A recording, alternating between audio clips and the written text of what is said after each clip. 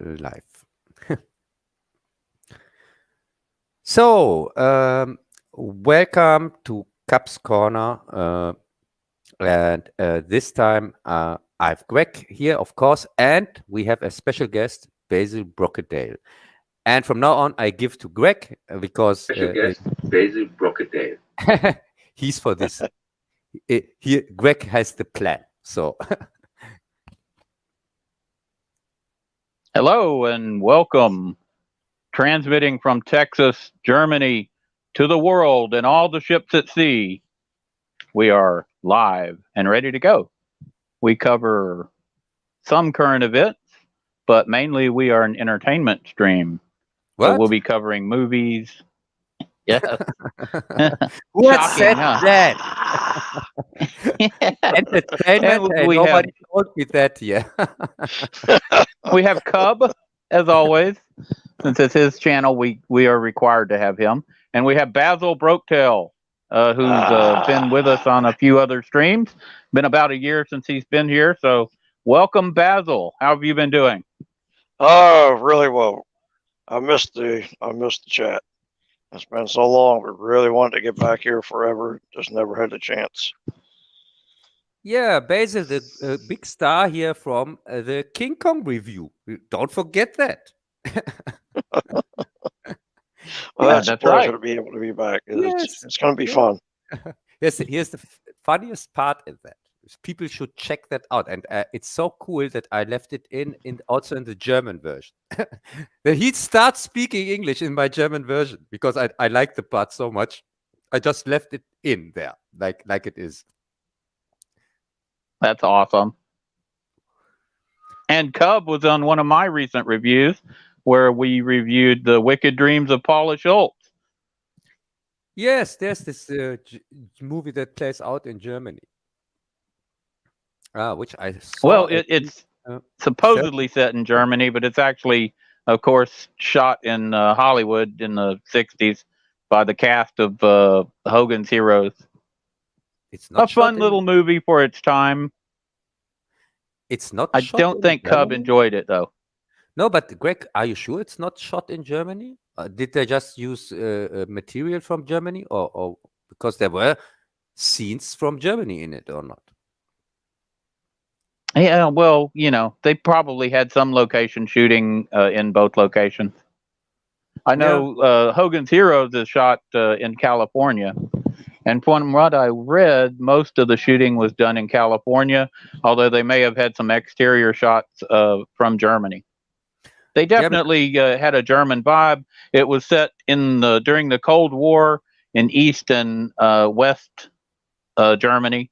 So it's a comedy from a time when there wasn't a lot of, stuff to be comedic about in the situation that was going on. Greg, because some people were clearly Germans who were talking there, not the main actors, besides here Paula Schultz, but the extras. There were clearly Germans that were not Americans that pretended to be Germans or something like that. Maybe some of them, but well, there you go. The first and they did have Paula Schultz, who was actually a German, so they must have done at least some shooting in Germany. There's not a lot of information about that movie that I could dig up. Because they had even the right accents, because we have here, it plays out in East Germany, and the East Germans don't speak exactly the same like the West Germans, and not all.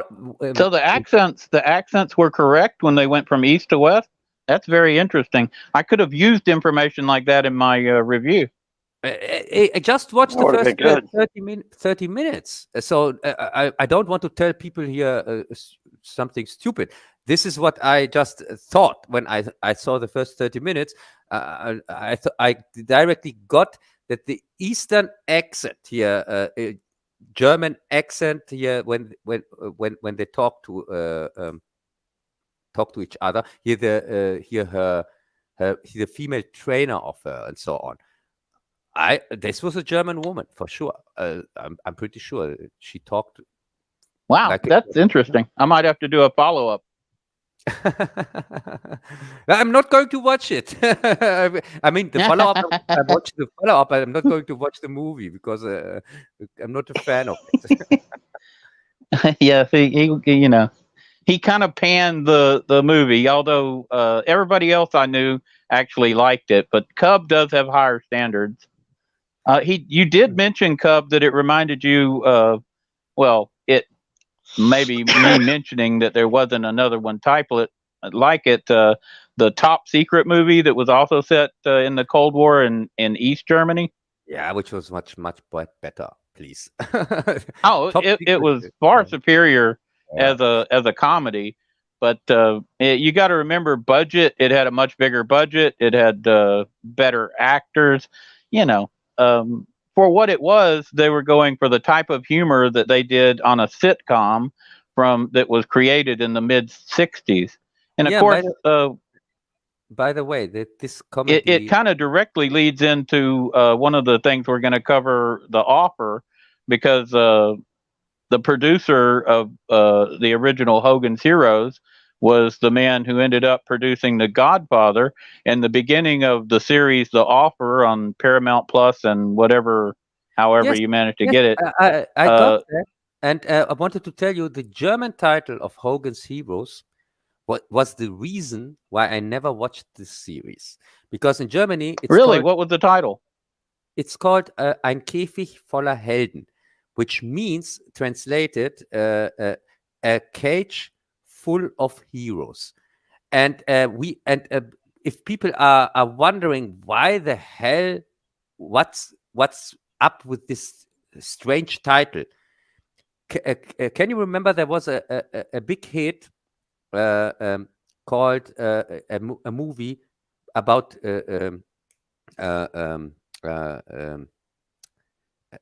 homosexuals, A Cage of Fools. It was a big hit. Oh man! And here you had that was way back then. Birdcage is the remake of the original French movie. Is it? Cage of Fools. You think they were trying to play off that for the title of Hogan's Heroes? Yes, because here in Germany, it's also called Cage of Fools, ein Käfig, but it's longer. It's called Ein Käfig voller Narren, a cage full of fools. And this is called, Hogan's Heroes is called A Cage Full of Heroes. So it's exactly the same title, kind of, but they are so different from each other because Birdcage is about this gay people, homosexual relationships and whatnot. Yeah, things like that, and so it's a little bit strange that they went with that. Or don't you think so? Yeah, I think that's very strange. That's interesting. I do know that ratings-wise, and that Hogan's Heroes was popular in Germany later. At least that's what I'd read. Yes, and years after the fact, which I saw as kind of unusual because they were basically committing terrorist acts against the Germans. Of course, it was against a regime of people who were oppressing the German people. So it's not like the German people mainly were pro-Nazi. They were, I think, anti-Nazi for the most part, but they got sucked into, a terrible fate by World War One. And I tried to watch one episode here from Hogan's Heroes, and I didn't like the humor. It was too silly for me. The humor. And that's kind of your same complaint about the Wicked Dreams of Paula Schultz. It's a similar silly type of humor, but we're talking sitcoms in the '60s, and that's the type of humor. It's really, most of them don't last well at all and are completely unwatchable, like you say, for that same reason. They're just the humor is just not very well done. It was okay at the time, but I think Hogan's Heroes to a large extent transcends that, because the actors themselves and the writers did a better job than the average. But I can see why if you didn't grow up with it and you're just taking it like a cold shot of ice water to the face, it's like, this is unwatchable drag. I could understand also, that. I compared Hogan's Heroes back then to MASH, and these are two different worlds, because when you compare Hogan's Heroes to MASH, it's really, this is for kids kind of, and this is for adults, something like that. Wouldn't you say that? Well, MASH is an anti-war, and it's more highbrow, but it's also very preachy. It bangs you over the head with its message, constantly. Yeah, constantly. And it's not. I would say Hogan's Heroes is more fun than watching MASH. So, I guess I'd say MASH had its place, though. I mean, there was some good scenes in it. With the love affair between Hawkeye and Hot Lips, it made it funny, made it interesting, and Frank always being jealous. Because, I think the original Colonel was a lot funnier than the one that replaced him. McLean Stevenson was funnier than Harry Potter or what Colonel Potter. I thought Potter was pretty cool.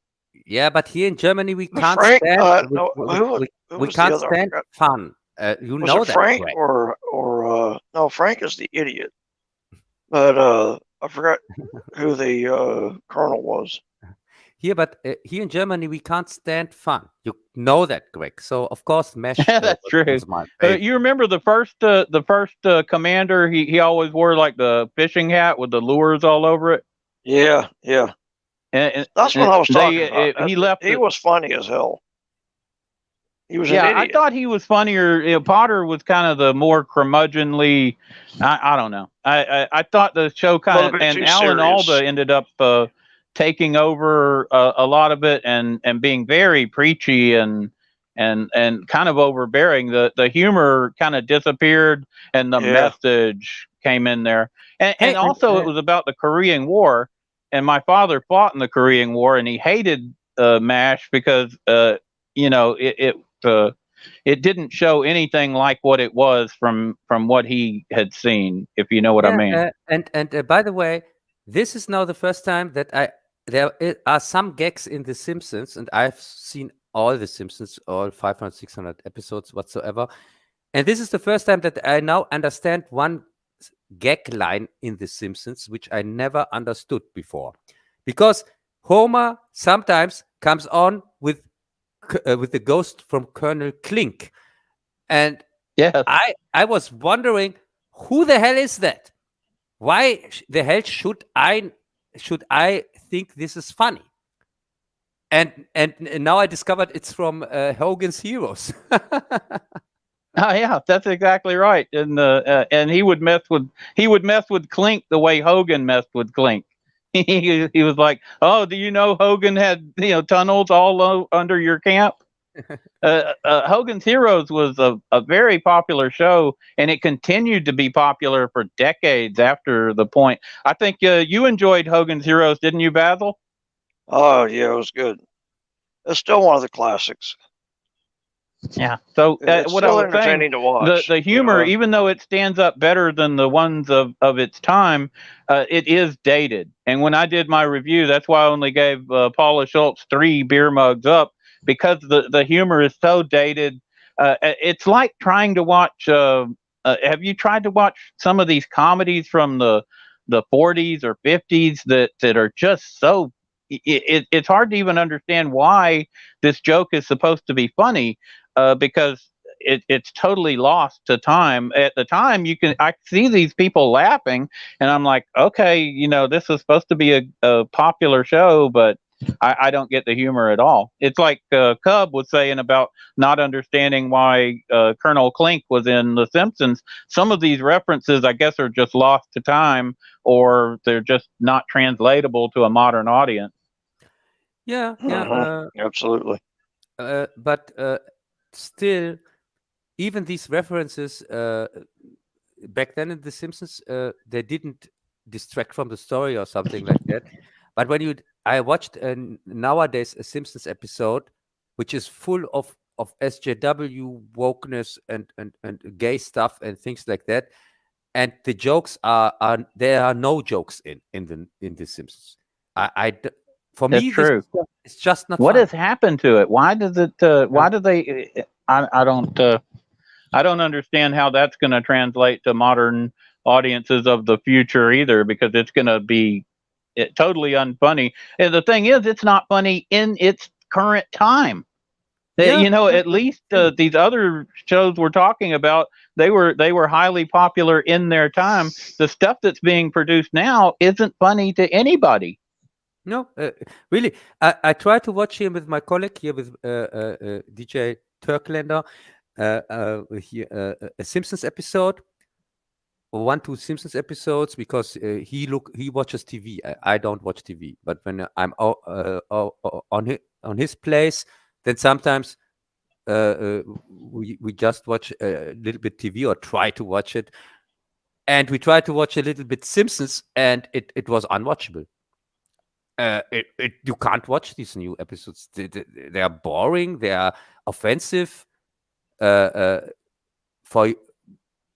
of their stupidness, and the jokes are. They don't have this intelligent jokes, thought out jokes that you know from the old Simpsons, where every frame was kind of telling you something. There were nothing were there with coincidence. They knew exactly what they were doing with these old Simpsons episodes, but with these new ones, they had no idea what to do. They just put in stuff which makes no sense, and they break their own canon the whole time, break their own rules. So in one episode, 3-4 times they break their own rules that they set up for the show back then, and now every episode just tries to break the rule with something offensive. Well, it's a society we live in today. Everything is offensive to everybody for some particular reason, especially on the left. You just crack a joke about, oh, look at this gun. Oh, it's so terrible. And everybody gets their little panties all twisted.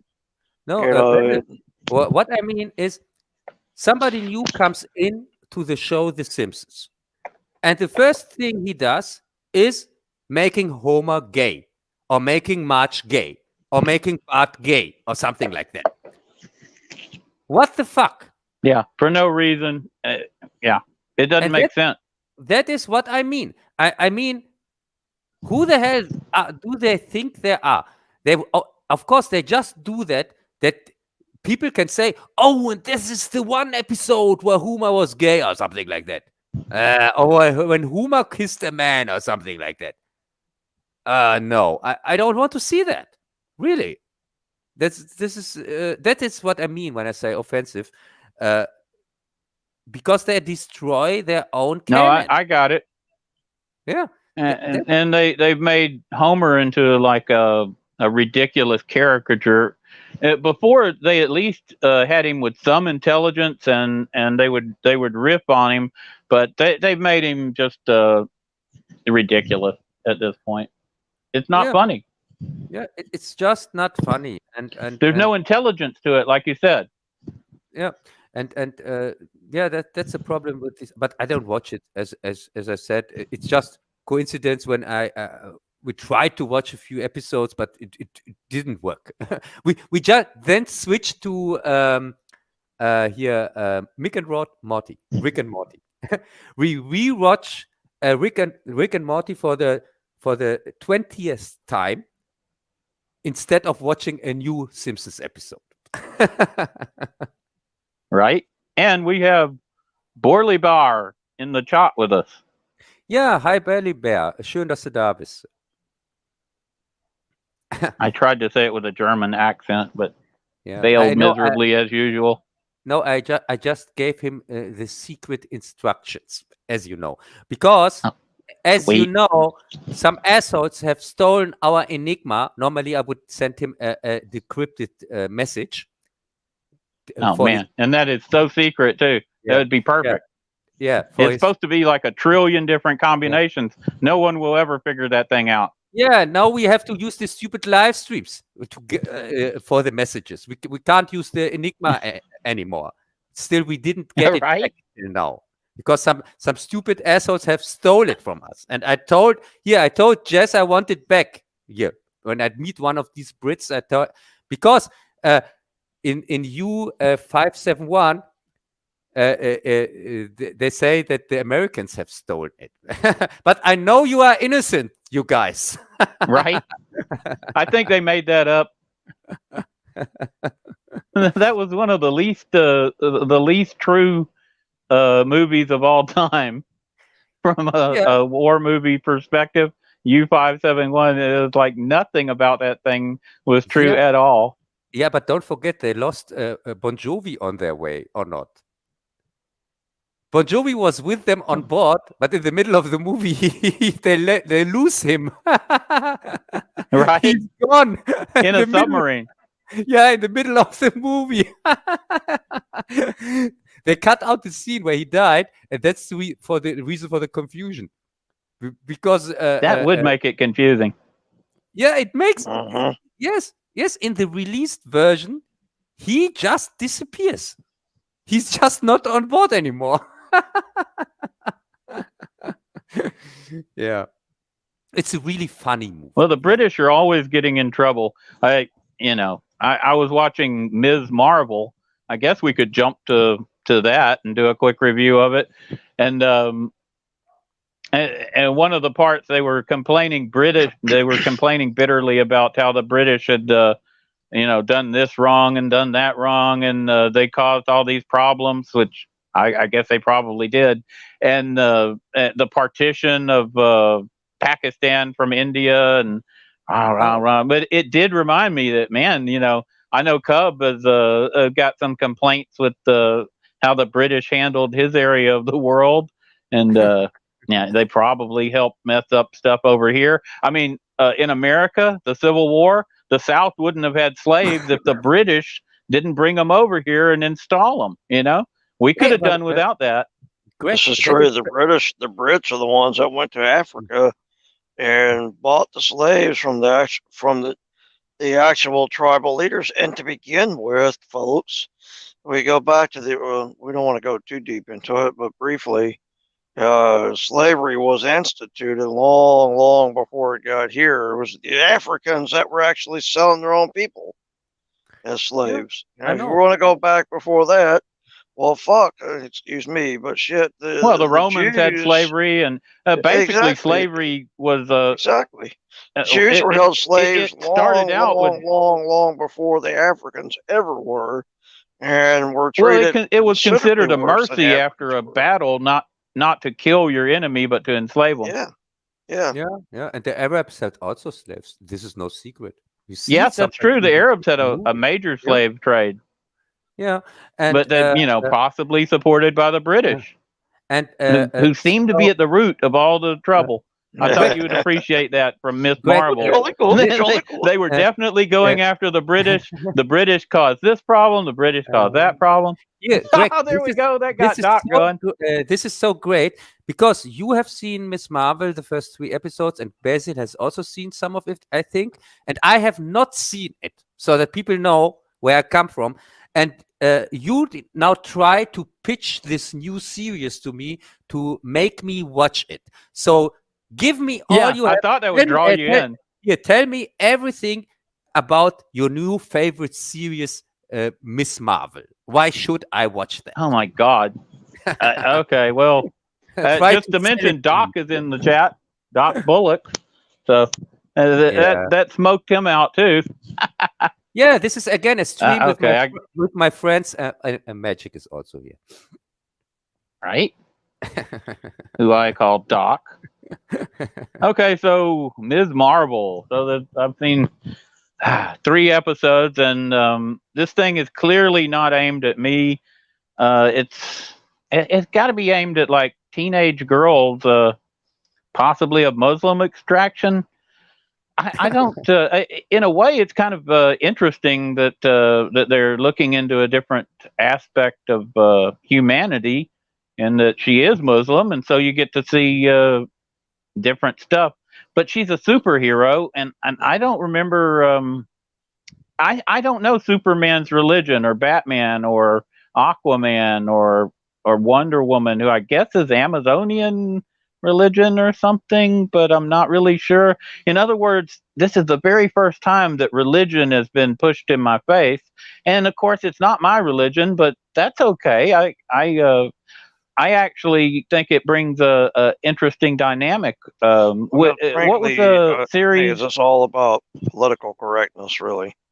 In the environment that we live in, they Well, want to obviously that's gonna appease a play certain into sect it. of society, and that Yeah, takes well, away I from wasn't the going to whole lean idea into of the that show. because, well, to me that's obvious. So I'm not going to spear the obvious fish that jumps in the boat. I'm going to, try and net one that's swimming next door.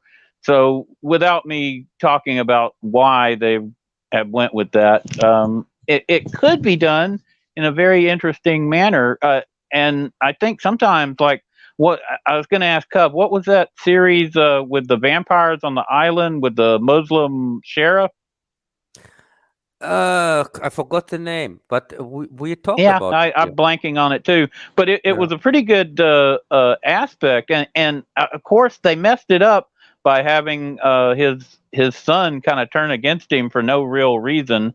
But I do think that the him being Muslim was an important part and an interesting part of that series. And I think if they do it right in this series, they could make it interesting. But her being a superhero, I think it kind of detracts. I don't really want to know the sex life of a superhero. I don't want to know their religion. I don't want. How about the lost shoes? Hey, if I can say something to that from a Muslim perspective, but I'm atheist. People, go ahead. People know that, but I can tell something about that. Well, that's why I was talking to you, because you know these Muslims better than I do. The Muslims are kind of a new group to get into this game here for superheroes and so on, to make them interested in it. That I think that's the reason why they made a Muslim superhero, that Muslims can also say, oh yeah, superheroes are cool. There are also there's even a Muslim superhero. I would think this was the reason, or wouldn't you think so? I think that's definitely got to be part of it. The question is, do you think it'll work? Yeah, and if you're going to do, the problem with that is I think choosing to do it with a young female, it kind of goes against the Muslim dynamic, wouldn't you say? If you want to get them the fish on the if you want to get this fish, first off, you need to respect the culture before you try to change it. Because by directly making a little girl here the first Muslim superhero whatsoever, a little girl, you go directly against the conservatives in this new group that you want to attract to your product. So you can't. Well, that's what I was going to ask you. That's what I thought. Yeah, you can't attract a new group to your product when you start with offending them, when you start with shitting on their beliefs and on their lifestyle. I think they could have brought in like a female character as a second or something after they had established like a strong Muslim male character who's I think the Muslims would value like the intelligence. You know what I mean? Not just brute strength.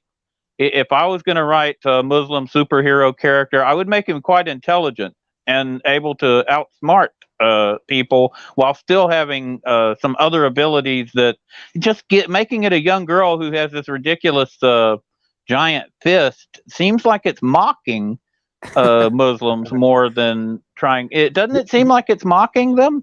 Hey, you mean embiggened hands? Yeah. Yeah, this it's just embarrassing, and I didn't watch the Okay, series another because part when they I were wasn't that's one interested. thing Q one thing Q had brought up is the stolen shoes. Okay, I don't think you've seen any of the episodes, but when they're going to the mosque, she's her shoes get stolen, and she mentions that that's the 22nd pair of shoes that get stolen. And is this a major problem for the Muslims? It seems like that's kind of insulting their culture, because wouldn't Muslims, wouldn't that be like a terrible thing to steal somebody's shoes out of a mosque? That would be Yes, like it would. a Christian. If we hung our jackets up going into a church and Wait a somebody second, stole the jacket, Greg. What was this scene exactly? Can you describe to me this scene? So she was in a mosque, and okay, they apparently Muslims, which I wasn't aware of, have to take off their shoes to go into a certain section of the mosque, yes, that right? is real. And This is and they have right. like these they have these cubby holes where they slide the shoes into, right? And Yeah, they're yeah, accessible to everybody. yes, And yes. she goes after a service. She comes back out, and her shoes are missing. And she says, "Oh, my shoes have been stolen again. That's the 22nd pair I've had stolen." And they don't even care about it. She doesn't even bother to report about it because they don't care. Is that accurate to how Muslims are? That doesn't seem accurate. And if I was a Uh, Muslim, I think I would be but irritated I don't and maybe understand. offended by that. What were her shoes stolen in the mosque? Or was she in Okay, the you mosque? have to take your shoes off to go into the mosque, right? Yeah, yeah, And so they have to put their shoes in a like a collective area. And when she comes back out, her shoes have been stolen. And she says that's the 22nd pair yeah. that's got stolen, and What? they don't even care. Yeah, but the thing, what a little bit irritates me, uh, most who go to the mosque are men. Women normally they don't go to the mosque, or when Well, they they go to have the their mosque. own special section. Yes, I They know. they And kind of they kind of made a they kind of made a joke out of how the women are second class in the yeah, mosque as well, yeah, the because women they're they have to stand behind the man. The men are in front of them, and the women are in the last line, something like that.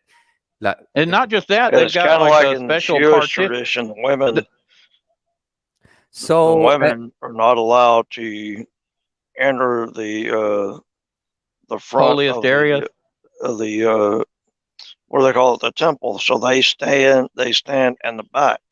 The yeah, men even take off the shoes, as do the women. It's part of yeah, a yes. The thing is, ideology that your body uh, should be clean before I entering the temple. I have asked back then. I've asked my parents, "What's up with this? Why have women to be in the back of the mosque?" And my father explained to me back then. Yes, that is because if they would be in front, they would irritate the man. Yes, that was his answer. So Well, Borley says not stolen. The shoes had been exchanged. It's like a bazaar, but no, she was very clear that her shoes had been stolen. She said the word stolen, and she said that it was the 22nd time that her shoes had been stolen. So I'm not familiar with the customs, but that's how they wrote the script. That's what they said in this yeah, Miss Marvel thing. And they did have the women segregated, but when they tried to speak up or speak to each other, the cleric or whoever was giving the lesson would like chide them for speaking out of turn and things like that. I didn't know if that's how it normally goes, but it didn't feel right in some regards, especially with the stealing of the shoes in the yes, mosque. I would yes, think that would be Greg. offensive. I can tell you why it doesn't feel right, because the person that wrote this thing, this Miss Marvel crap, she's a female and she's a Muslim, I think. But there is a difference between this privileged people who live normal in the Western world sometimes, or something like that, who call themselves Muslims, and the normal ones, who live in the country, in a religious country or something like that. So this is from a viewpoint of somebody who is not really in this religion. It's more like I understand. Yeah, and that's the reason why these things for her, she probably just didn't know. Because in her world, it's like with the SJWs and this woke shit. In their world, they think this is how it goes, or it should go, how things should act out, but they have nothing to do with reality. Like the Hollywood people and the normal people. The Hollywood people who want to tell us how to live or what to do and things like that, but they don't live in the real world. They live in their bubble. In if you understand what I mean. Oh yeah, I do understand. I was just thinking that you were saying about how they're trying to appeal to the Muslims, and you'd mentioned picking a young female to make as your protagonist. I was also saying that some of the stuff they're having in their writing would also kind of be offensive, and might not be pulling in, might actually repel the very group that they're trying to pull in. Yeah, because the series is from a woman that pretends to be a Muslim, but she clearly isn't. She clearly these are these people who say they are Christians or Muslims or whatever religion, but in fact hate this religion and want to change it anyway, that it fits better for them. Like gay people who want to marry in church. Because this doesn't make any sense, if you understand what I mean. It just doesn't make sense. No, I do understand. Because if they pretend to be real why Christians, isn't it good enough? You know, I mean, they want the Christians to change to suit them.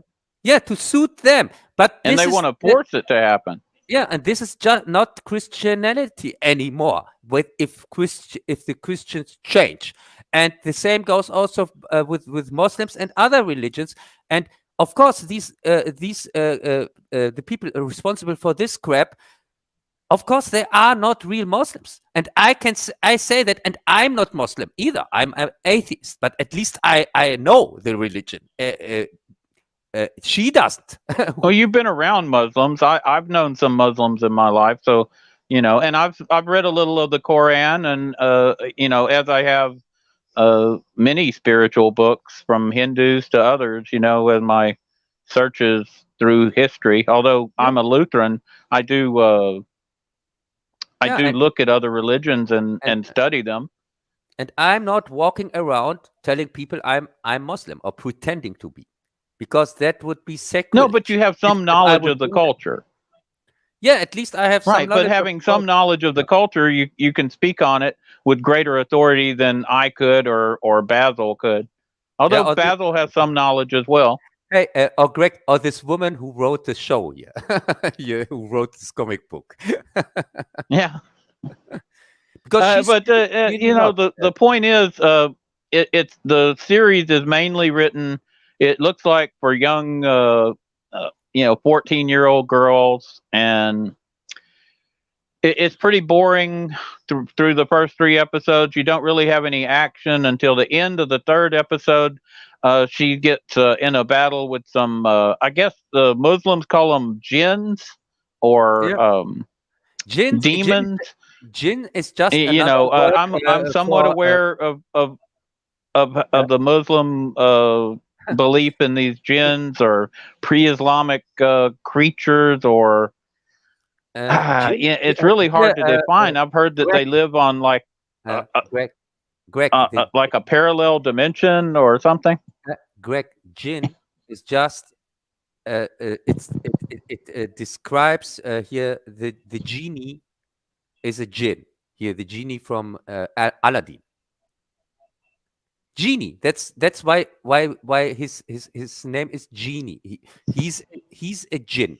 This is what a jinn means in the Arabic language. A kind of a ghost, like Burly Bear here puts in the chat. Or I've also heard that they live like on a excuse me, a simultaneous dimension or something, that they're all around us all the time. At least I've had a Muslim explain it to me in those terms, which was kind of confusing. Yeah, the thing is, a jinn is kind of like this wish ghost is a jinn, and things like him. There are a jinn is not so it's not a positive thing, by the way. It's not a ghost that is on your side. It's more like a Loki thing.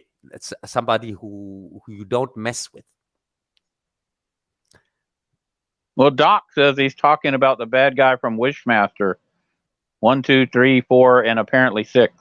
Yes, this is a jinn. Yes, it's a wish ghost is a jinn, and Genie here from Aladdin is a wish ghost, and he's a jinn. That's why he's called Genie. Well, apparently she does battle with a group of these things at the end of the 3rd episode, and that's the first time we actually see any. There's a wedding, and she pulls a fire alarm to get everybody to leave, and it was really, not very well done. But I guess it was okay if you're like really young, and I don't know. So far the series is boring, and I found flaws in it, nothing but flaws. But it's I at the same time, maybe if I was of that gender and age group, I would like it. I can see what they're trying to do, and it could almost work. It's like they're missing, but they could have hit it if they had better writing. And I don't know. And if they wouldn't try to transport some kind of messaging or something like that. Yeah, if they weren't trying to message, if they were trying to write a good story and not worry about messaging, they could maybe do it, and maybe the thing will turn around and it'll be good. And maybe it's just because I'm not the right target audience, so I can't just tear it up like I normally would. Although it'd be so easy to do. I mean, I think they're really easy. Trying to trend it towards a younger generation. Yeah. So what did you think of it, Bazzil? I mean, myself, I thought it was lame. I mean, it is. But like you said, I mean, it's probably geared towards a different generation than we are. We grew up in a different era. This is a little bit more of a modern deal, and in my opinion, they're trying to appease a certain sect of society by having this Muslim portrayed as a superhero. And and then again, the show itself is, seemingly catering towards or I guess trended towards a younger audience. Yeah, more the teenage audiences of today. And Bazzil, clearly towards female. It's not aimed at boys at all, because even as a 5-year-old boy, I want to see something like Captain America or the Avengers or something like that, who beat the crap out of a bad guy, and for sure not the little girl who embiggens her hands or something like that. Oh, don't you think so, Greg? Yeah, the males. Yeah, I agree. And even her, she has I guess a white Caucasian, whatever you want to call it, boyfriend, which I don't know if that really goes well with the Muslim culture either. But hey, guess again. Yeah, I don't know. I don't know if that's allowed or not. It didn't seem like they had a problem with it, but yeah, from what I know, they might have. Muslim culture, it's fine. To an extent, I mean, the families prefer I don't know about that, keep but it within that particular sect, Muslim with Muslim. But hey, I can do. tell you, the point is about. I can tell you from my real life. My big sister back then had a German boyfriend in secret because there's no way in hell she could have him with knowing of my parents knowing that. So that's the real life. Yeah, so that's kind of what I thought from my readings and my knowledge of Muslim culture. This wouldn't be. I mean, he was just super accepted by everybody with never, and not even one comment about him being, white. But also, he was so wimped out, so cucked. He had gotten a free ride scholarship to like this major college, and he didn't even want to tell her about it. And when he did tell her, she would barely had a word of comment on it, because he's just like, his life doesn't matter. All that matters, she's so self-centered on herself that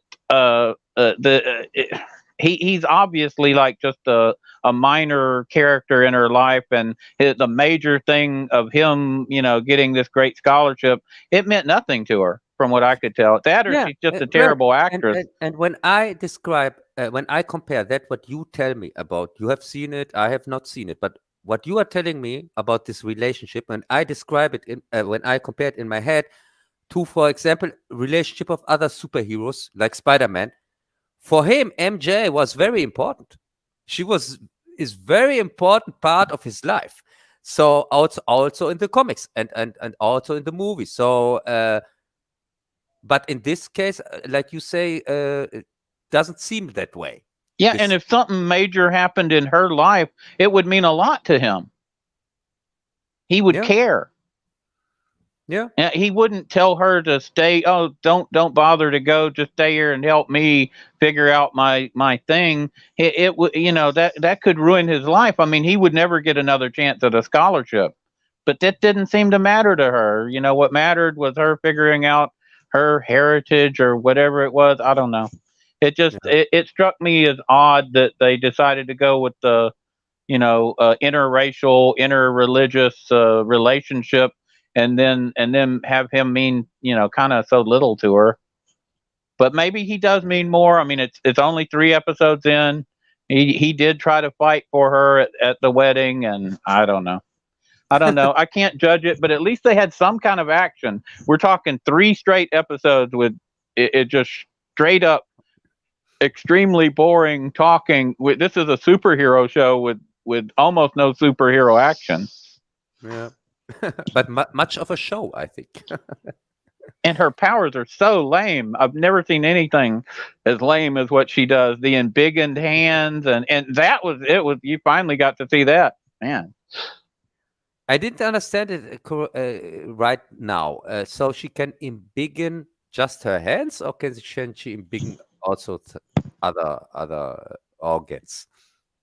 I just saw the hand. She swung it out, and it kind of grew like a magical extension, I guess you would call it. Okay, so she's like Mr. Fantastic, but not so fantastic. Yeah, it's kind of like that. And she's really bad at her superpowers, which I guess is kind of endearing because she's learning them, and that's okay.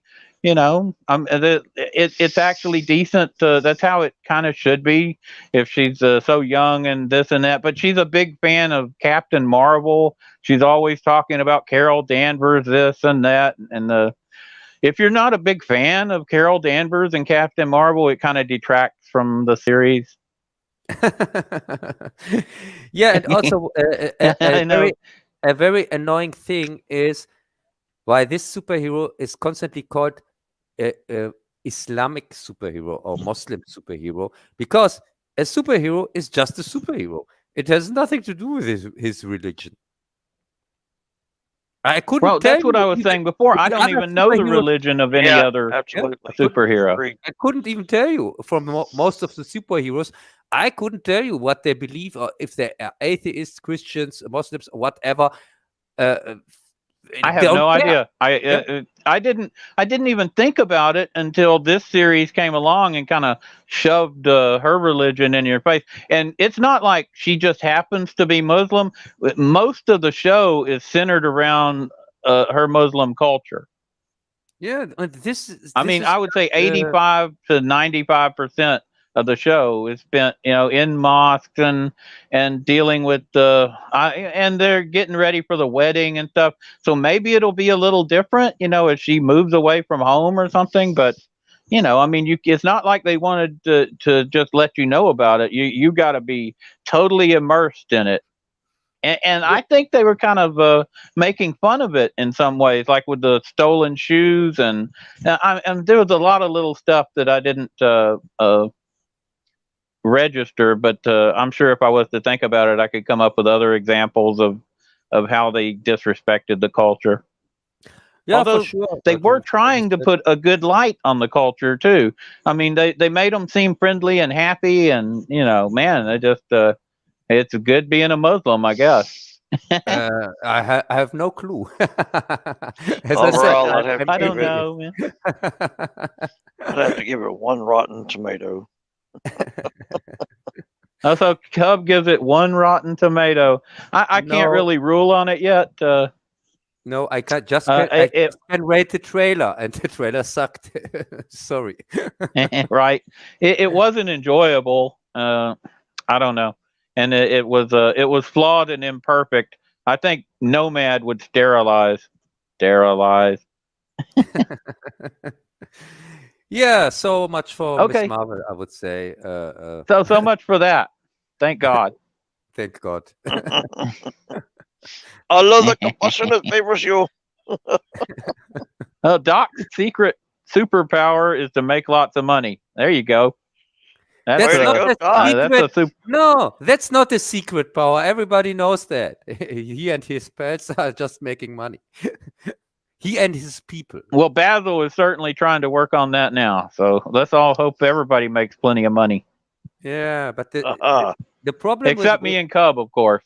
Yeah, but the problem with Magic is if it would be his money that he was making, I would have no problem with. But it's mostly the money from other people. So yeah, but whatever. Okay, so I guess we'll move on to our second subject, which we spent quite a while on the first one, but we got distracted by Hogan's Heroes and other stuff. Yeah. I guess we can go to the Orville. I think Cub might have seen the Orville. It's Yeah. unusual that he missed out on the very first topic today, but maybe he saw the Orville. Did you see the Orville, Cub? Yeah, I saw the first 3 episodes. All right. Yeah, Basil, did you also see? Could you see the Orville?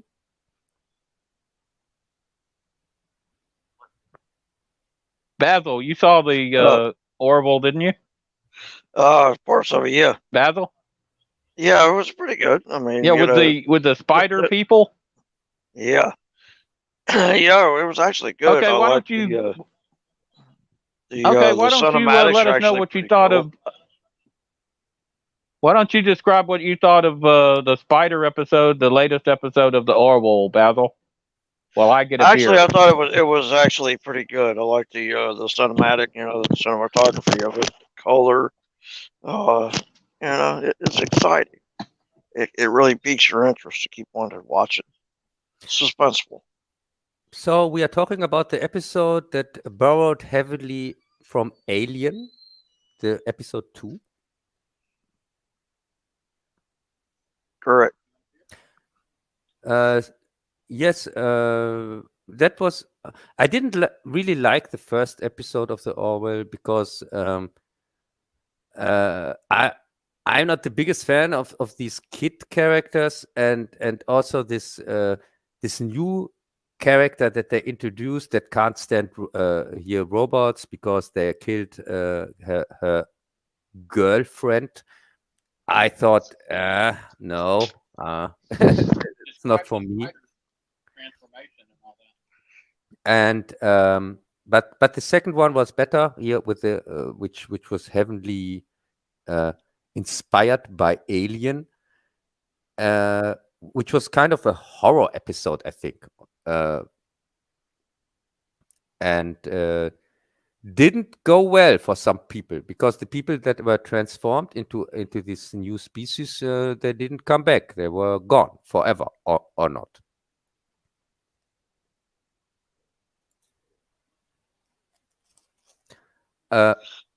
I think it might be an okay movie. I mean, series, it takes some time. It's something that you have to watch more than 1 or 2 times to try to get a grasp on it.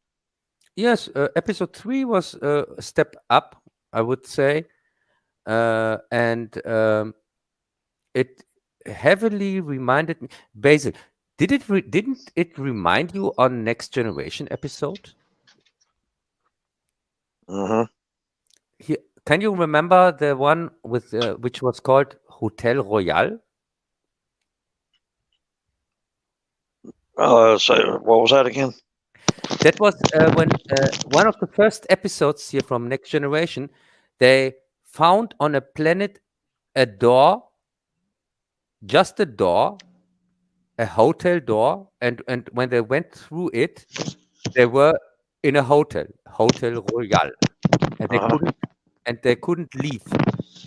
They weren't able to leave, and at the end, it turns out this hotel was made for an astronaut that was saved from an alien species, and he had a book with him, a cheap book, which was the novel Hotel Royale, which played in the 30th or 40th, in the and was a drama kind of, where you had people living in this hotel and working there and so on, and they wanted just to do something nice for him and left him there in this Hotel Royale nightmare because he was not even a fan of the book, and now he had to. It's an interesting series. It's reminiscent to some degree of Star Trek. Yeah. And with this third episode, I thought, oh yeah, this is kind of like Hotel Royale here from Next Generation, and because they couldn't do anything. Oh, the one where Riker was in that hotel? No, the one where all the whole team was in the hotel. The Picard himself. Wait, no, Picard himself was. Yeah, Riker was there. Yeah, you are right, because Picard himself was. Of course, I'm right. On the ship. Yeah, and because Picard himself read the book on the ship to tell them exactly what is going on. Yes, Greg, you can remember this episode. Didn't it remind you of the third Orwell episode, Hotel Royale? Here from Next Generation? It kind of did. Yeah, I've noticed that the Orwell has moved away from the humor that it tried to do in the early seasons. Yeah, which is I'm okay with. Just because they move a little bit away from the humor, I wouldn't say they abandoned it completely or something like that. They didn't abandon it. You notice how he said, "May the force be with you." Yeah. For example, and also in Next Generation, you also have some serious toned episodes and some silly ones, which doesn't mean just because of, for example, when season 3 starts out with the Borg and so on, that doesn't mean that there weren't any funny episodes anymore with Next Generation. It's just it's a tradition of Star Trek to have comedic episodes. Yeah, it's a different tones. I mean, like Trouble with Tribbles. Yeah, So really, I don't know what this all fuss is about when they say, "Oh, they abandoned the humor in Orwell." So what? They are just 3 episodes in. So I would say let's see the whole season, and then we can say, yeah, this season has had less humor or not. We can't say that right now. But as I said, the rules which applied in this high school, they were kind of the same rules like in Hotel Royale, because they couldn't go against what was going on there. They had to merge in and go with the rules that were set there. When somebody is harassing you, wants money from you, a bully, and so yeah, that's true. That's very much like the original Next Generation Hotel Royale. I think that was the name of it. Yeah. So they had to go with the rules that were set there and go with the story. And that was how they got out of the hotel in Next Generation. Because right, they played this foreign investors that never showed up in the book, but they were part of the story. So they could take their place and could leave by pretending to be those investors. And in Orwell, they had to go with the rules that somebody here wants money and so on, and so they tried to find out how to deal with this situation. And when they tried that, then they were able to leave the then they were on this campus. They could go outside. Before that, it was not possible.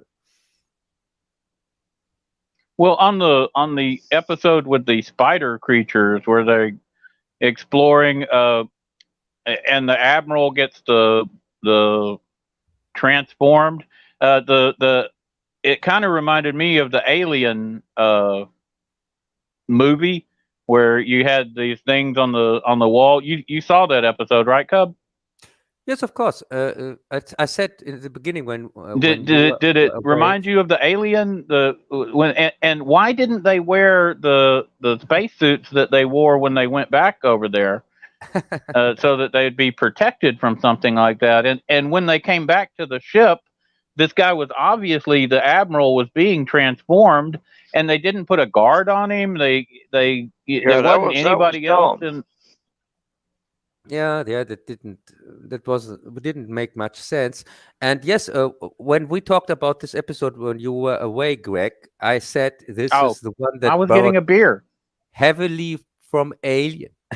That's what I said before. I didn't hear that part. Yeah. I thought you'd skipped over it. And okay, all right. No, well, I guess we covered Orville.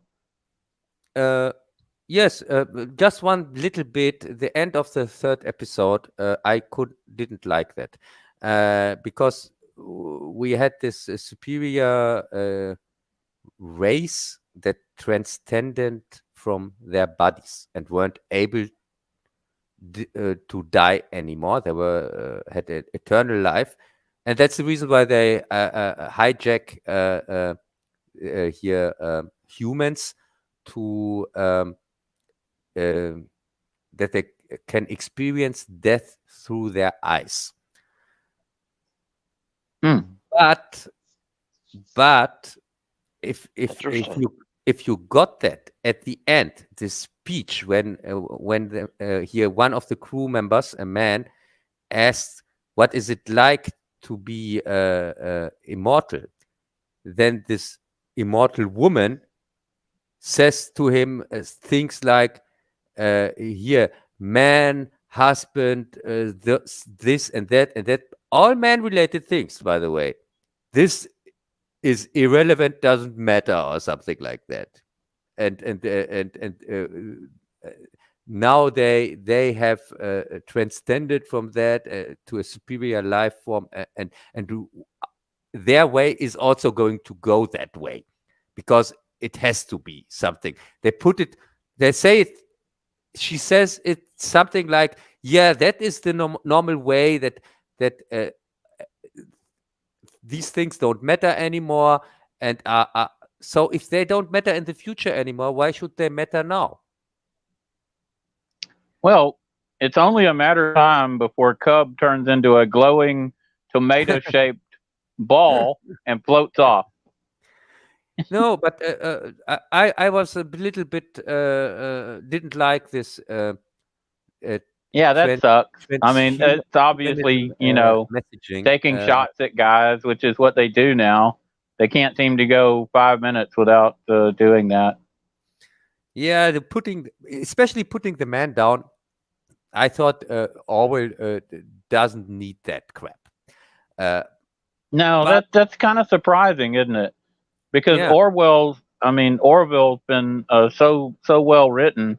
I wonder if they got some new writers in when they moved to the new Hulu. Yeah, thing. and Hulu is Disney. We don't. People might seem to forget that, and so it would. Oh, that's right. It's Disney. That's why. That explains it, Cub. And also the other thing with what bugs me, I can't stand the new theme of the Orwell.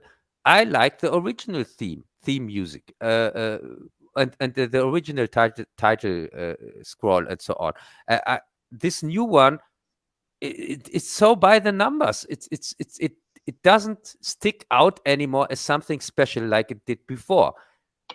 It's really, I don't know. What do you think about the opening here, openings, titles and so on from the Orwell, with the new music, the new score? It wasn't an improvement. It's okay, but it's went downhill. Yes. I mean, it's not terrible. I'm not like, oh, this is horrible. But yeah, it's okay. I like the previous one better. Yeah. It's clearly a downgrade. It's unnecessary. And also in the third season, it wasn't worth me pointing it out, but once you point it out. Yeah, but why doing that already in the third season? That really I think that's because they went over to Hulu and they wanted to do something different, maybe. Yeah, but they wanted to have original content for sure. And so I'm not really a fan going over to Disney. And that's also the reason why I didn't like the first episode, because everything came at once.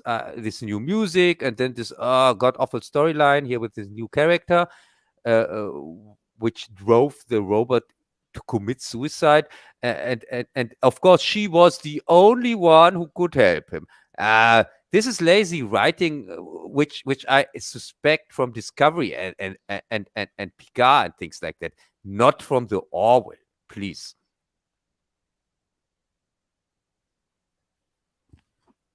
Well, I think because they're under Disney now, which I wasn't even thinking about, we're probably going to see more of that creeping in.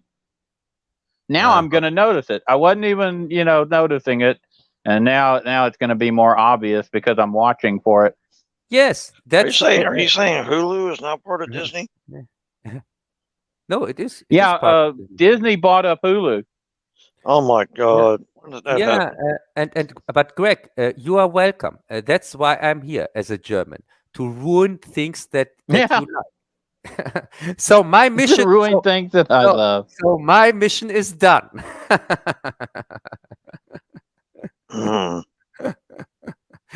So I think they had good production. I thought the sets were beautiful. The special effects were really nice. There's I didn't see a lot of lens flare and things like that you'd see on some of your terrible Discovery and stuff. No, so that people don't. Isaac's suicide in the first episode was well done. There's bright lighting, so it's not all dark. I don't know. So that people don't get me wrong. The worst episode of the Orwell is still better than the best episode of everything new Trek. Yeah. But I did notice that there's more money that went into like the sets and the production value of the new Orville. Yeah, for sure. And I thought that them driving Isaac to suicide in the first episode, I don't, you could see how human emotion might want them to ostracize him, but he's also their best hope of defeating these robots. And clearly he's increasing shield values. He's doing all this stuff. I would think that literally the captain tells one of the crew members, look, he could be the difference between humanity being destroyed. Is that worth it? And she's like, well, I don't care. That don't matter. Rah, rah, rah. He helped kill my friend. That's stupid. Her girlfriend. Don't forget that her girlfriend. It was not just. Yes, it was her girlfriend. So, yeah. But it doesn't make sense. I mean, we're talking billions or trillions of lives, and you got one hope. Basically, this guy is helping you so tremendously, even though he's a robot and he turned against you. But he did save everybody. Yeah, and he was the only one who didn't kill her girlfriend. He was the one who didn't kill anybody. Yes, exactly. He was actually trying to fight his own kind and was ostracized from his own kind by for standing up for humanity, and then they all turn on him. Not one person is on his side. To me, that was bad writing and it didn't make sense. Yeah, and also that he even I mean, there had to be a Texan on board, and the Texan would have saw it clearly. You know what I mean? Yeah, and also, like, hey, this boy's all right. He screwed up, but he's trying to help us. And I'd rather, trillions of people not die because everybody's treating him like shit. And I'm just saying. Yeah, and also that's not how I would have acted. So it didn't ring true to me. But maybe I'm from a different part of the world, and we see things differently. But is that how y'all Germans would have treated him? I mean, at least he was a very useful individual. Yeah, and also this serious subject matter of suicide. I don't think starting a season with that is a good idea in general. I don't think. And also how the Orwell has handled it with the robot and so on, and they wanted both ways. He is still a robot, and you can't constantly give him these feelings and this human behavior and so on. If you do that constantly, then he isn't believable anymore. Because it's like with Data. Data, he was just a machine, and yes, he tried to be more than the parts of his parts. But at the end, he was just a machine. It's not like having Spock, where he's half human and he's struggling with his humanity. This is total machine. He shouldn't be struggling with anything. Yeah, and also Spock has emotions. Nobody has ever said that he doesn't have emotions. Vulcans have emotions, but they restrict them and let them out every 7 years, kind of. And so this is something completely different from a machine or something like that. So it's no or if they're attacked by a flower creature on set of Omicron 7, I think. Yeah. Yes, and the flower creature, but it didn't give Spock emotions. It just and that was the episode where Bones is talking in his deep Southern accent. Well, I'm just a country doctor. Yeah, and this flower creature didn't give Spock emotions. It just let his emotions go free. That is for something completely different. They were always there. But it demonstrates that he has the emotions, but he keeps them under control through his logic and his mental ability. Yeah, yes. But as I said,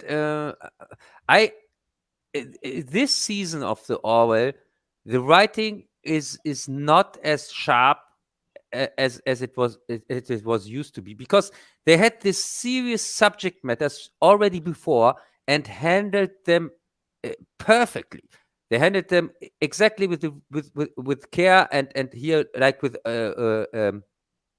here where there were on this planet of this race that where women were turned into men, and because they had no women there here on if you know what I mean, and they got a child, Right. which was a woman, a girl, but couldn't be because of their beliefs and so on. And when you see how they handled this really delicate subject matter, then you see that they can do that. But with this season, it really kind of as I said, these are minor nitpicks. It's just 3 episodes till now, so let's see where it goes. Yep, I think that finishes the Orville off. Yeah, very cool. Should we move to the next subject? Definitely. Okay. Let's see. Eeny, meeny, miny, mo. How about The Boys season 3? What do you think of The Boys season 3, Cub? They should. You had a chance to watch it, right? Yeah, I watched every episode up till now. 6 episodes today, even the 6th one, and they should rename it in The Woke, because it really gets annoying in this season, the wokeness. But still, I'm watching it, and it has still great things in it. But that's just my overall impression. So, how did you like it? Well, it's definitely not as good as the previous season. And the positives, I kind of liked Homelander taking the CEO out of the corporation and trying to run things himself, and clearly doing such a bad job. What would be more interesting is if he went in there and did a really good job, because they're always painting him with this brush of him not being intelligent. What if he had gotten in there and done, a better job? That would have been a different way to take it, but they're certainly not going to do that because they've got to make fun of him. I don't think Butcher and Huey taking these drugs to be superhumans. I don't see it, the way they hated the Supes for what they did. It seems like it's so out of character for them to take on these powers. That doesn't seem like something they would do if they were the characters from the first season. I understand they give. Greg, let's talk about that. Why the hell did Huey take the drug when they went to Russia? And why the hell did Butcher take the drug when they went to Russia? Because in Russia they didn't expect any superheroes or superhumans. They just wanted to steal a gun. Right. And they were just fighting regular people. Yeah. So why the hell and both took it? When it comes to Butcher, I can say, okay, Butcher wants to play it safe, and maybe because he's this paranoid guy also who really wants to be sure that the mission gets done and so on. And also, he also has taken it, and maybe there is kind of an addiction or whatever. Fine, I'm fine with that. But why Huey? This came out of nowhere. The why on Huey is because they've got this him being jealous of Starlight and the other her relationship with the other Supes. So I see it as an extension of they're really playing him as being very weak and insecure, and it's a way to downgrade men, basically, I guess, because it doesn't fit in with the Greg, it doesn't make any sense because you seem to forget. Well, going by the character we've known for 2 seasons, it makes no sense at all. But Greg, he's a totally different character. It's like he's being written by somebody different because he started acting completely different from the very first scene of this season. He was just totally so worried about everything she did. He was so if somebody else even talked to her, he would rush over there and act hurt and so worried and jealous. This is not the same person. So this person who's such a simp and a coward and a I guess I could see him taking it, but it goes against everything he believes in. Wait a second, Greg. What I wanted to say, this is a drug that just keeps you super for 24 hours. Right. So when you go over to another country and you are not teleporting or something like that, this takes time.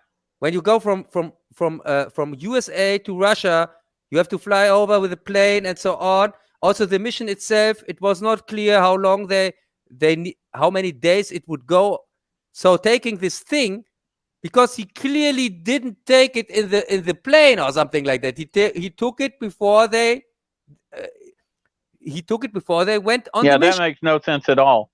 So you take something, you know exactly that it just keeps you strength for 24 hours, even if you don't even are sure that you need it, because why there was not immediate threat or something like that.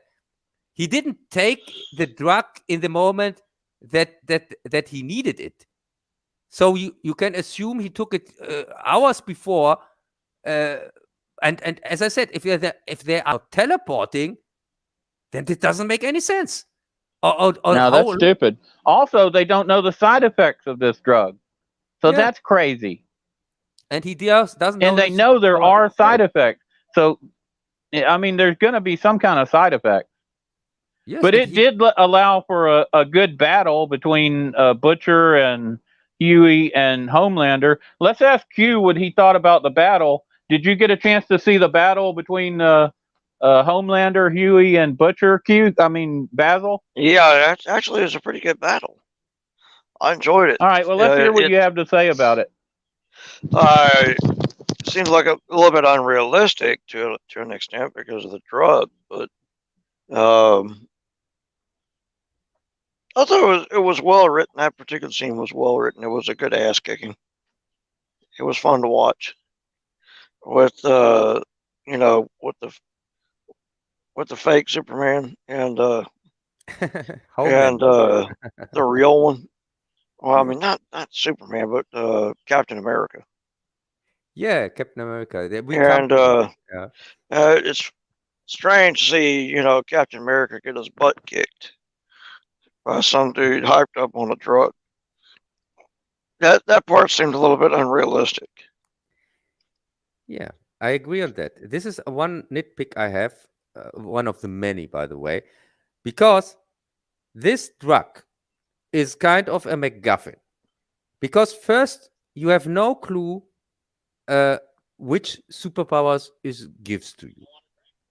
And also, we have no indication if the superpower you get, is it now exactly the same strength as the superpower of somebody who has always superpowers? Yeah. Who has constant. I didn't get that. I don't know if Homelander is stronger than the others. Maybe because his superpowers are from child on, from beginning, and the others have maybe because it's just for one day. But what does that mean? And so because they didn't set up any rules or something like that. No, just a thug, basically a punk, thinking he was better than the real superhero and going after him. And I think eventually we'll see that it doesn't play out too well for him. Yeah, and also I think eventually you're going to see that he's actually going to get, lose this battle between the fake ones and the real ones. Yeah, and also what I don't get is So what a coincidence. So Butcher gets exactly the same superpowers as Homelander, the guy he's after. Why didn't he get the teleportation thing or something completely different? I don't know. This is a kind of really convenient writing. And also, if he has now the same superpowers as Homelander and as his son, by the way, this here, the son of Homelander and the kid that Butcher has hidden from him. So he can also fly now, or what? I don't. As I said, there are no rules set up. I have no clue what is going on. Well, I mean, to an extent, it's an interesting idea because it's not, it makes the series not so one-sided, where it's just your typical good guys beating up on the bad guys all the time. There's actually an attempt by the bad guys to try to even the score a little bit. Yeah, and they find a way that they think will work, but I still don't think it's going to work out in the long term. Yeah, I know. Well, one thing about them being able to take the juice is it gives us a chance that the low power ordinary humans can actually beat these guys. Yeah, of course. But my problem is when you introduce something like that, you have to set up rules. You can't just you can't just make it a MacGuffin that is for everything, because everybody has exactly these convenient powers. As I said, when I don't know if you have heard that. What a coincidence! So Butcher gets exactly the same powers as Homelander, the guy he's after. This is really handy. That is handy. Yeah, and also, but this would also mean that he can fly now or not. I don't know. They haven't shown him with that ability, but I did think about that when Homelander flew off. We don't know that he has the exact abilities of Homelander. We do know that he's got the super strength and the laser eyes, so it makes sense that he would have the flight. But maybe you have to, I don't know, practice that or something. Yeah, that's the thing. That's the problem with this kind of writing. You can write yourself very fast into a corner if you don't think that out. If you don't do world building. Oh, it's poor writing. I totally agree. And I told you that they'd really lost their way in the third season. I thought already in the second season, but okay. Oh yeah. Well, I mean, but it's even worse this season. Yeah, and my greatest nitpick on this season, we see so many dicks in kind of every episode. Oh man, you are seeing more dicks than in Game of Thrones. Really, this dick joke from South Park when George R. Martin is explaining to one of the kids the next episode of Game of Thrones or the next season, and he's constantly saying, "Yeah," and then you see his dick, and then he is turning makes it ridiculous dick show here from Game of Thrones, which it became, by the way, and this. Boys season, this is exactly the South Park episode. It starts out with a huge, with a gigantic dick. It starts even out. We are getting even inside one. So with the camera and so on, and I'm completely sick of that. At least you can put in some tits or for people who are not completely gay, that they have also something to look forward to. But no, you constantly get to see these dicks from everybody. And hey, here this episode here, it's episode 6. We get even one of the main actresses here naked. But of course, we don't see it. Everybody sees it besides the audience. Here, when Starlight got naked, But of course, we get to see on the orgy at least 10, 20 dicks or something like that. Yeah, and they started out the whole third season with the guy climbing into another guy's ass and expanding out. Yeah, it was disgusting. And then in episode 2, they within a 10-minute span, Mother's Milk, the black guy who's part of the boys, and Butcher both get heavily humiliated by having these interactions with their children. And I think the children are there, just for this reason. And like in one of them, he's Butcher is having a Zoom call with the kid, and he's like, "Oh, you look tired. You look so tired." I don't remember ever talking to my dad saying anything like that.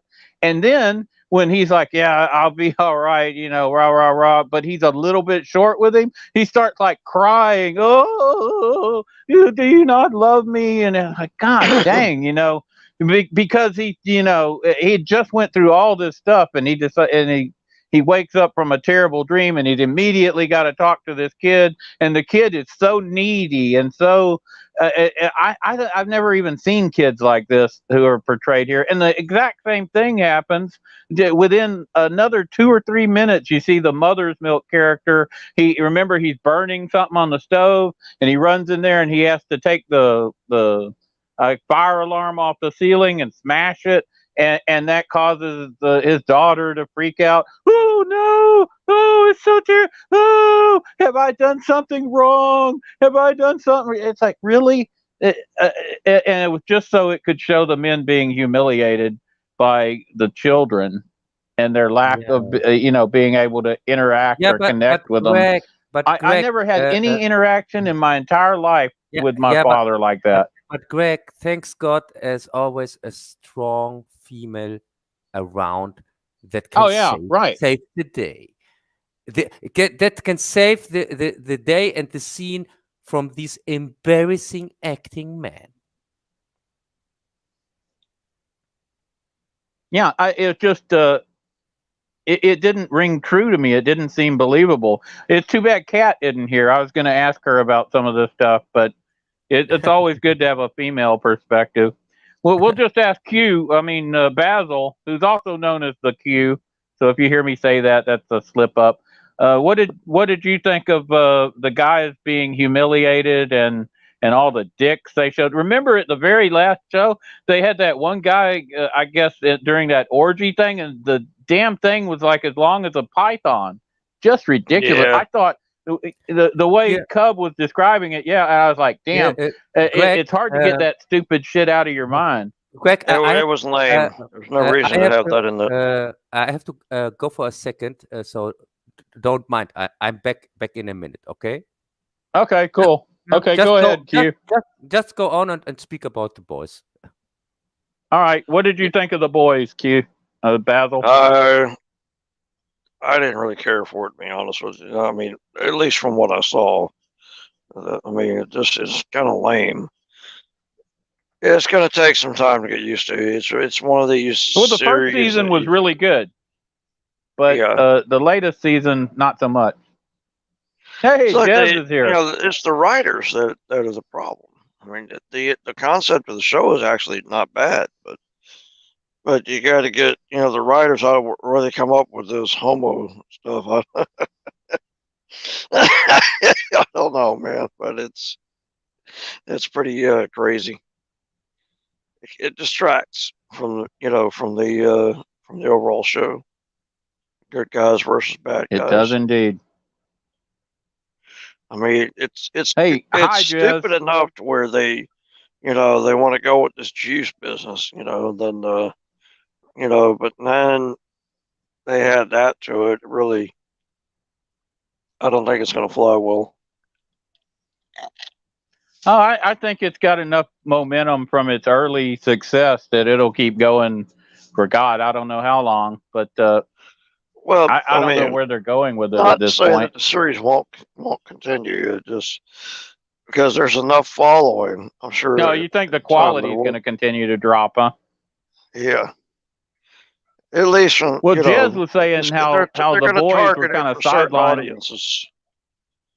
Well, Jez was saying something the other day how the boys were kind of sidelined in their own show, and that feels right. Yeah, Could be. What do you think, Mr. Cub? Good, bad, ugly? Cub 4 Rotten Tomatoes. Cub ran off. He said he had to do something. He's been gone for quite a while. I don't know if you noticed. You notice how nice it's been, though. Oh, nice and quiet without the German here. What did you call? Oh, we love him. He's a good guy. Achtung.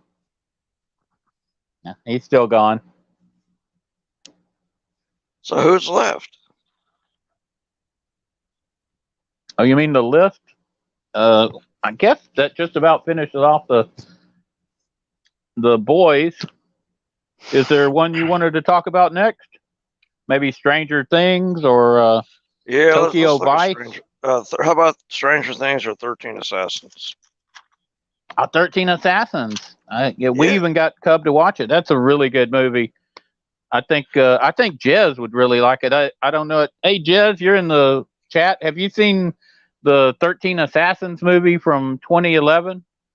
And is that a remake or is that an original? I think Bazzil was counting up the number of kills. Bazzil, of course, is a battle dragon who uses a sword, so he appreciates movies like this. I think Bazzil is thinking about doing a review on this very movie, aren't you, Bazzil? Yeah, in a short period of time. Yeah, it's going to be interesting. I like the idea of at least 300 kills on that. And the way it's done, I know there's over 200. Brutal. It reminds me of some of the battles that I have been in. Right. Remember, Bazzil Battle Dragon is a character like Doomcock or like probably Cub or Euler Greg. They're not the actual person. We are a YouTube facsimile. So there was an original 13 Assassins. I don't think I've seen that. That would be cool. Is Cub back? I thought I heard him. Yes, Cub is back. There you are. Okay, so we finished off the boys, unless you got something else you wanted to say about it.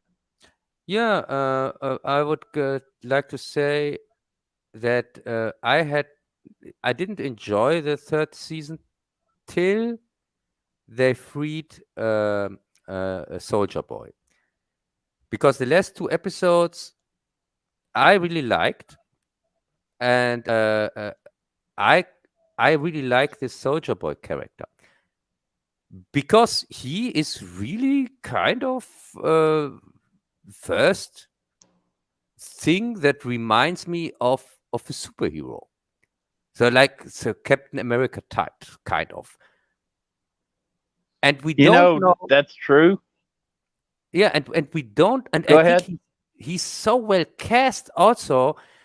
Really, the scenes today with him, he is supposed to be this super huge asshole whatsoever. They deconstructed him the whole season before told stories. Oh, he was so worst person ever lived and things like that. But now, and also he was tortured the last 40 years or something like that. Here from the Russians, but he kind of comes off, at least in this episode, he was the only normal person, kind of, or didn't. I had this feeling. He acted like a normal person with superpowers. He would be a perfect casting for new Captain America or something like that, I would say. Yeah, which is ironic because they're trying to portray him as this dinosaur, this evil person, this person who he didn't recognize like the word internet and GPS and whatnot. And so he's not with it or hip because he's been being tortured all these years. No wonder he's angry. And he had several good points. I didn't disagree with a lot of what he said. So, yeah, that's very true. The scene with him and Mother's Milk, how he reacted to the attack of Mother's Milk, he didn't react to that like an insane, crazy person, like all the other superheroes. He reacted really like somebody who knew that he has the power, and he reacted completely in control. Not something he didn't use his power like Homelander to intimidate people or something like that. So this scene with him and Mother's Milk, that's first time for a long while that I thought, oh my God, this is a superhero movie, or this is a superhero scene. Real well done scene. This whole sequence. Yeah, you know what I mean, Greg, or not? Yeah, I know exactly what you mean, and that's a good point. I wasn't even going to mention it. Yeah, really. But I should have. And I really, in this moment, that was the first time this season got me, where I was completely sold on this on this story. Where I thought, oh my God, this is great. This is exactly what I want to see. This kind of stuff. Jez is going to get everybody some beer, so that'll be so tasty. I wonder what kind of beer he's going to get.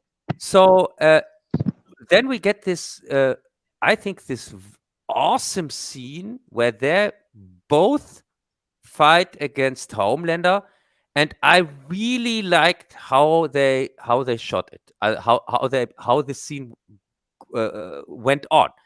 That at first, they all three. You mean the scene where they all three fought Homelander? Yeah, I mean, how would they build up to it? How first Homelander takes out the normal guy, here, the butcher, and then he thought he took him out. Yeah, he thought he killed him. And I thought this whole sequence was so well made. Really, he takes him out, and we, as audience, also are not sure, because we know his superpowers. We don't know on which level his superpowers are here from Butcher. Right, and how well he could survive something like that. Yes, we don't have no clue. And so for us, it was still, we had to also assume that maybe he took out Butcher, knocked him out. The Butcher is now off the scene. So, and then this fight against Captain America. I call him Captain, but here is. I think of him as Captain America too.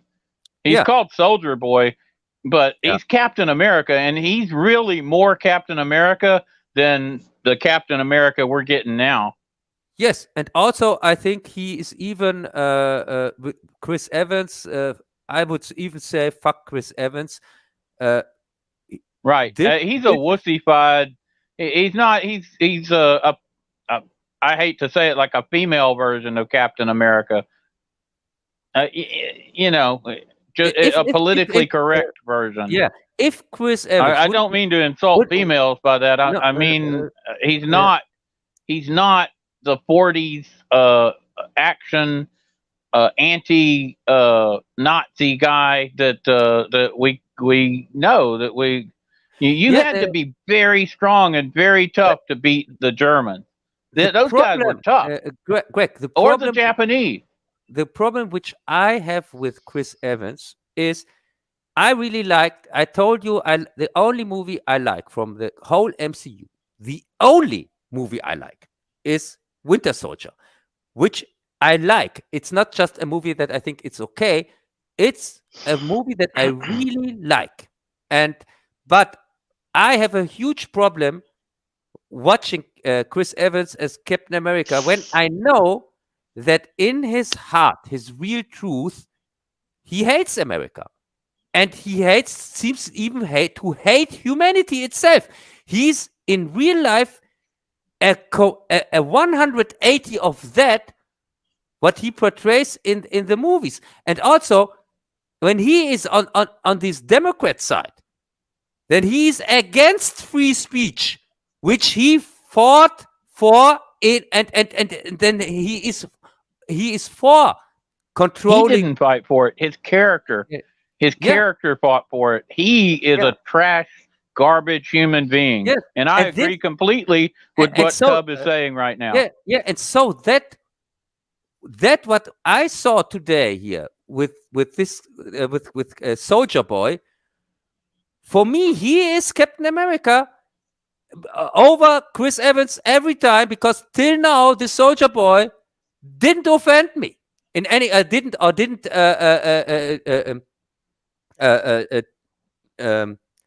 do the stuff that I had to bear from Chris Evans in the media and so on. So till now, he is the better one. Sorry, he's really convincing. No, you don't have to be sorry for that. That's absolutely correct, in my opinion. Yeah, and what do you think, Bazzil? And what did you think of the battle between Homelander and I know you saw that, the battle between Homelander, Butcher, Huey, and Soldier Boy? I mean, it's pretty fake. I mean, it's just like I was saying. You got to see the battle. What the other battle? I mean, it was an okay battle, but it's going to boil down to is the stuff going to hold out for him? You know, is the drug going to hold out for him? No. Well, that's true. That goes to Cub's point about when they take. It does present an interesting twist. You know, as I was saying earlier, it presents a different twist. I know what you mean, because Cub's point about superhero. So they take the 24-hour drug way too soon in every occasion. So I know what you mean. By the time they get into any kind of altercation, you're wondering, is this stuff gonna go out? Is it not gonna still be there? So I had the same thought. And Homelander had the correct, he had the correct deal of running away, because maybe he sensed that they had limited time span on their power. Yeah, and so for me, this scene was kind of perfect till the end, but the end wasn't, because in the end they contradict themselves a little bit, because, as I said, he knocks out the normal guy, then he goes against Soldier Boy, and kind of has the overhand. But then Butcher comes back and saves Soldier Boy. That was brilliant. And then we have this scene like which reminded me of Once Upon a Time in the West, where we have this three people who are kind of also everybody against each other, because they can't stand each other, and Soldier Boy and Butcher are just working together because not because they are friends or something like that. So this was really kind of like the scene in Once Upon a Time in the West, or not. I mean, just it's similar. That's a very interesting comparison, though. That's going to take me a while to process that.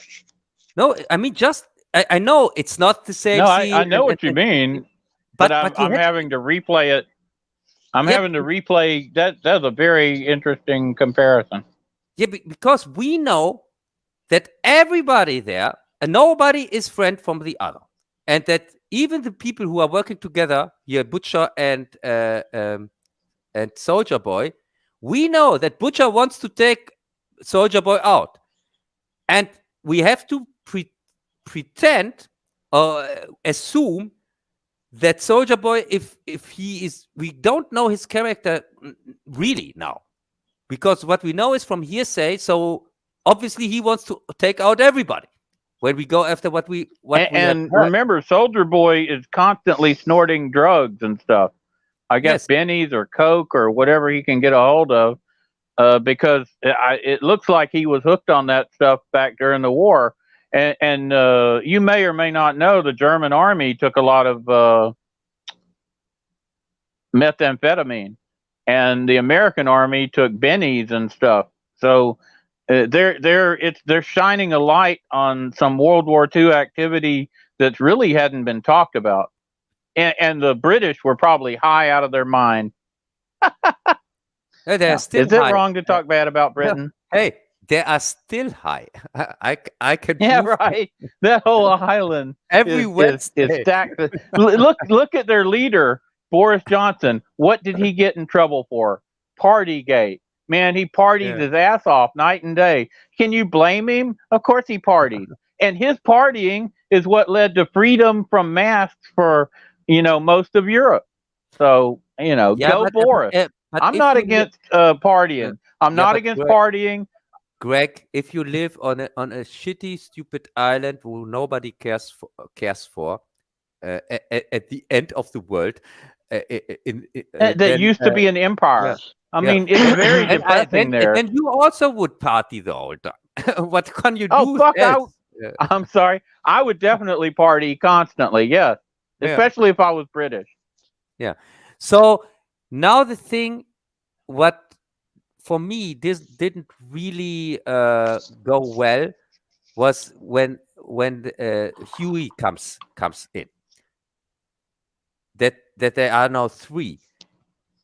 Because Huey has to be constantly naked when he has superpowers, which is kind of embarrassing. So which kind of destroys this epic scene. It would have been perfect. Well, what I'm saying, it goes with what I was saying earlier. Is they've humiliated Butcher, they humiliated Mother's Milk, they humiliated Huey, they humiliated all the male characters in The Boy. They of course they've been humiliating Homelander and A-Train and the rest of them, and they've really taken it to the extreme now. And like you're saying, they're showing the dicks, they're showing guys inside of other guys' asses, they're showing. It's kind of, for me, kind of sickening, and it's taking away from being able to enjoy the show. And I even tried to move on from this review, but Cub wouldn't let me. So hey, every time I want to quit, they drag me back in here. The Godfather Part 3. That's right. I was almost out. I was almost out, Bazzil, and they drug me back in. They drugged me back in. Yeah. You know what I'm going to come to? I'm going to come to The Offer. And then I know Cub has hated everything so far, but I told Cub about The Offer many months ago. It looks like it's going to be a phenomenal series. Yeah. It's a phenomenal series. As a one who has extremely close ties to the Italian community, Italian culture. Uh-oh. Yeah. So he's saying he's mafia people, basically, but don't quote him on that.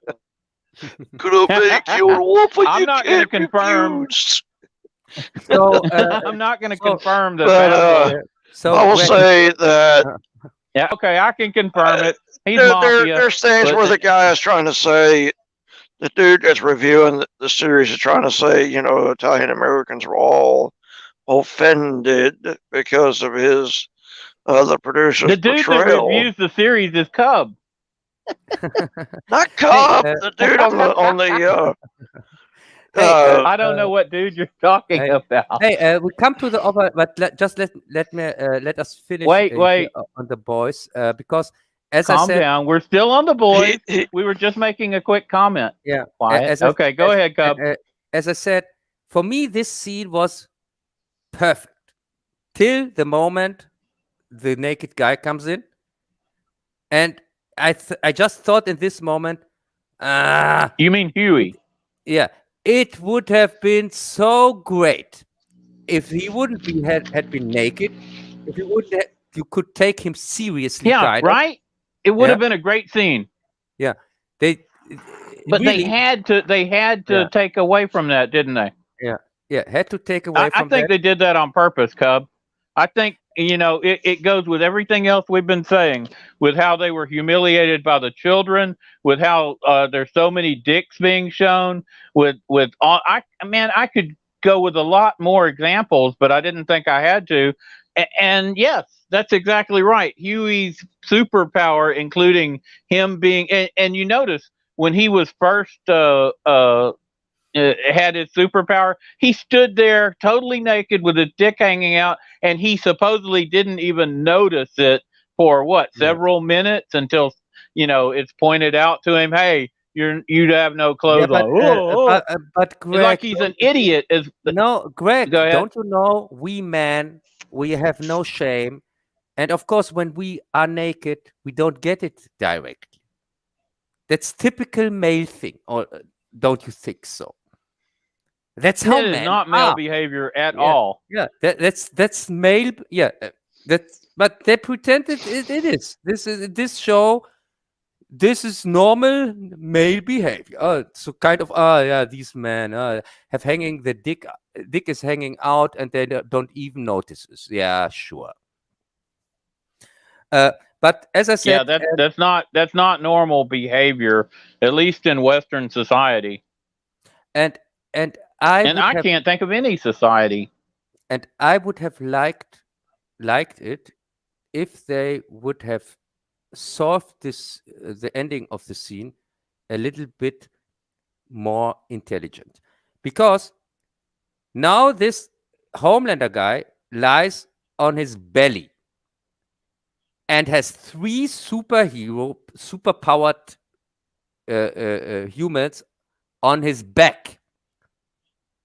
Why the hell should he be able to one get of them up? naked? Yeah, one of him naked. But I give them that when Soldier Boy activates his absorbing powers, then maybe that is, for me, this is a reason that he maybe can't use his superpowers, the other ones like super strength, to hold somebody down. So he's off. But there are still two superpowered humans on his back.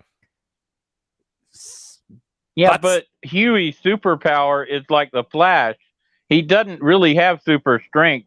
He can move very quickly from one deal to another, and then he's just a human trying to hold him down. So the only one who was really holding him down was Butcher, and he only had one arm. No, that you. Yes, I don't. Yes. I think if somebody is super fast, he can move when he wants to move something heavy. Then he goes against it very fast. That he you would think so, but that's not what I saw. No, that's also not what I saw. What do you think, Bazzil? But that is what the Flash would do, or not? Or wouldn't you say the Flash would do it this way, or not?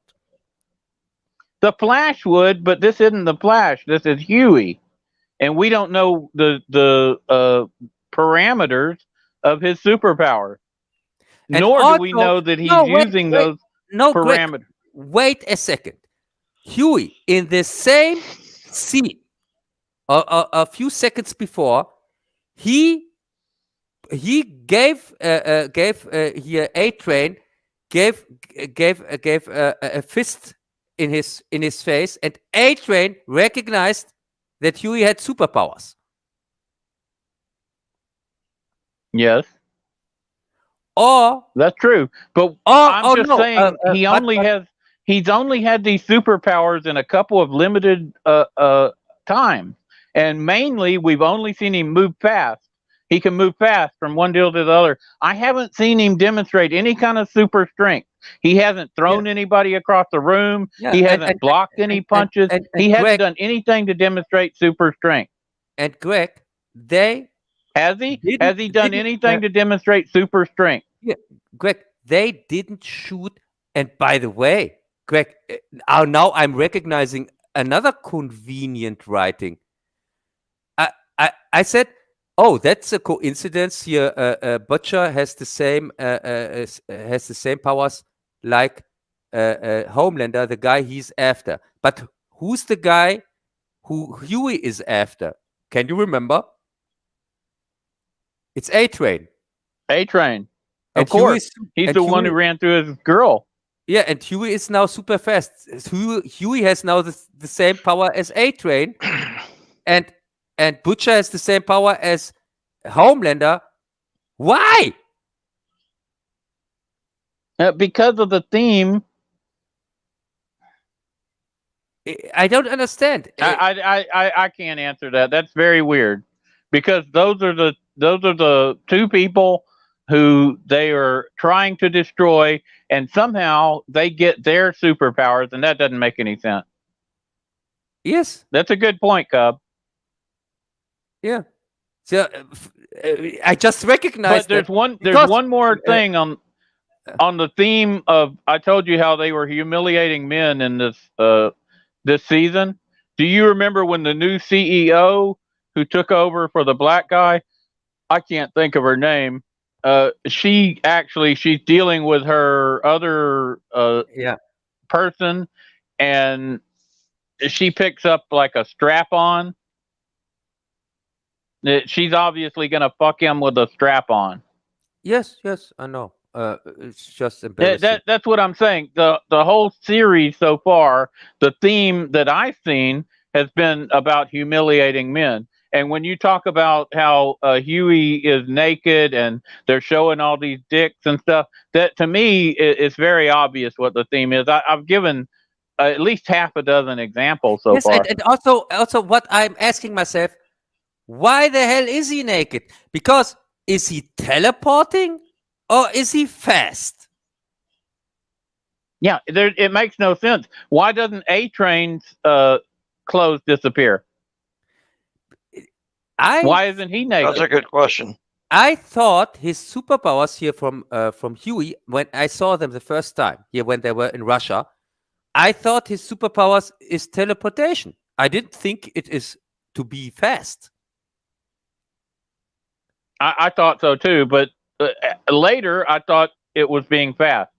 Because when he's fighting Homelander, it doesn't look like teleportation. It looks like he's dodging. Doesn't it? Yeah. Kind of. Because no, there you go. There's your answer, Cub. There's your answer. Yeah, okay, also, after we finish The Boys, which we've actually finished twice now, no, we're going to move to a special. No, Greg, there's just one thing I want to mention: the scene where, he hits A-Train. When Huey is supposed to be super fast, like A-Train, and that's maybe the reason why A-Train said, "How did you do that?" So normally somebody tries to hit A-Train, but because A-Train is super fast, he would duck or something like that. Right. Easily. Like we saw in Spider-Man, in the first Spider-Man, when the bullies tried to hit Peter Parker, and we saw like that he is too fast for them. That's how you show such a scene. If you want, if that's the case, they should have shown in slow motion how A-Train sees the fist coming to him and tries to get away, but the fist still gets him, and that's the surprise. And that's how then it's not teleportation. It's got to be super speed. Yeah, and that's how you present such a scene, that the audience gets it. Because for us, it looks like he's now super strong or something like that, and that's why A-Train is so surprised, because A-Train didn't even try to duck or something like that. But he's supposed to be super fast, so he can also see super fast. He's supposed to see something that comes fast in his direction or not. Oh yeah, and be able to react. You would have to. You can see how Huey does that against Homelander. He sees, he reacts, he moves. All in super speed. Yes. So this is inconsistent. This is called inconsistent writing, and well, hell yeah, it's inconsistent. We pointed out how many flaws so far. Yeah, a lot. But still, as I said, thanks to Soldier Boy, I'm going to. There are also just 2 episodes left, and yeah, I'm really excited to see what happens next. Hey, so Cub is excited for the rest of the season, even though we pointed out a lot of bad stuff. Yeah, but we do have Soldier Boy, and we got a good battle, so that's cool. And by the head, what the fuck? Here, the Starlight was also naked because of that's right. Because he teleported her. I guess it's not teleporting. He moves her so fast that her clothes got shed. Yeah, but we didn't get to see her. We get to see all these guys, but we don't get to see her naked. Yeah, but I really don't understand how this is supposed to work to get a woman out of her clothes by moving so fast. I don't know how this works, because with the Flash and so on. You hadn't been to a drive-in theater in Texas. No, we know that from Flash and Superman and so on. We know that it is possible by being so fast that you go that your atoms go through the other atoms and so on. That we know that is possible, but we don't know if this is the case with that exactly. And also, it would kill the person that tries that. If you don't have resistance against it or something, I don't know. But as I said, you sound thirsty, Bazzil. Yeah. Okay. Let's go on.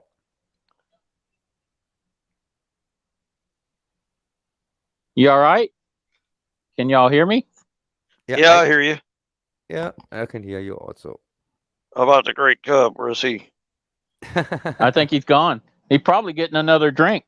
We know that Jez went off for beer, and I don't think he's bringing us beer back. I think it's just for him. Hey, Jez, what's the deal, man? Very British of him. We were going to get a beer from you. Hey, I don't see Doc in the chat, and we lost Borley Bear. Oh my God, he was telling us about aliens, and then he disappeared. The aliens might have got him. Yeah, probably. So one of his last messages, he said that the Reichstag was full of aliens. Is that true, Cub? What? Earlier? You want me to call it? You weren't reading it. I was reading it. It says the Reichstag in Berlin is occupied by these alien entities. And it talks about clones, EBEs, and androids. I don't know what those are, but yeah. Borley Bear was on a roll, and then he was silenced. His last text was like, I don't know. Proof here on Odyssey: androids, EBEs, clones, hybrids, alien invasion ongoing, and it's like so goodbye, Borley Bear. Hey, probably our Ministry of Fun and Entertainment got aware of him. Got him? Yeah. They got him. That was sad. Because I enjoyed his text. And so, y'all need to reclaim the Reichstag, apparently. Oh my God. That's sad. So I would say let's go on from go on, but we've been trapped on this deal for a long time. It's like a repeating time loop, like that episode of Next Generation where they kept blowing up and coming back, and they just started over. Yeah. Okay, let's see. So we ended that one. Did you have anything extra to say about the boys, Bazzil? Not much. No, I really have nothing to say about them. I look forward to seeing additional episodes to see how it turns out. Yep, me too. Okay, so I guess this is a good time for a very special announcement for something that is going on in Europe. The code word is 999. I don't know if those are nines or if that's nine, like no. But no, you had something you wanted to tell us about Cub. Yeah, these are sixes on the head, of course. Oh, it's 666. Yeah. Oh my God.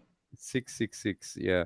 Yeah. I wanted to ask you if you got aware of the new scam they're planning. They're trying to throw on the people. At least here in Europe, they pretend that we have a new pandemic, which is called ape pox. Monkeypox. Yeah. Monkeypox. Yeah. Did you? I hadn't heard of that.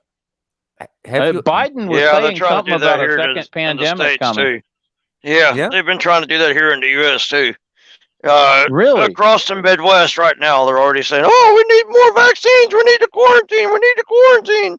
You know, I find it funny now that Anthony Fauci, the shithead motherfucker that he is, actually came down with the coronavirus too.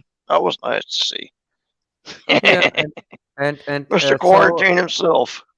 Yeah, and so here in Germany, they say it openly in the news that in September we have again the mask mandates in stores and so on. Oh no!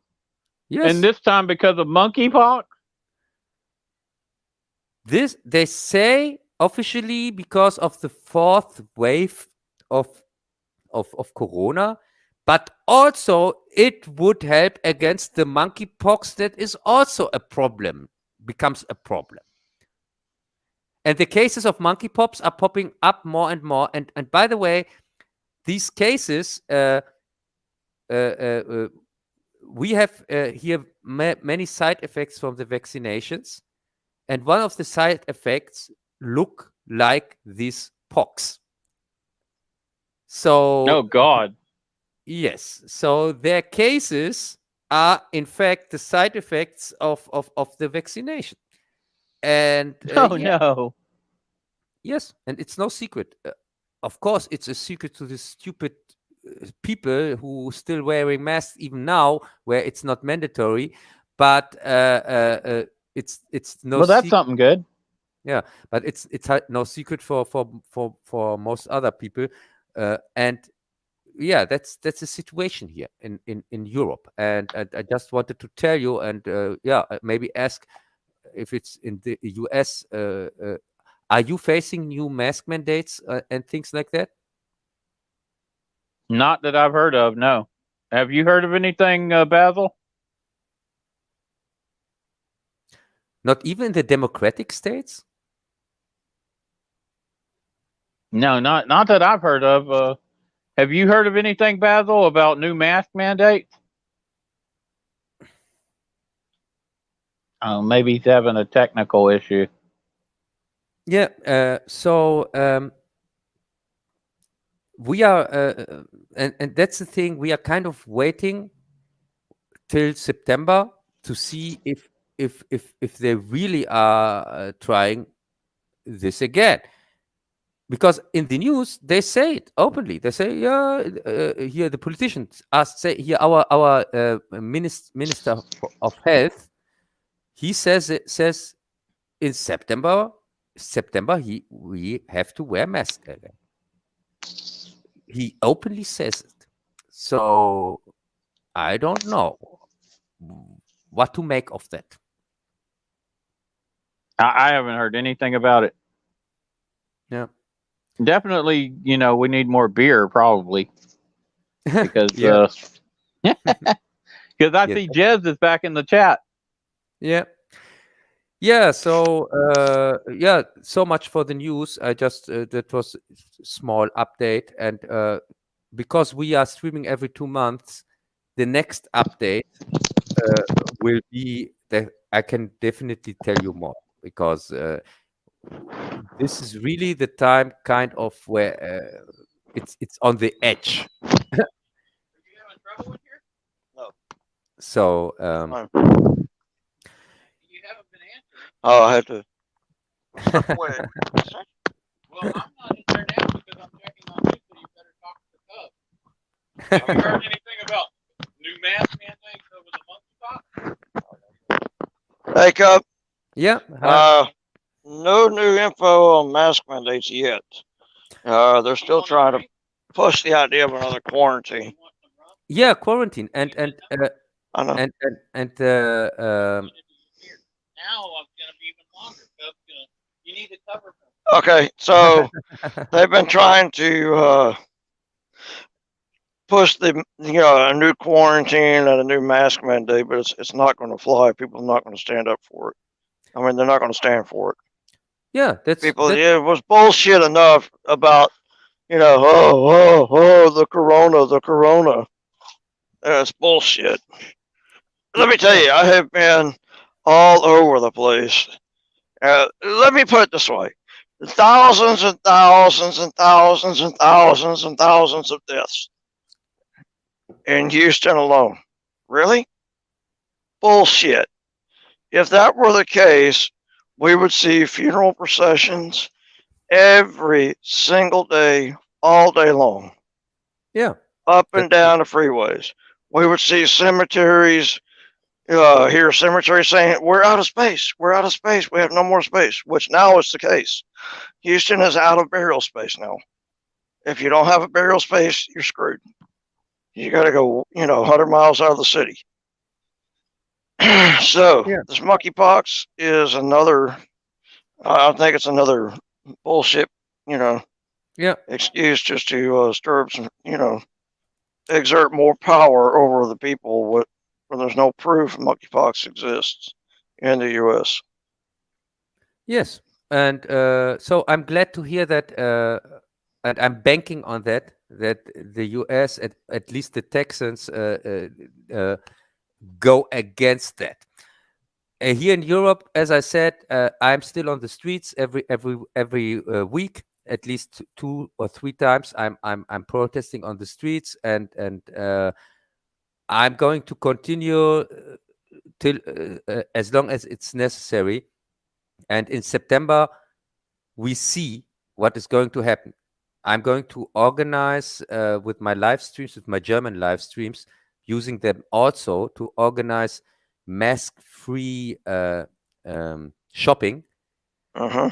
Getting people to organize it now till it's still allowed, because then when they are already organized, when it's allowed right now in September, when it's forbidden, they can just continue. I mean, they're trying to push that stuff here again, about mask, wear a mask here, wear a mask there. I do understand that the coronavirus is serious. It's, but the problem with the coronavirus is not the virus itself.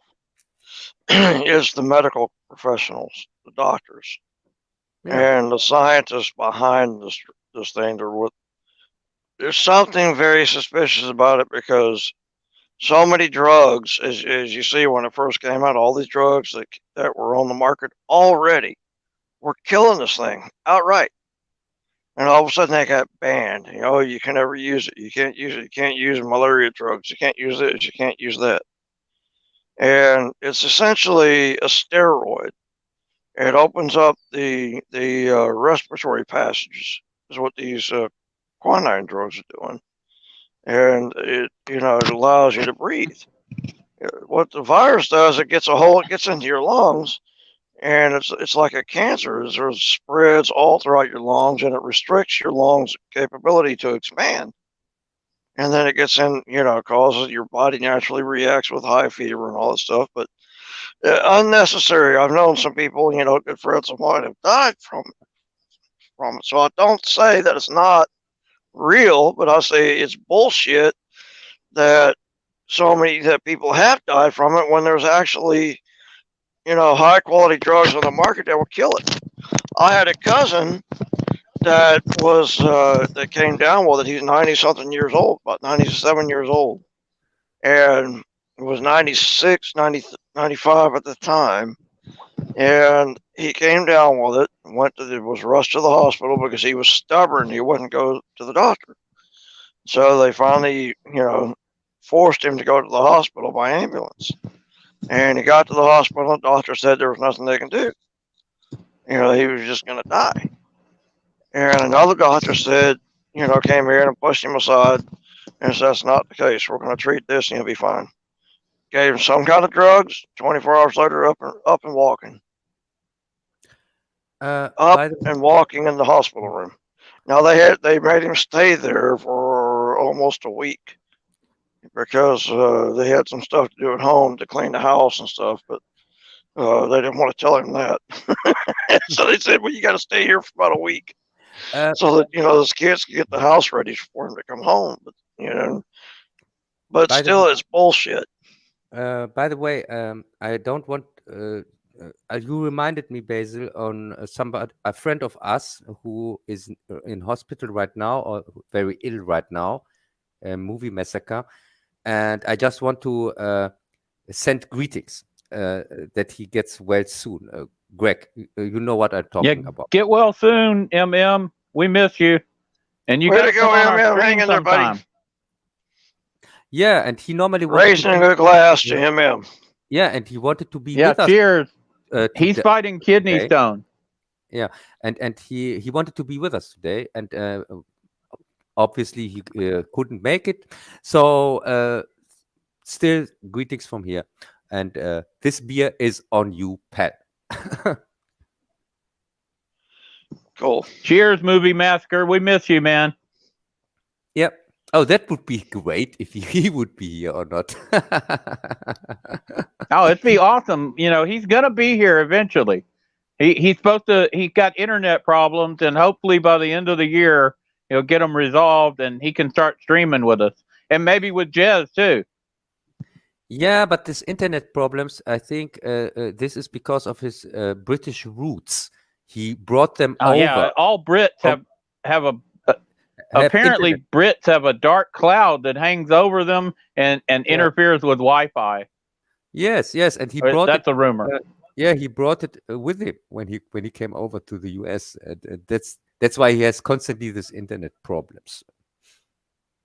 So where are we now? What's next, Greg? Well, thank you. We've had our brief musical interlude. Now we will return to H.G. Wells' War of the Worlds by Orson Welles. Really? That's a reflection back to the 1940 broadcast that caused so much controversy. Hey, they got internet, but remember, Jez, he's not in Britain. So does your best internet travel with you? I don't think so. It doesn't. I think he's in America. It isn't called internet on it's called island net on your stupid island. It has nothing to do with the internet. You are not connected. You are not even connected to Europe. Of course you are not connected to any other parts of this planet. They've got the channel. They've got the channel that connects them to Europe. Yeah, well, that's right. He's in America. Movie Massacre is in America. That's why he has crap internet. You can ask Bazzil about that. That's why he hadn't been able to stream with us for the last year. Is because it's crappy internet. Yeah, but Greg, don't you know this song? No internet at all. Don't you know the Mike Oldfield song? Here, this tunnel is worthless for Jez. He's never going to get to France. There's even a song about it. This tunnel just leads to France, and nobody wants to go there. So choo choo! It's got trains, man. They go, and army ants traveling back and forth. Who knows what they're doing over there in Europe? All kinds of strange stuff. Yeah. Okay, so I don't think we've covered the movie 13 Assassins, 2011, and we've all got a chance to see it. And I know Bazzil wanted to talk about it, and we've tried to get through it a few times, but doggone it, let's move on to 13 Assassin. Yeah, there you go. Greg, Jez says he worked in Europe and he went through the tunnel, but I thought it was called the Chunnel because it goes on. Maybe it's just called the tunnel by people in Britain. Yeah, the French side. What do y'all guys call the tunnel in Germany? The French side call it a channel or something like that. So what do y'all call it in Germany? Easy access? We call it the stupid hole in the ground, which doesn't serve any purpose for us because it's in France. Channel Tunnel. I thought it was called Chunnel, but it's Channel Tunnel, I guess. Ooh, that's kind of fancy. No, it doesn't. It isn't called.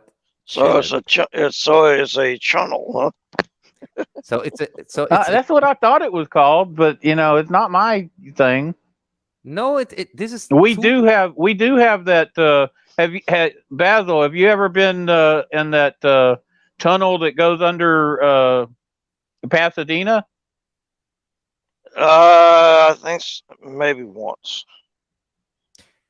Yeah, it goes under a big river there in Houston, and you go underground, and it's kind of spooky. Your radio cuts out. It's probably similar. Greg, what you're saying doesn't make any sense. We know since Corona, since 2.5 years, these tunnels are full of dead bodies from this pandemic. Probably they pack them in the tunnel. Yeah, probably they're already turned into zombies because when this Corona thing broke out and catch the people and they were catched in the tunnel, and we know how deadly it is, and that's where they hide. That makes sense. Yeah, and probably these tunnels are now full of bodies, and you can't use them. So or zombies, or undead, or something. Yeah, it could be zombies hiding in there. You never know. Yeah, or zombies. Maybe that's what the vaccinated people turn into, these zombie creatures. Or it could be they hide evil they wizards. hide in the tunnels and channels. It's the Pasadena, underground tunnel for cars. It's pretty spooky down there. I could see zombies and stuff. Hey, Greg, do you think it's for us as hard to get to 13 Assassins like it was for the 13 Assassins to get to their? It's very hard. I've tried numerous times to get to this movie. Yeah, but the 13, and I've tossed it. I've tossed it to Q. Yeah, but go ahead. The 13 Assassins also had a hard time to get to their goal or not. So why should they really did? Yeah, so why should we have it easier to get there? Talking about them. I don't know. Did we all see both versions, Greg? Yeah, so I haven't seen both versions. Have you seen both versions, Cub? Yes, of course. 13 Assassins, the 2011 movie. It's not, of course. Sometimes you're not even aware of the earlier version, like on a movie you reviewed not too long ago. Wait a second. I thought I really liked 13 Assassins, the original version, from 1960, and I couldn't stand the 2011 version. You didn't like the 2011 version? No, because it's that's interesting. I'm going to have to hear why. Yeah, but that makes me. I haven't got a chance to see. I haven't got a chance to see the original 1960s version. You're saying it's that much better than the 2011 version, which I thought was very well done. There is no comparison. You can't compare them because I can't compare them because I haven't seen the other one. No, you can't compare them. That makes sense. No, you can't compare them. If I had seen both versions, I could compare them. No, you can't. I'm guaranteeing you I could compare them. I could tell you why I like this one, why I like it. All you're saying is that there's no comparison. That doesn't tell me anything. The thing is, Crap. The 1960s version is a real. This is the kind of movie. It's a little reminds you, of course, of Seven Samurai, but doesn't really. It doesn't borrow so much from Seven Samurai as the 2011 version.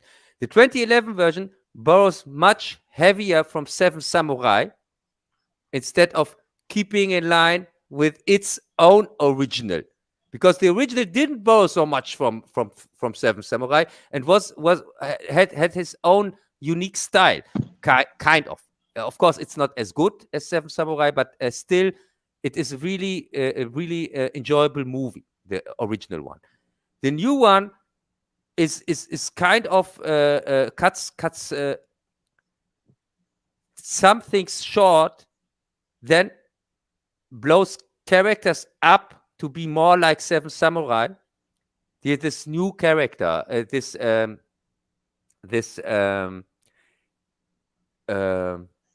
crazy one that they meet in the jungle or whatever.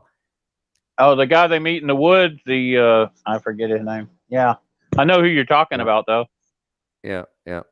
So he's not in the original.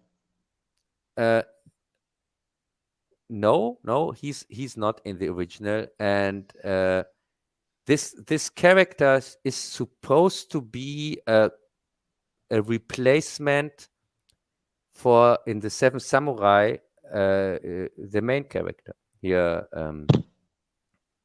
What's his name?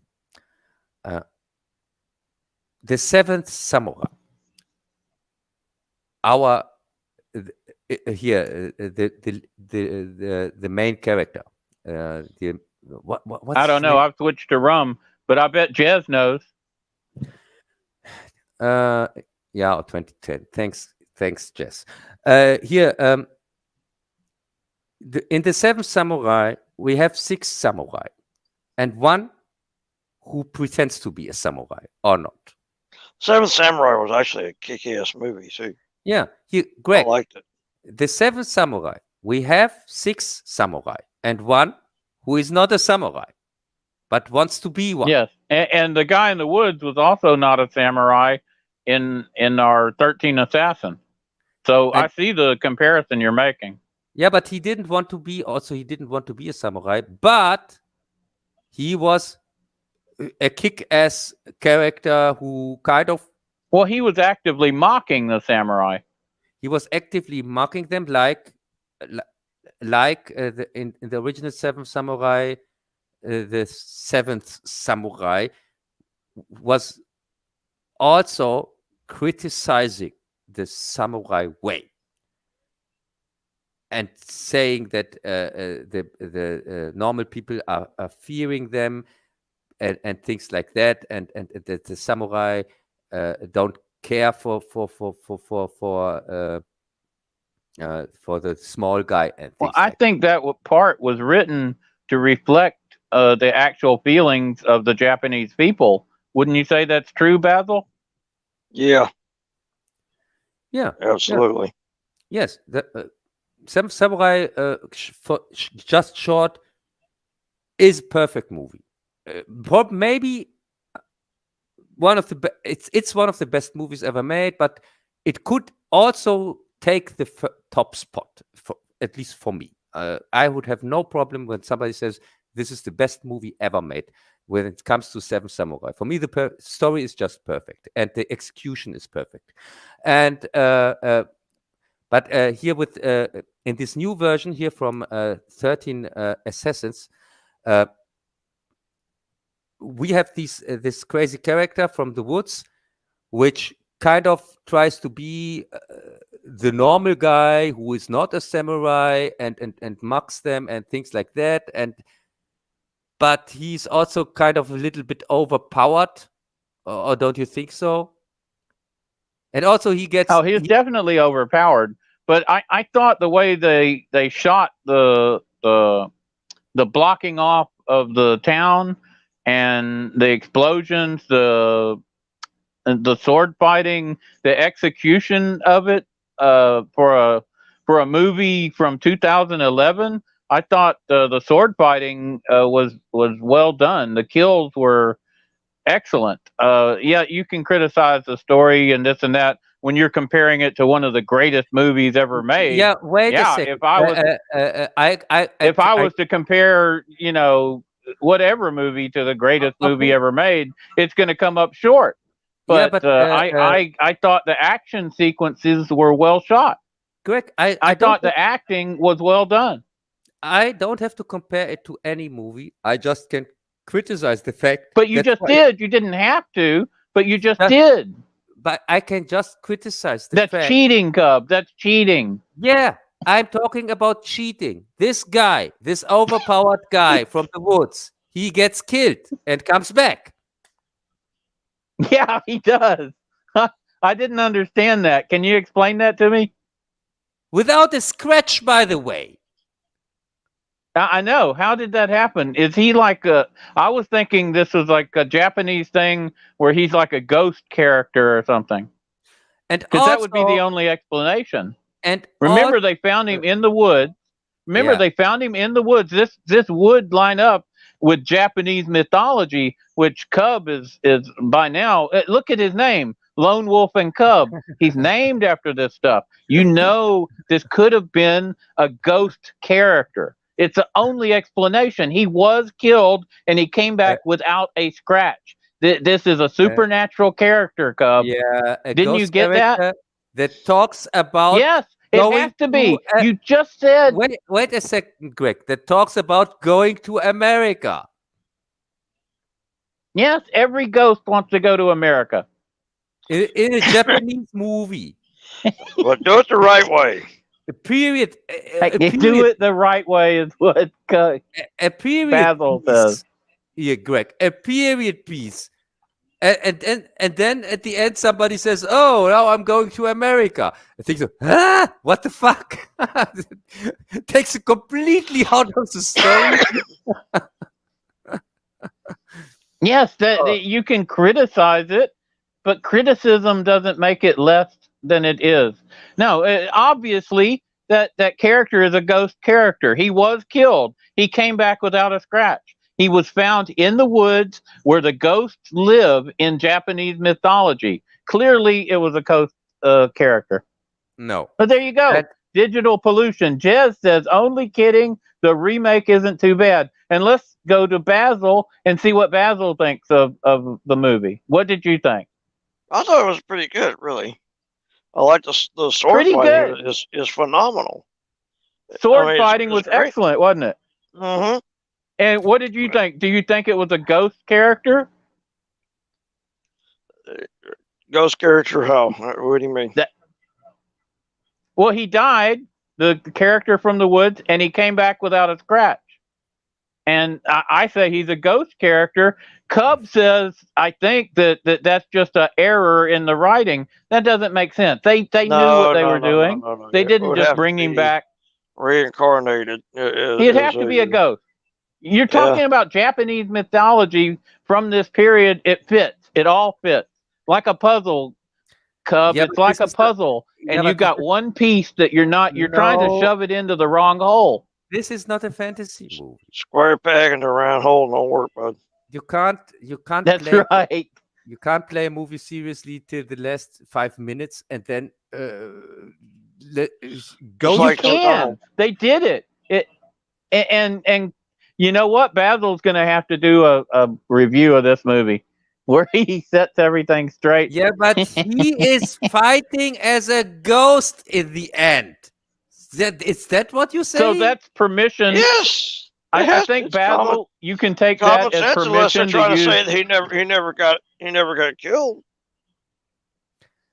Yeah, but he obviously got killed. He's got stepped several times. And he came back without a scratch. According to the Great Cub, no. Yeah, but please, he got stepped several times, and he lies there, and then we know he's dead. So that doesn't. Yeah, but he's a ghost character from the forest. You said he's not a samurai. He's a ghost character because he gets killed. He comes back without a scratch. This all fits into Japanese mythology.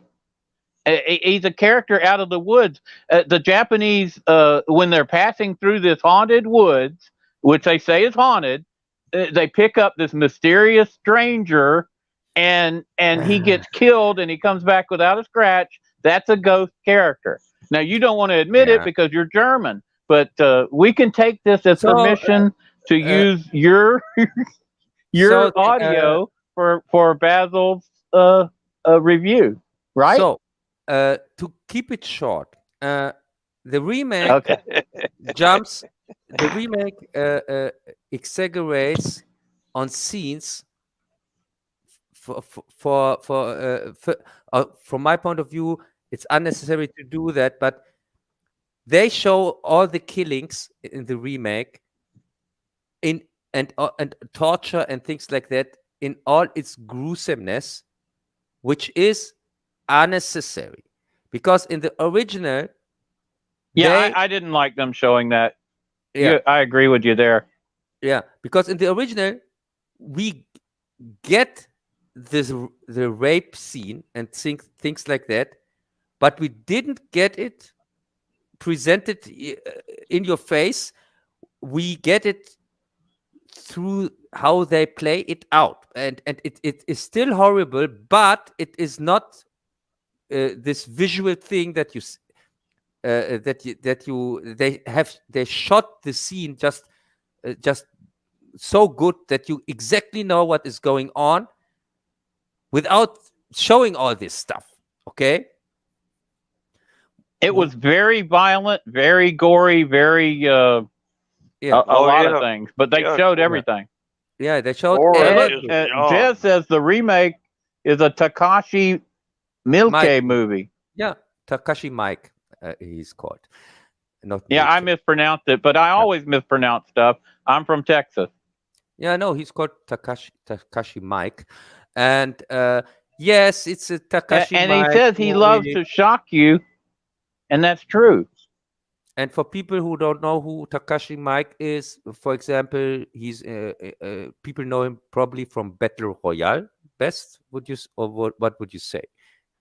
He also played Satoshi here, the blind samurai, and he's one of the most famous. So of course, he showed the shocking scenes. You know, that's his style. That's the style of the director. Makes the movie.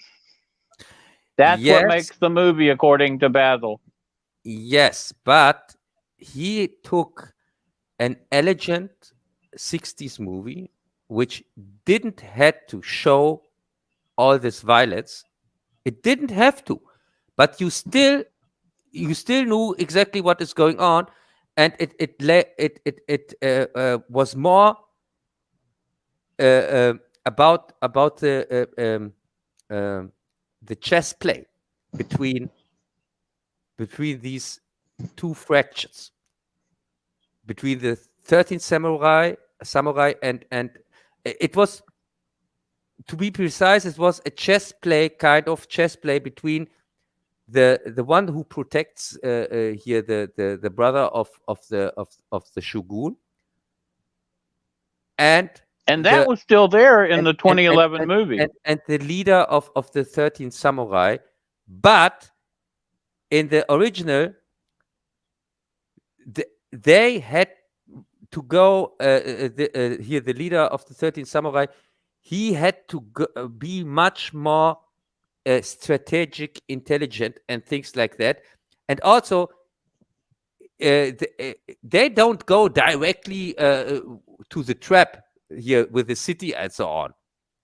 They try and fail, and then retreat and form again and things like that in the original. It is not this thing.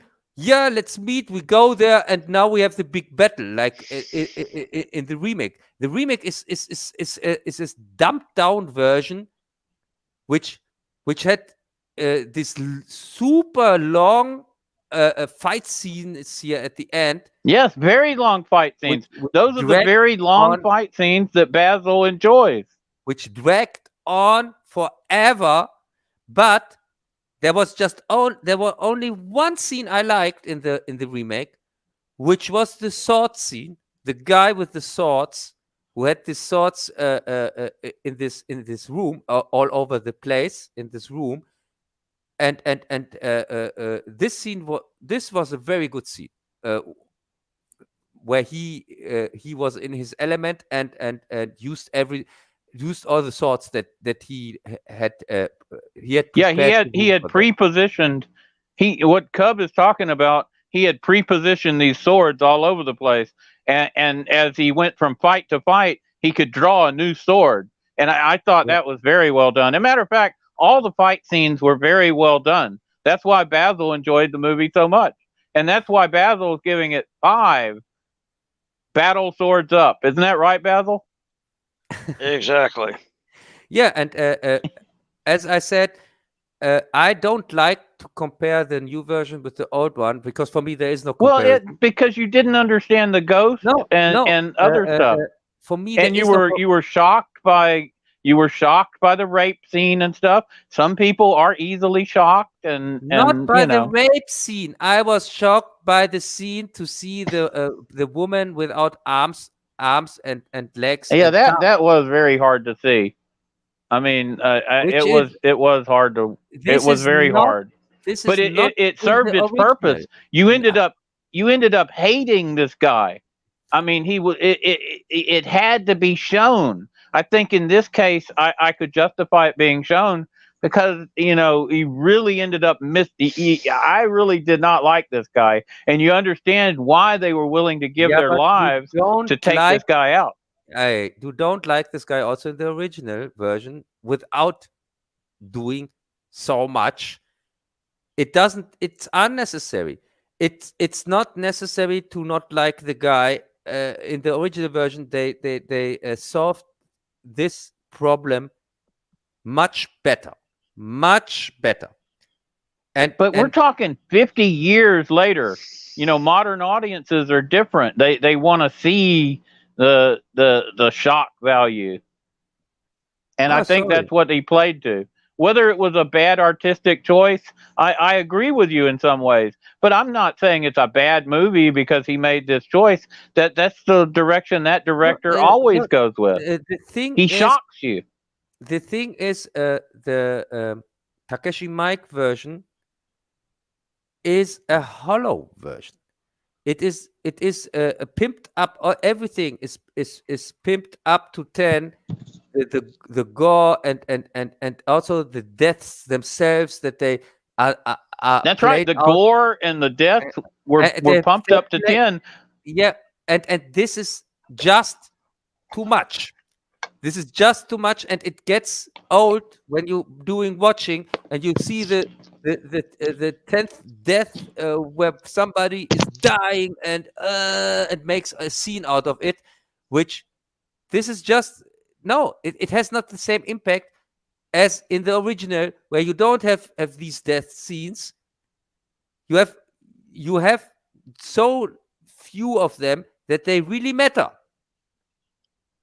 But I think in this case, having over 200 of these violent death scenes was the way to go. I'm going to have to go with Bazzil on this one and give it 5. Battle swords up. No, exactly. The rewatchability, that is for me the thing that counts. And I can rewatch the original anytime, because it's a very, very well made movie. I can't say this from the remake. I have no urgency ever go back again to it, because, as I said, the story is also much more interesting told. The same story is much more interesting told in the original. You have more story in the original, and you don't have this over the top stupid characters running around like the forest guy. And you gotta cover for me for a minute. Hey, my chat's not.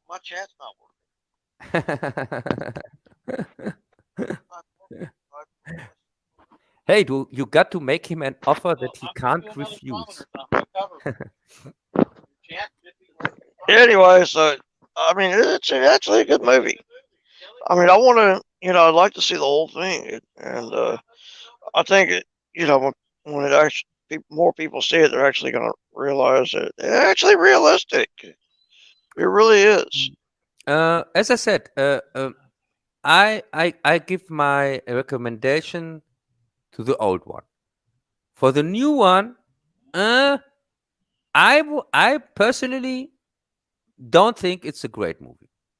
So Not yet, So, but that's just me, and I would say watch the original one, and then maybe you get my point.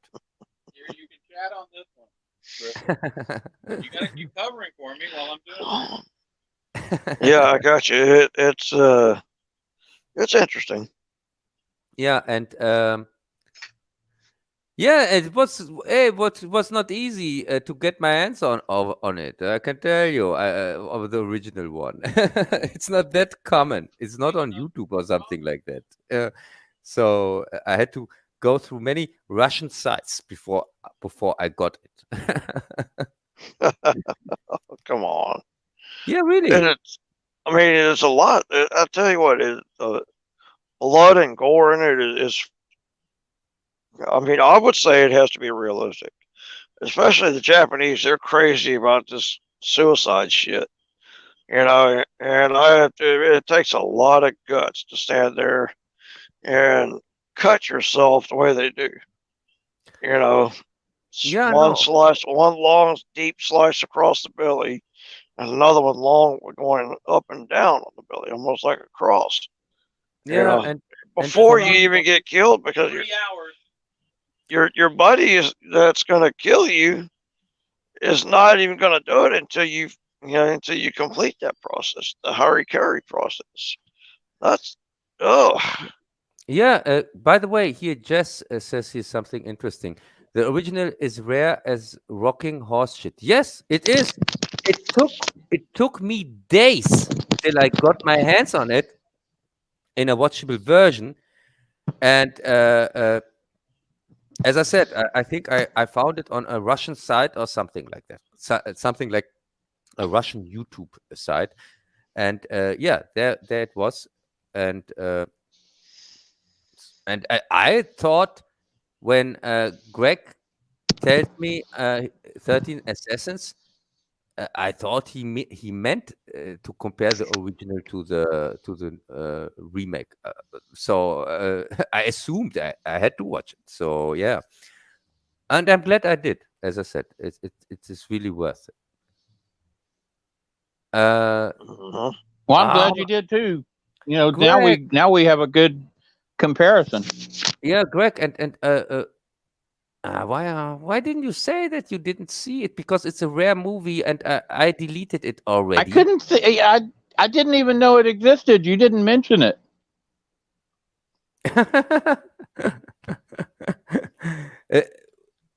Okay. How could I know not to see it? I didn't see it when I didn't do a lot of research. Bazzil had seen it and he wanted to talk about it, so I included it and I watched it, but I didn't know that I was supposed to do this intense research about. I don't do research on everything. There's a lot of stuff on the program for today that I was busy with. No, I missed it. Sorry. I don't know that I could find it now unless you sent me a copy or something. Yeah, I can tell you. I watched the remake first, by the way. And which is the right way to do it. Always do it backwards. That's how Germans do it. No, I watched the remake first because when I tried to get my hands on the original, I got the remake. Burned? Which was Did you burn your hand?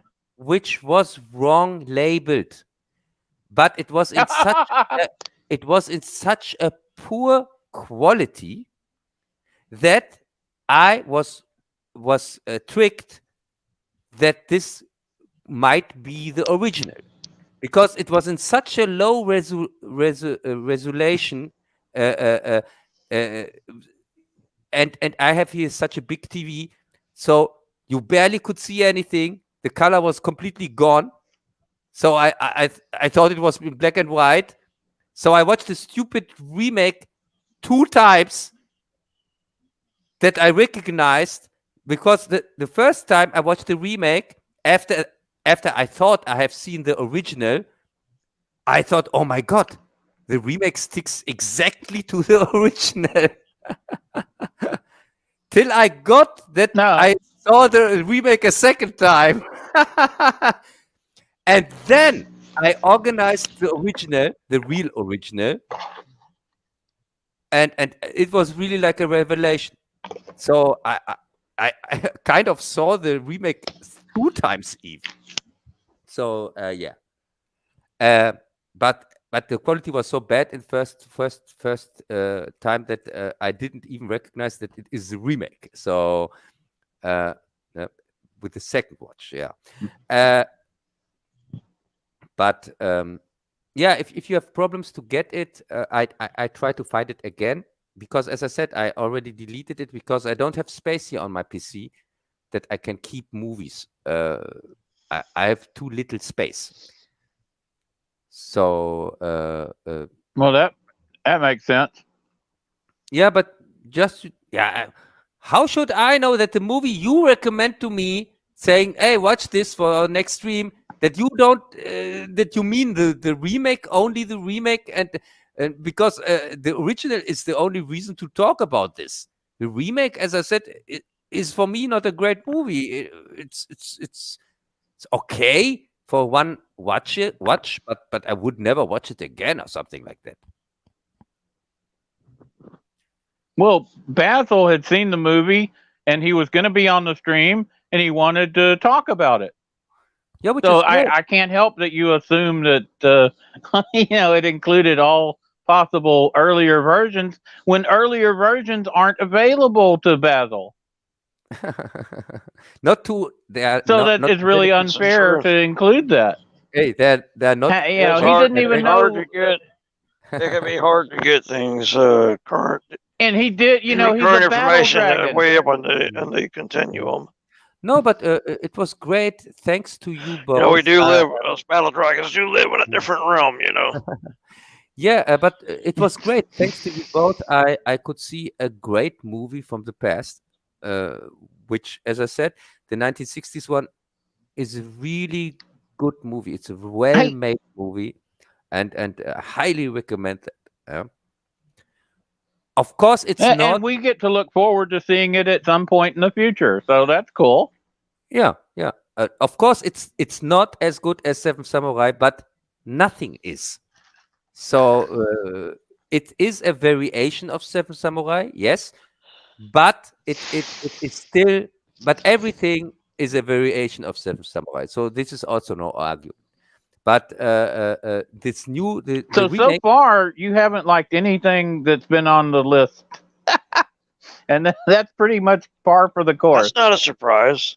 Hey, I liked Soldier That's Boy. not a surprise. You liked Soldier Boy out of the boys, but you didn't like. You did not like Boys season 3 and all the dicks, and you generally it was thumbs down. No, because you did not like Ms. Marvel. You did not like the Orville, although you had some positive aspects. Is that all correct, or did I get that wrong?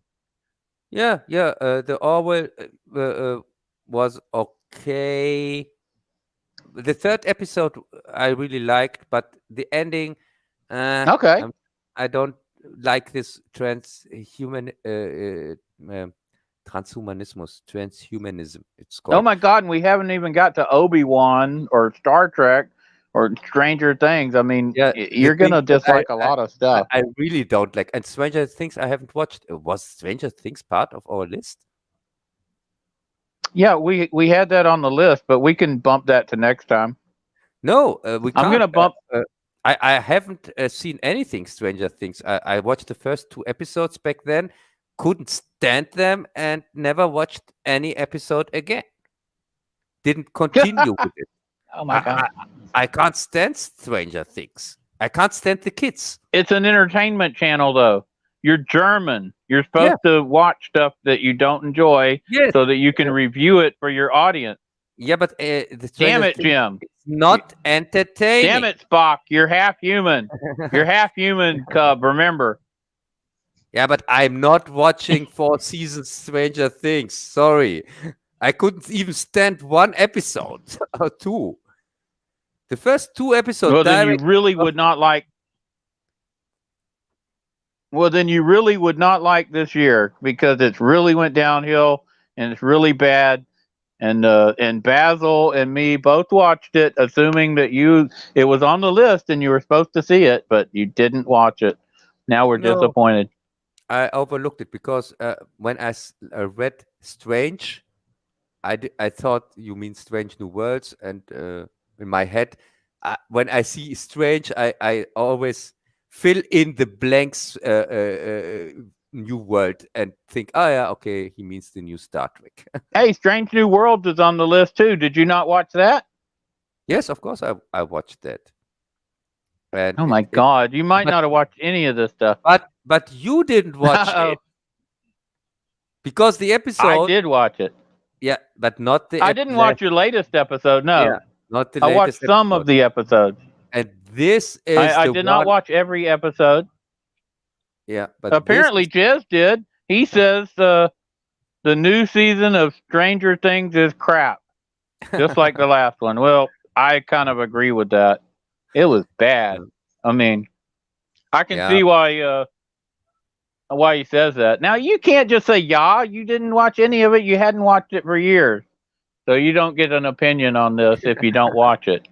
Hey, I watched the first 2 episodes back then when it came out. Yeah, that's not enough. Yeah, most people. This has been a cultural phenomenon, and it's usually Cub watches at least enough to make comments on stuff like that, but he hasn't. So I'm just gonna say on Stranger Things, 11 tries to get her powers back. Most of the season is spent with her just hanging out, talking in a hospital. The sheriff is sitting in a gulag, doing nothing for basically the entire season. They try to rescue him. There's a 2-person rescue team. That's Winona Ryder and this fat bald guy going into the Soviet Union to rescue the sheriff from a gulag on a secret Soviet prison. And then Bazzil has seen the Stranger Things. He watched the whole thing just so he could watch the comment. Hey, we're only going to talk. Wait a second. You say they also go to Russia to save somebody, like in The Boys? Yeah, like in The Boys, they also go to Russia. It's exactly right, to save him from the gulag. And when they get there, the exact time that they get there is when he's battling this this creature from the other world, and him and a few Russian gulag prisoners. Yeah, wait a second. I'm gonna get what go is ahead. this? What is this kind of coincidence? So we have now 2 completely different series in completely different seasons, which were produced a year ago or something like that, and now we can watch them. But this is the year where Russia is in the news with Ukraine. And now we have 2 different series in different seasons, where one of the plot points, a very important one, is going over to Russia and doing stuff there. The major plot point. Yeah. Yeah, it's very weird. What a weird coincidence. Okay, we're going to reduce the entire Stranger Things down to Bazzil talking about the battle with the creature in the Soviet gulag. Can you cover that, Bazzil? The actual battle was actually pretty good. It took way too long for the idiot to light the torch. So you would have done well to light it before the doors to the cave were open. Especially since fire is the only thing that affects it. Yeah, it can, it's afraid of fire, and that could bring about. Well, just leave it at that. Just leave it at that. And it's afraid of fire, and also very, very fast and very powerful too, though. So you have to know how to fight it. Just because you're fighting with fire doesn't mean that you're going to actually subdue it. Basil, you can't spoil anything for me because I'm never going to watch it anyway. So spoil ahead. I have no problem. I'm not spoiling anything. There's a lot of details in there I have left out intentionally. There's a good battle scene throughout the whole thing. It's kind of stupid how this thing transpires to begin with, without giving too much away. But there's an attempt to try to persuade the commies to release the sheriff, and it doesn't turn out as well as expected, but it could turn out. We'll just have to wait and see. If you haven't seen it yet, you have to watch it. You'll like it. There you That's go. about the only good part. You will like it so far. Unfortunately, the rest of that it is battle all scene is bullshit, the only. It's just blah blah blah blah. Poor me. My powers. So we're talking You 8 stupid to twit. 10 Shut hours. up. I mean, really. We're That's talking 8 to 10 hours. Yeah. We're talking 8 to 10 hours of unwatchable dreck, and what, a 10-minute battle scene that you liked? Maybe not even a 10. I wouldn't even say 10 minutes. Right. So there you Maybe go. a There's minute and a our half to best 2 minutes. recommendation. Yeah, but it's not 8 or 2 10 minutes hours. out of 8 episodes. No, for me, I'd give it 10 battle swords. I'd give it 5 battle swords down. 10 Yoda ears down. 8 or 10 hours for you, but for me it would be 40 hours I have to watch to get to this 5 minutes. Yeah. Hey, the first couple of years were okay. They were okay. Yeah, I mean, you didn't make it to the first. Strangers, when they were kids, that was good. It was more realistic. See, Bazzil liked that, but you got, it was a little slow the first couple of episodes, and Cub doesn't have very much patience. So hey, I had I the can whole see why. season. No, I had the whole season downloaded on my PC and wanted to watch it completely, but I gave up with the second episode. You knocked the PC into the bathtub. No, you had it all downloaded, but your PC fell in the bathtub, and you sorted it out. That's why you didn't watch it. No, I just erased it and said, no, fuck it, I'm not going to watch this crap. Too much kids in it. Yeah, well, it's about kids and stuff. And they had Dungeons and Dragons, but this year they're doing like the Satanic Panic. And do you remember the Halloween movie, the latest one, where the whole town gets into a mob to go after, the big killer, and it's kind of like they're trying to do a thing on the Trump people and stuff. That's what they're doing here. They're playing on the Satanic Panic, and the town gets together, and the basketball team goes chasing off after the dungeon master. Hey, and Greg, it's really fracking lame. Michael dies tonight. No, Evil dies tonight. Yeah, right. That's exactly what it reminded me of. So if you were to watch it, you would probably give a review that included that. But you're never going to watch it. We're never going to get that review. All we're going to have is Bazzil's very short review. And that's Greg, sad. In this I'm trying not to give away all of it. You haven't seen it yet. Greg, in this that's very good. Greg, in this dimension, you won't get a review from me. But I know that the series is about other dimensions or not. Oh, yeah. Cub in the other dimension, the one who has the Spock beard, he's great. He covers all this stuff. He probably has made a review of it. You are talking to the I've been over there. I've been to the other dimension. Cub is great. He's friendly. He's happy. He gives all these wonderful reviews. Yeah, and but he's this rich. is no, this is Mirror Cub, and he's not called Cub, he's called Puck.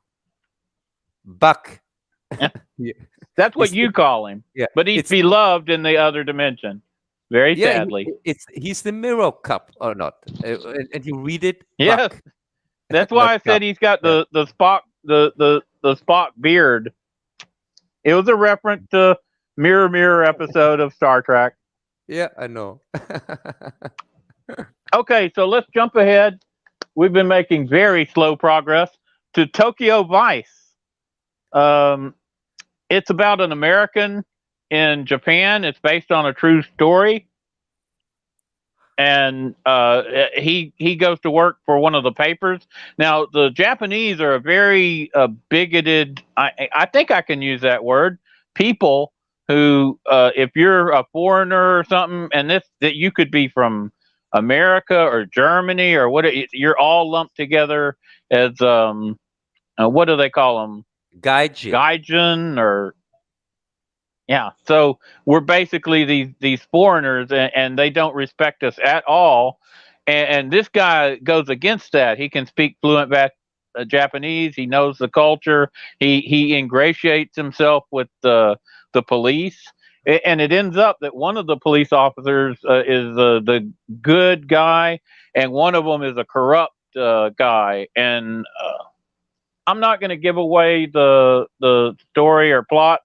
You know, that's for Cub to do, but it does involve a lot of suicides, and they set people up and then they humiliate them or shame them, which wouldn't work at all in Texas. You can call up and try and shame me, and I'll just hit you on the head with a baseball bat if you come around and talk a bunch of shit. Correct.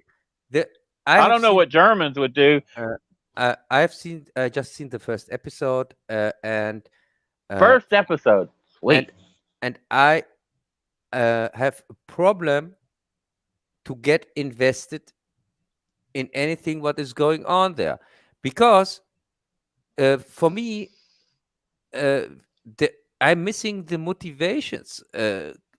Kind of why the hell the motivation of who, the reporter? Yeah, for example, first off, why is he so obsessed with doing this thing, even to be there, even if he's an outsider there, and it for me it doesn't make sense that he goes through this.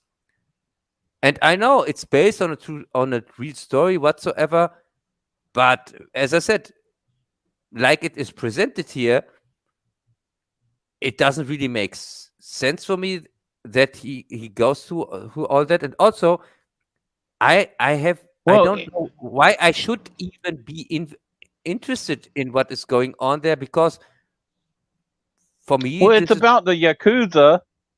You know, the Yakuza at the time were very big in Japan, and it is a true story of an actual guy.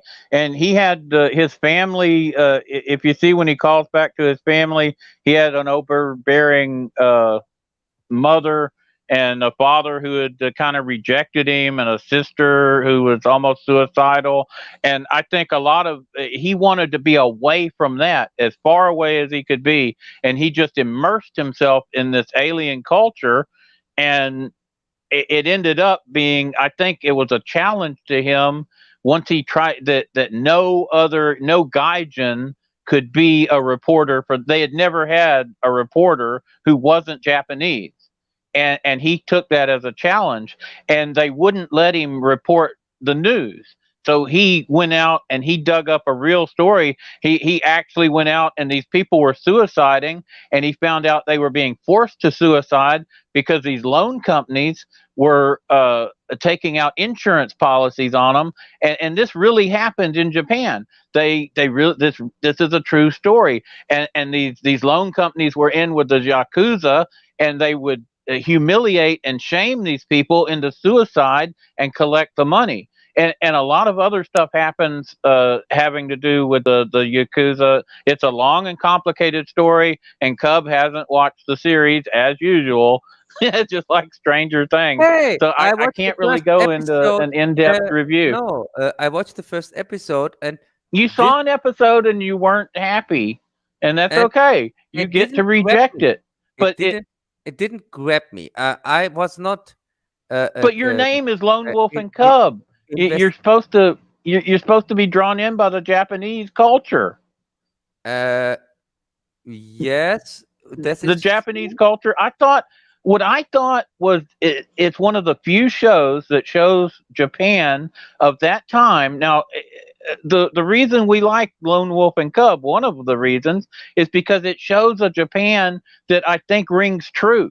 That actually shows what it was like. The small details are right. The way people act is how they should act as Japanese of that time. And I think that I don't like Japan today. I like these Japan 400 years ago or 500 years ago, when I agree with that, but I don't think we're getting accurate I don't think that we've been getting accurate representations of the Japanese culture today. And I think this is one of the few shows that at least gives us a bit of that. Yeah, but the thing you know what I mean? The thing is, Japan, like Germany, is an occupied country. So the culture. Well, y'all were the Axis. So the culture that you get to see today, or that exists there today, is not the true Japanese culture. And like in Germany, the culture that you see today in Germany, or that you get here, is not that we don't have a culture in Germany anymore. We are. Who's occupying you? Is it the British? No, we are the 51st state. So damn it, it's the Americans. Yeah, I thought we could blame the British again. No, but the problem is everything here in Germany gets kind of Americanized with the McDonald's, and this is an easy example, but there are so many other things. It's not just McDonald's or something like that. So McDonald's is not popular in America. It's not what we eat. That's like maybe a couple of times a year you might have McDonald's. And y'all always use it as an example, but it means nothing to us. No, but it's not McDonald's, just McDonald's. It is the Transatlantic Bridge, which works. I've got to read this chat from Jez, Digital Pollution. It says, excuse me, but fuck you, Cub. We are the 51st state. Yeah. No, but as I said, and that's the problem. There are aircraft carrier. And that's the problem I have. That's the reason why I'm not interested in what is going on right now. Really? You're blaming the Americans for not watching Tokyo Vice? No, Bazzil, does that sound true to you? I'm not interested in nowadays what is going on in occupied countries, because this is not the true themselves. Texas has been occupied since 1865 by the Yankees. We're an occupied country. We were occupied way before you by the dang Yankees. So don't be crying to me. Y'all, Germany could have come over and helped us, but did y'all help us? No, y'all did not. And now you're sad. Yeah, but as I said, this Japan. Yeah. Nowadays, you just let that go. Is just for me. It's just depressing to see that. You don't find it interesting? You think the Japanese culture is the Americans have so little impact there. They don't care about Americans. Look how they treated that reporter. They called him gaijin. They denigrate Americans, and I don't blame them. You know, I have nothing against this. I'm just saying, of all the shows I've watched about Japan, other than the ones we've talked about, like the Lone Wolf and Cub, This is the best one of a modern era that does a good job of what I think is reflecting the true Japanese culture. And I'm telling you, they still exist. You can't destroy the Japanese by occupying them any more than the Yankees destroyed Texas by occupying us. You know what happened to the Yankees when they occupied Texas? We took them over. Yeah, yes, that is cool. But as I said, modern time stories, I'm not a fan anyway from in general, but especially in this case, I don't like modern time stories from Japan or China or even Germany, but old time stories I like because they're occupied. Oh, it's one of the reasons. The occupation is one of the reasons, but also well, that's fair. That's fair enough. Yeah, but also how the society itself, in which direction it has developed in general. For example, here with China in this communism, fuck off, and with Japan, there have this strange society with people working there as this. They have this class society still. Oh, they work themselves to death, don't they? Yeah, and work and work themselves to death. But the German people do that too, and so do the American. I mean, at least in Europe, y'all get how many weeks of vacation? 5, 10, 20 weeks. Most of the year, y'all are on vacation. We get maybe 1 or 2 weeks if you're lucky. Let me ask Bazzil, how many weeks of vacation have you had in the last 2 years? Bazzil, are you there? Hey, Houston, is there a problem? We're here. We're here. Bazzil, how many weeks of vacation have you had in the last 2 years? None. Actually, I had 1, 2 days. 2 days in 2 years. Days. Does that tell you? You know, you say that, oh, y'all guys are slaves. We're the frickin' slaves. And how's your medical insurance over here, Bazzil? It will be pretty good from what I understand. I looked over it and one day. A lot of good how's it been for the last 2 years? Sucks. There has been none. Zero. And Less then than none. You try to Zero. depend for a white guy to try to depend on the county health. It ain't gonna happen. I got some. When you see the Joker movie, yeah. When you see the Joker movie and it shows white guys being oppressed, that's what it's like. Exactly. If you don't have money over here, that's how it is. Okay, Yeah, Jez has a comment. And then we're going to get to Cub's comment. Jez says, if you want to watch a good series about Japanese culture, watch a show called Age of Samurai Battle for Japan. It's really interesting. Have you seen that, Cub? Good. No. Is it an animated one or is it a real I don't know. Is it animated, Jez? And what was your comment, Cub, about all that the Bazzil just told you? Yeah.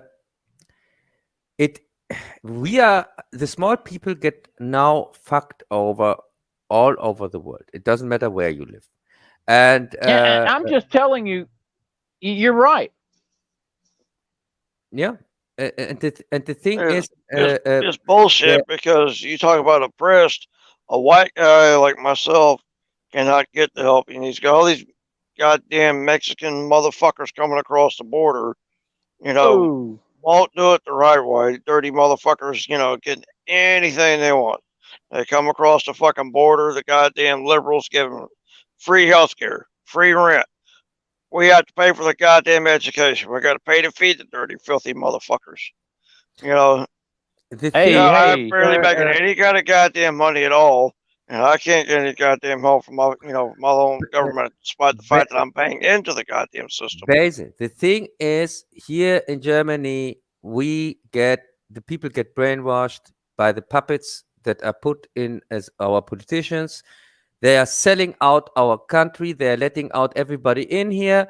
And at the same time, the people who live here, they don't care about them at all. Now they are dragging us into the war with Russia.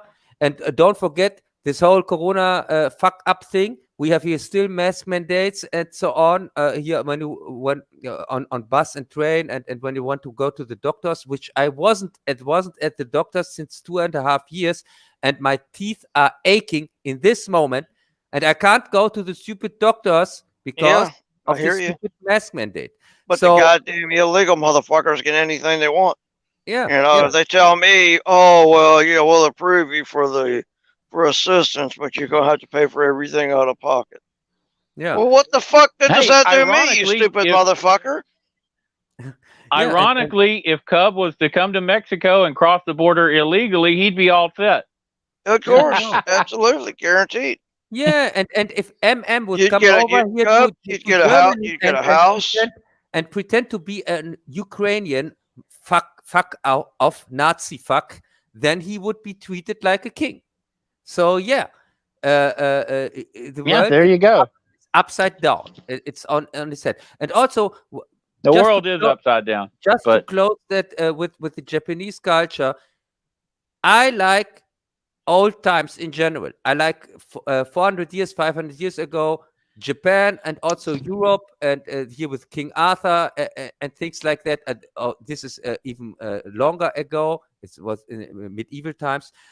This is the things that I like, and I like these made up stories about honor and heroes and things like that. I know that they are made up, like the King Arthur story and things like that, but I don't see them literally as real people or persons. I just like the spirit of them. Something you can look up to, something that inspires you to become a better person. That's what I like, and that's also what I like with Lone Wolf and Cub. The Lone Wolf is kind of perfect person, and he never can a person like this ever have existed. But that's not the reason why I like this character. I like this character because it's something you can look up to, that they can inspire you. So just wanted to say.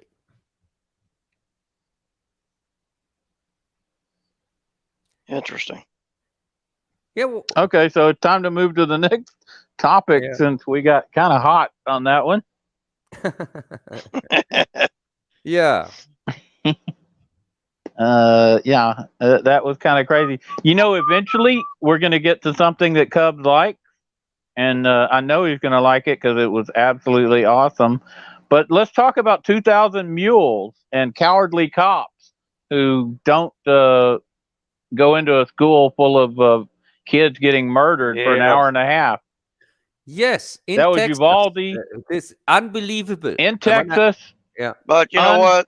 I mean, they were believable anyway. So yeah, unbelievable. Don't even start that shit. These motherfucking cops showed up at a school. The parents had time to drive there, and this motherfucking bastard was in there murdering kids, and they did not go in. They waited waited as they're murdered one by one.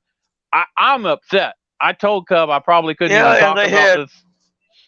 The one lone border guard actually, broke through the lines. Yeah, what happened? Took care of business. Yeah, he broke the rules.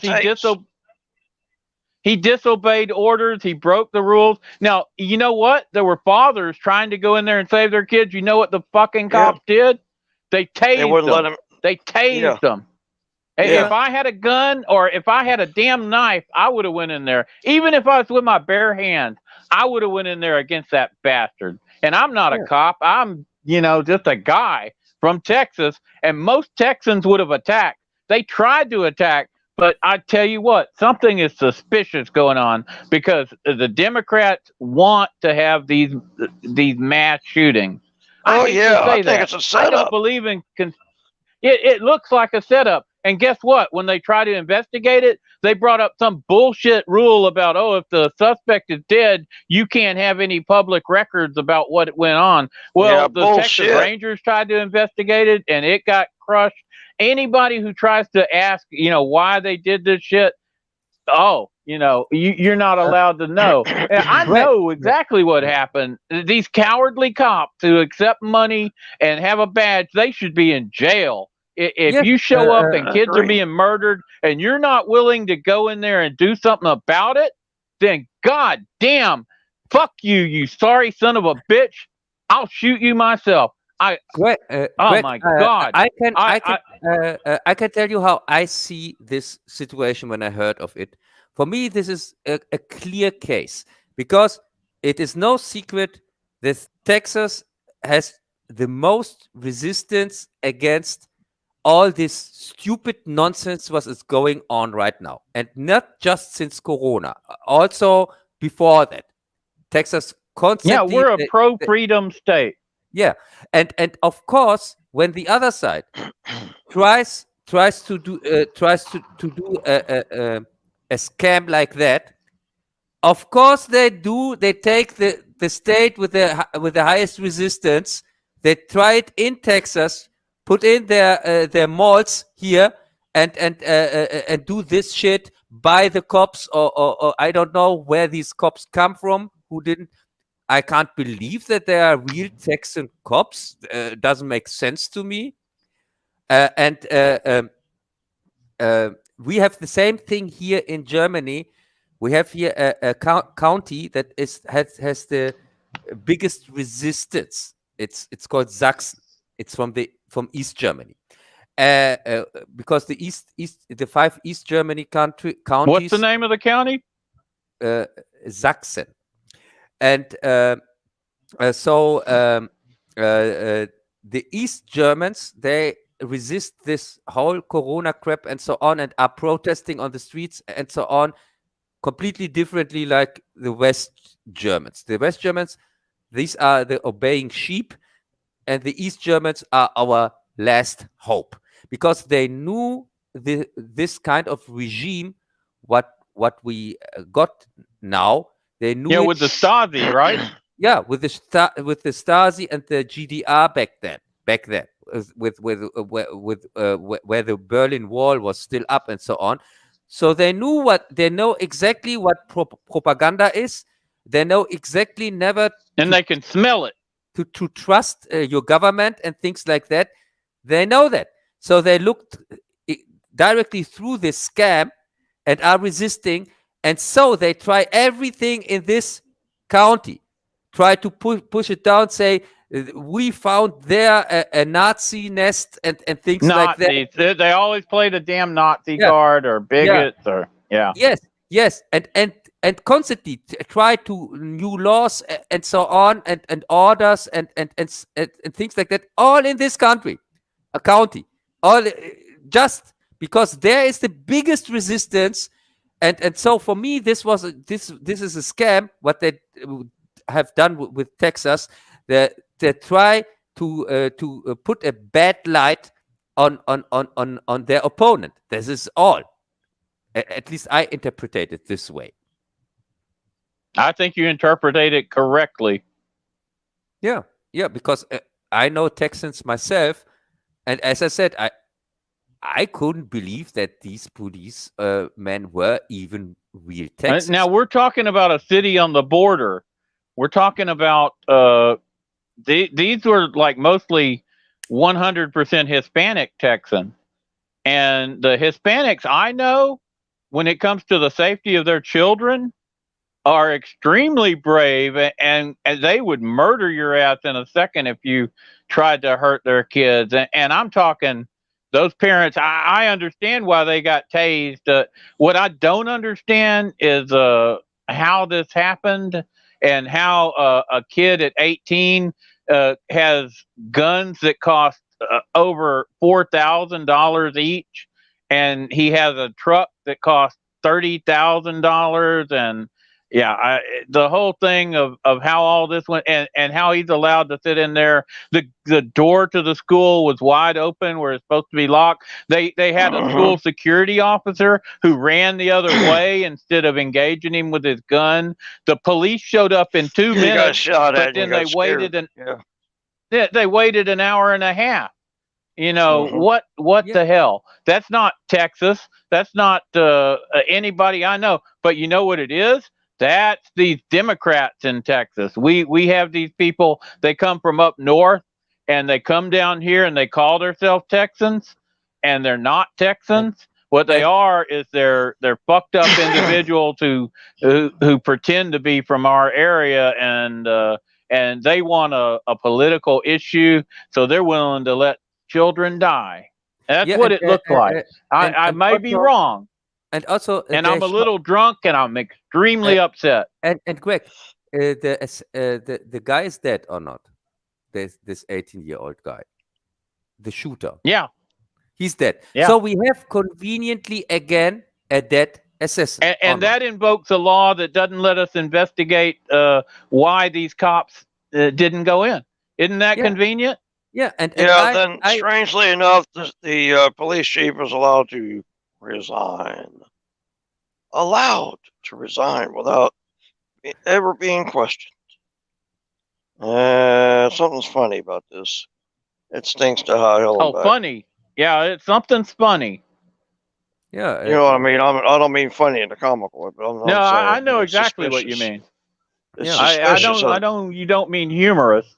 Suspicious. Right. Very frickin' suspicious. Okay, we're not going to stay on this subject. We probably chased off our entertainment listeners, but it was on the list. Yeah. And 2,000 Mules is a documentary. Do you have anything else to say about this, Cub? About 2,000 Mules? No, about the cowardly cops. No. As I said, okay, I'm going to close the subject because I don't believe for a second that these were real cops. Not at least not. I don't believe they're really Texans. I don't know what the hell. When people say there might be aliens among us, it would take an alien to stand there and watch parents trying to go save their kids and tase them. You know, the only reason that they got killed is there was a border patrol agent who couldn't believe what was happening, and they ordered him not to do anything. He went in there and shot the motherfucker. He killed him. And that's exactly what I would have done. The guy showed, hey, look, if you know, one guy can go in there, all these other idiots were armed to the teeth. They could have gone in there and taken care of business in 30 seconds. I guarantee you that this shit ain't going to happen in Texas again without some serious repercussions. There's already going to be repercussions. We see it. Texans aren't stupid. And we're not going to let this shit go down without some serious shit going on. And you know what our answer to it is? Let people carry guns themselves. Let them fight. Yeah. Bazzil is going in and out. Are you all right, Bazzil? I'm here. I'm listening to every word you're saying.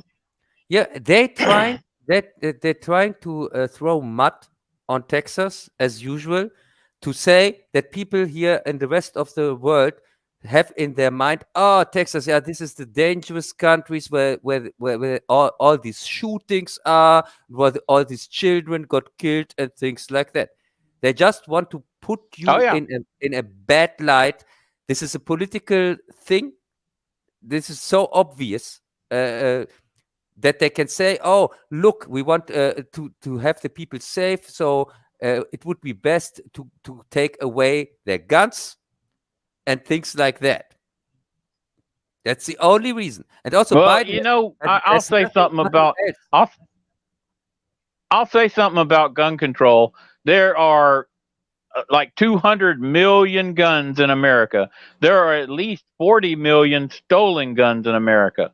Even if you pass the strictest gun control measures, Americans aren't going to turn in their guns, and there will suddenly be another 100 million stolen guns. And you can't pass gun control and force Americans to your European standards. We're a different people. We grew as a country. We grew through the West. We grew through the use of firearms. You do not understand us. We'll never be submissive to your gun control. And if you try, you're going to have a civil war. And you really shouldn't do it because people will bury their guns. They'll hide their guns. If you wanted to go get a gun, a stolen gun right now, you could go down the street and get one. So passing gun control is totally useless. It's not All going to that stop does is the keep problem. law-abiding citizens.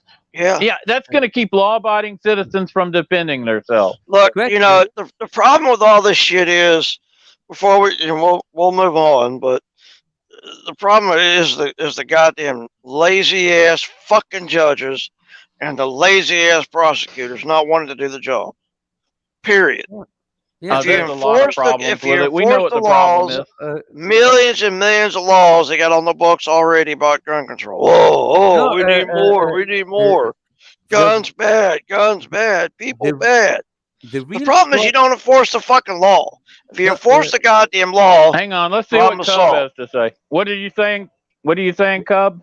The real problem here in Europe is that they think guns are to protect yourself from robbers or something like that. They don't. That is one of the purposes, but they don't understand that people have guns to protect themselves from the government. From the government. That's the reason. And that's the primary, Europe, but the secondary is to protect yourself from robbers. Of course, but the main reason is that the government don't think, okay, we are the ones with the guns. They don't have any guns, so now we dictate the rules. But people don't get that in their head. They always think, oh no, when everybody has guns, then they start to shoot and kill each other and things like that. They don't understand that this is protection from the government, against the government, that the government never has any funny ideas like they did now in this moment. Yes, that's the primary thing, is to protect us from the government, but also it's to protect us from like a kick burglar. We have that regularly happens. And let me ask Bazzil, what happens if a kick burglar starts kicking in your door and you call the cops? Are they going to get there in time to save you? If you dare shoot the guy, you're the one going to jail. But if you don't have a gun and they're kicking in your door, you're going to die. Not gonna bother. The cops will never get there in time. Not in time. How long does it take the cops? Shit. They're too busy, sitting on their ass at the goddamn donut shop, picking out on free donuts and coffee. It takes 30 minutes. Or sitting on their ass in a goddamn U-turn lane, handing out tickets for somebody going under a U-turn that might have an expired sticker. It takes 30 minutes to an hour for them to respond to an emergency. And if you don't have a gun, you're dead. Now, also, the primary purpose, like Cub says, is to protect us from our own government. But I'm telling you, and if you took away our guns, if they got their way and had the gun control, these bastards would still have the guns, the burglars, and they would kick in your door and they would kill you. And so we're not going to give up our guns. Yes, the people seem to forget that your country is only free because you had guns to get rid of the colonists here, of the Brits. Without guns, you couldn't. You would have never had a chance to get your freedom. Okay, that's true of the rest of the country, but here in Texas, we had to get rid of the Mexicans. we had our own revolution. We had our own War of Independence. We're the only state that can fly its flag at the height of the American flag, because we were the only state that used to be a nation. Did you know that, Cub? No, of course not. The United States was a nation. Texas was its own nation. We had our own Navy. We had our own Army. We had our own president. We're the only state that was a nation. and then we stupidly joined the United States, and they immediately, like 10 years later, attacked us and burned all our cities down. But that's another story. Yeah. That's called the Civil War. You better not join the United States because they don't let you out. It's like a cult. If you join the United States, you're in a cult. You're screwed. It's like Escape from New York. When you one time you get in, you never get out. Yeah, that's right. Yeah. It's like what we're going to go over with The Offer, The Godfather. I thought I was out, and they kept pulling me back in. Yeah. And by the way, here's a listener from my German stream, Thomas Andersen. All right. Thomas Anderson. Woohoo! Yes, it's Thomas Anderson from the Matrix, and he joined the chat. And he's one of my dearest listeners. He's one of the intelligent guys, not the stupid ones. So I'm glad that he is here. Well, so, Texas is semi-free. Yeah, and so talking about repercussions, let's talk about 2,000 moles. Because what I why don't you talk about that? About how Biden stole the election, Q? What do you think about that? Yeah, I find it strange that all these judges, there's no proof. There's no proof that this election was actually stolen. I'm just going to throw out this case. I'm not even going to hear it. Well, every time that happens, it's been proven. Every time the subject comes up, it's been proven time and time and time and time again. It's true. Because it's still going on today. People in Georgia have been caught red-handed, stuffing the ballot boxes with illegal ballots. They've been committing fraud. They've been having illegal aliens vote. And, wetbacks had no business voting in our elections, but they still do because the goddamn liberals will let them. They want that vote so they can get it, get their little liberal buddies in power and fuck everything up again. Yeah, and so what my question is, since 2,000 mules, are there going to be any consequences now since it's out there? Is it no. It's only going to continue until we get a Republican Congress, a Republican president, Republican legislatures across the country. They got the motherfucking balls to stand up to these goddamn liberals and fight back. And these judges that don't want to hear these cases, these motherfuckers need to be brought up under impeachment charges. That's fucking bullshit. There was solid evidence that illegal activity was going on throughout the entire election. And for these dirty bastards to come in and say, oh, well, there's no proof. Just disregard. Just throw it out. That includes these motherfuckers in the goddamn Supreme Court. Don't you think that they try to sit it out till 24 and then kind of, yes, we are electing anyway new, so in 24, so we just go with it? Or don't you think so, that they're trying that? What are you saying? I say, I'm so upset from the discussion of Uvalde. I'm just now coming back with my blood pressure dropping, and I drank a bunch of rum because I got upset. But go ahead. Do you think that they try to sit it out with the fraud election fraud till 2024? So kind of, no, now it's too late. We are voting new anyway, or something like that. Like they did here. Negative. People are very upset because of gas prices and inflation and a bunch of other stuff. And you're going to see, we have congressional elections every 2 years. So don't think about 2024. In a few months, you're going to see a red wave. And that's going to be the red indicates Republican, and the House and the Senate are going to be taken by the Republicans. And then they're going to kick Biden out. The last time we had something like this with inflation and gas prices and gas lines and all the crap you're seeing now, plus the international disaster, was under Jimmy Carter. And this is the exact replica of Jimmy Carter. And that led to 12 straight years of Republican presidents and Congress. The only way that was broken was because Clinton brought in Perot, who was a stealth candidate, and Clinton won the presidency with 41% of the vote, which had never happened. And almost 60% of the vote, all Republicans, went to Bush and Perot. And Perot withdrew from the race right before the election. It was all a scam to get the Democrats back in, and it worked. But that's how long 12 long years of Reagan Bush, which defeated the Soviet Union. It did away with inflation.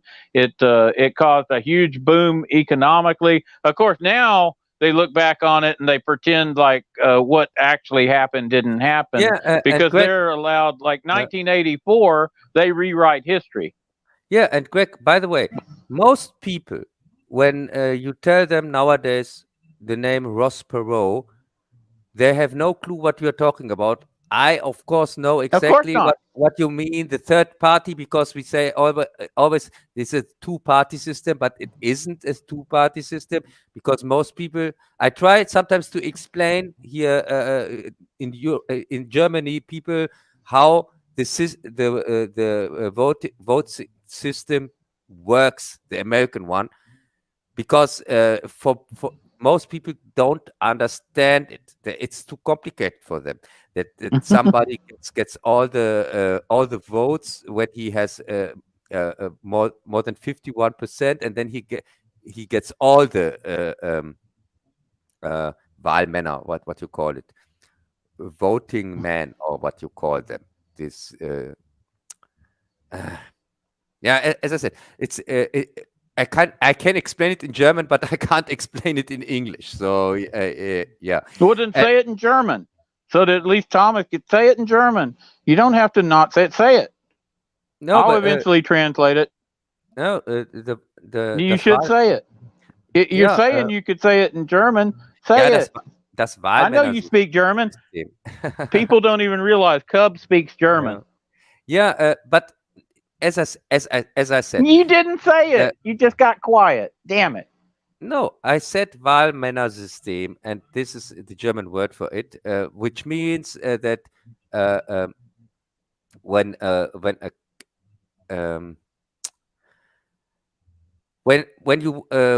somebody wins the more than half of 51% of a county, then he get all the votes, not just the ones he had. Is this true, Greg? This is what I mean. Yes. Then that's a good word. It's like Schadenfreude or something. There are certain German words that convey meanings that aren't expressible in English. Yeah, and the thing is, this is a system that nobody understands here in Germany. They understand it when I explain it to them, but they would never have thought that this system exists. That because it doesn't really make sense. It's a really strange way, because so many voters who have voted something else are kind of put to the other side, just because 51% are for on the other side, and then 49% have to go also to the other side, which doesn't make any sense. This system of voting. So, but here in Germany we have also a fraud vote system. So we have also here election fraud, and even our judge here, highest judge, has. You are dealing with the same kind of a election fraud we are. Yes, and here. Really? Merkel was. Is that how Olaf got reelected? No, the thing is, we had Merkel till a year ago. We had Merkel 1.5 years ago, And 2 years ago, we had here an election also in Eastern Germany, as usual, the resistance part, where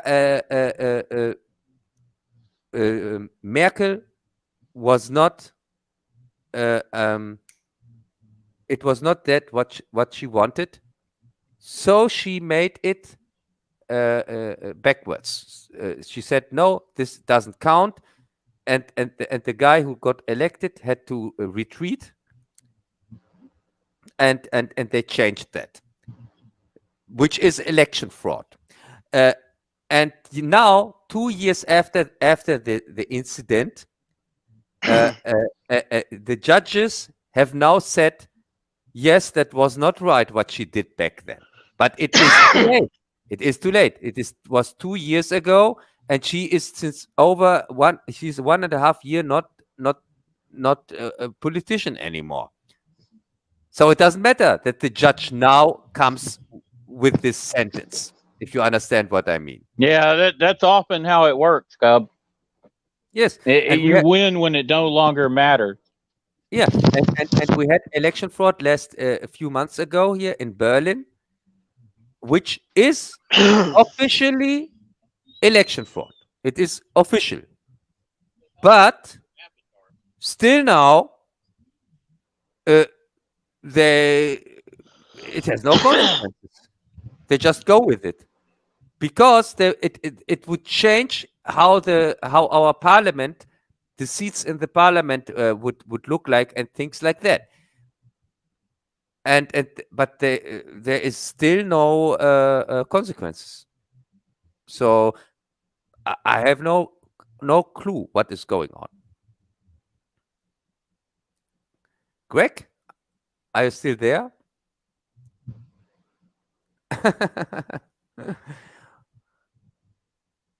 Oh my God! Here we lost Bazzil. Seems like I'm on my own here again.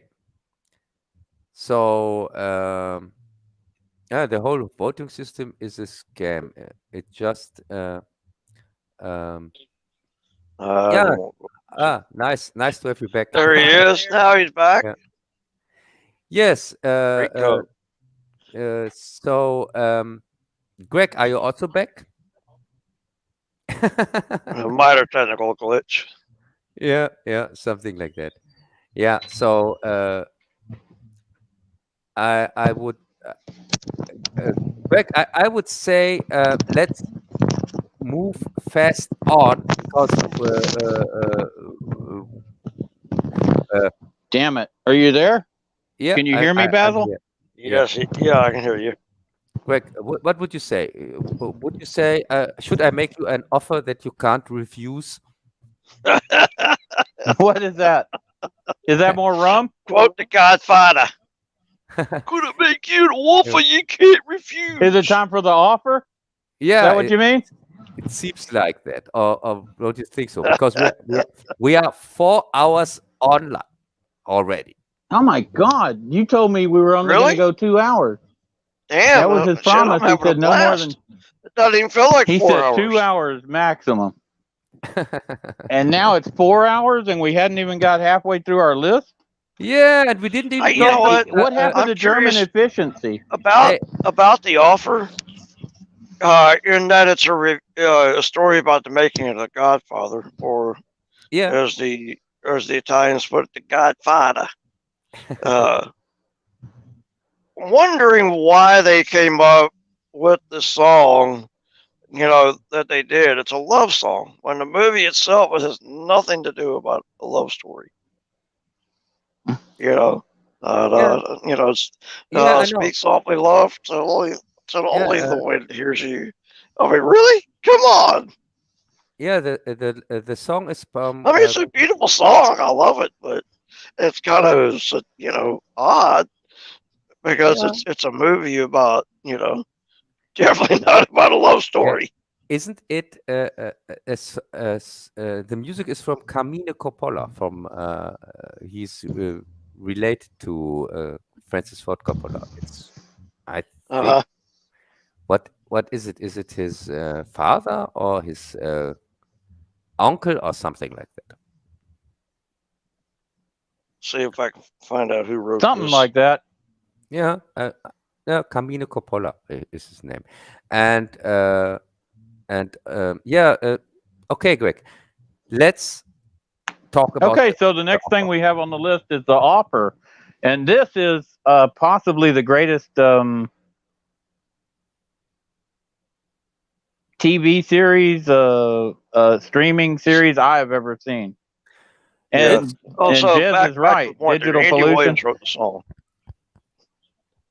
Digital says, Jez says, Godfather is about love and family, and he's right. It is a movie about family, but it's also a movie about politics. It's a movie about a lot of things, but family is at the core. And that is our next subject is it's a show, The Offer, on Paramount Plus about the making of The Godfather. And this is one of the greatest series I have ever seen. If Cub doesn't like this, I'm going to storm out of the building or something. No, it's for sure the best series of the year. That's for sure, and I would even say the best one of the last years. I can't tell you from my head a better one that I've seen in the last 10 years or something like that. I can't either, and because it's about the making of The Godfather, one of the greatest. Hey, Movie Massacre's here. Movie Massacre. Yeah, Movie welcome, Massacre. Yay! Yeah, he made it. He made it. Parts of digital pollution. Bazzil the Great says hello, that Movie not Massacre. all of The Offer is true, but a lot of what is in The Offer is true. I've studied history. I was a history major at the University of Houston, and I'm telling you, a lot of what's in there is very true. The thing about the gangsters being part of having made the film, that's true. Now, is every single little detail exactly correct? I can't say. I wasn't there. But I'm going to say that they took some creative license, but they conveyed the feelings of what the people were having. The Hollywood people came to New York. They ran into the gangsters. They ran into a lot of Italian Americans who didn't want this movie to be made. And a lot of those people were gangsters, and they put pressure on them not to make it. And this guy, the producer who made Hogan's Heroes, made one of the greatest movies of all time, and he did it under tremendous pressure and winds against him.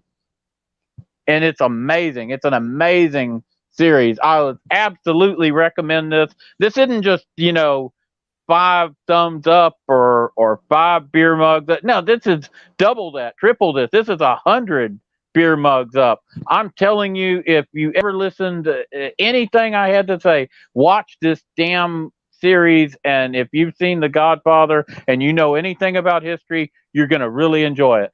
Yeah, and I wanted just to say, for me, it was a immense pleasure to watch this, because I'm a really Godfather fan. I'm not just only have read the book; it's one of my favorite books of all time. I have it right here, and I have of course seen the movies. You have the book right there.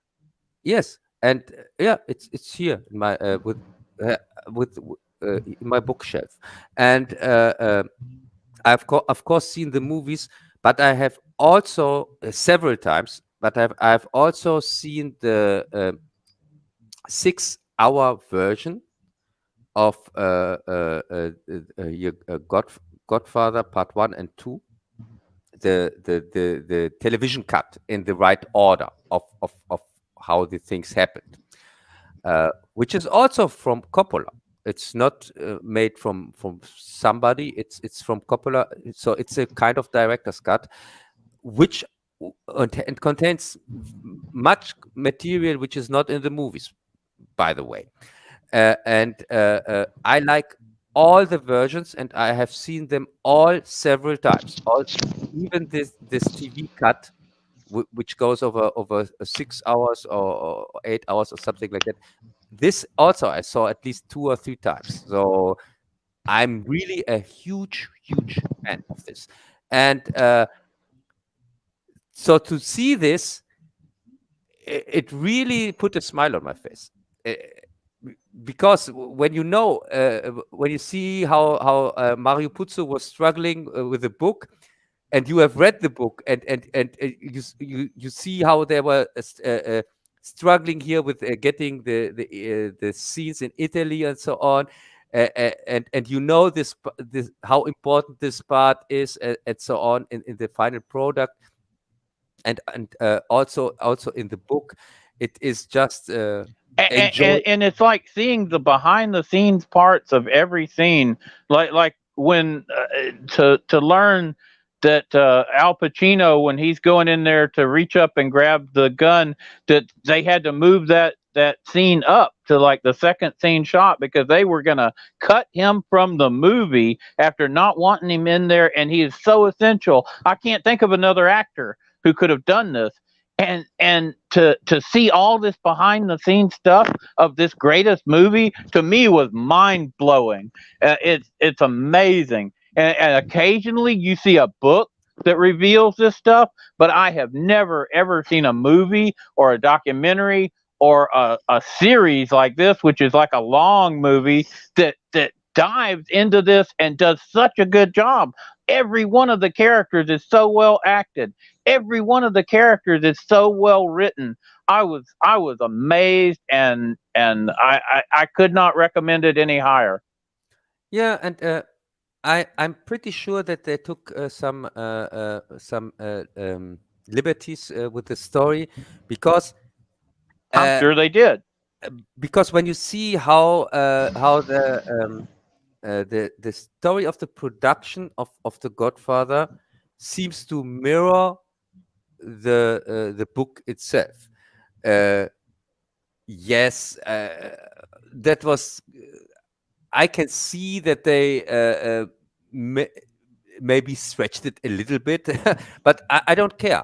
And I also didn't look it up or something like that to say, oh no, this is not accurate or something like that, because I don't care, because it serves the production. It serves the series. They wanted to tell an entertaining story, and because the worst thing you can do is to bore your audience. So I'm cool if they have taken some liberties, because at the end it was clear what they tried to do. They want to that it looks like they want to do The Godfather, and they also are living The Godfather in reality. Yeah, it was like they're living it. Yes, but I'm cool with that. This is at least the people behind this series had a vision. They tried But if you something. know the story of Columbo and this other guy who he had killed, this is true. From what I know of history, a lot of this is very true. Now, whether it tied into the Godfather production as closely as they say, I don't know that. That's what's, they're presenting as the truth. I haven't investigated that. But I do know gangsters and organized crime in America, and this Columbo fellow and his Italian American League. I knew all of this 20, 30 years ago. And I know the story of I know the story. And this is there was a great book with written. What I already know. I mean, not a book. It was a movie that was made about the mafia too. A guy that an FBI agent actually infiltrated the mob, and he's one that brought down a bunch of these people. Yeah, Donnie Brasco. The Columbo and the or not, and some other ones. I mean, the dude no doubt has a price on his head, because he stirred up a lot of shit. He found out a lot of inside information about the mob. And wasn't that Donnie Brasco here with Johnny Depp? I didn't hear you, Cub. wasn't that Donnie Brasco, the guy that infiltrated? Yeah. Yeah. That was a great. That was a Yeah, great. My Life in the Mob by Donnie Brasco or something like that. Yeah, wasn't that from Martin Scorsese? Even I think. I'm not sure. Oh, here, Greg. He brought down a lot of big name dudes too. Yes. Yeah, but that was later. We're talking about Columbo and the Italian American League and the making of The Godfather. And this tracks with that stuff. Yeah, and as I said, it's a fascinating book. I didn't see anything that conflicted with what I knew of history. I'm not speaking on this Brasco thing or any of that. I'm talking about the offer and what I saw of the history. It tracks with what I know of history, and I was a history major at University of Houston, and the gangsters was one of my little things that I studied. Yeah, I believe. So yeah, and as I said, I'm cool with liberties they took just because of the end result. Yeah, they did take some liberties. It's not 100% factual, but it wouldn't be. It's not going to be. You're never going to get that. I don't know what reality you would hail from where you get 100% factual. How would you know that? How in the frack would you know that shit? You wouldn't. So anybody who says they do know, well, they have a lot of sources and they believe this or they believe that. I've looked at, dozens of different sources over decades, and I've pieced together this tracks with what I know, and it's amazing. It's amazingly well acted. I talked with Jess about this series, and I told him I think there's one huge fantasy element in this TV series, how they portray these people that care so much about movies, that there were so many that do that, and I thought, oh my god, this is probably the fantasy element, because it puts such a good light here on producers and creatives and things like that. When you see the garbage nowadays, and we know why this garbage exists nowadays, it's because of the opposite of that, because the opposite is true. And so yeah, really, it reminded me also on the times where you could still watch a movie and not predict immediately, assume that it is garbage, and thank God when it is not total garbage. So yeah.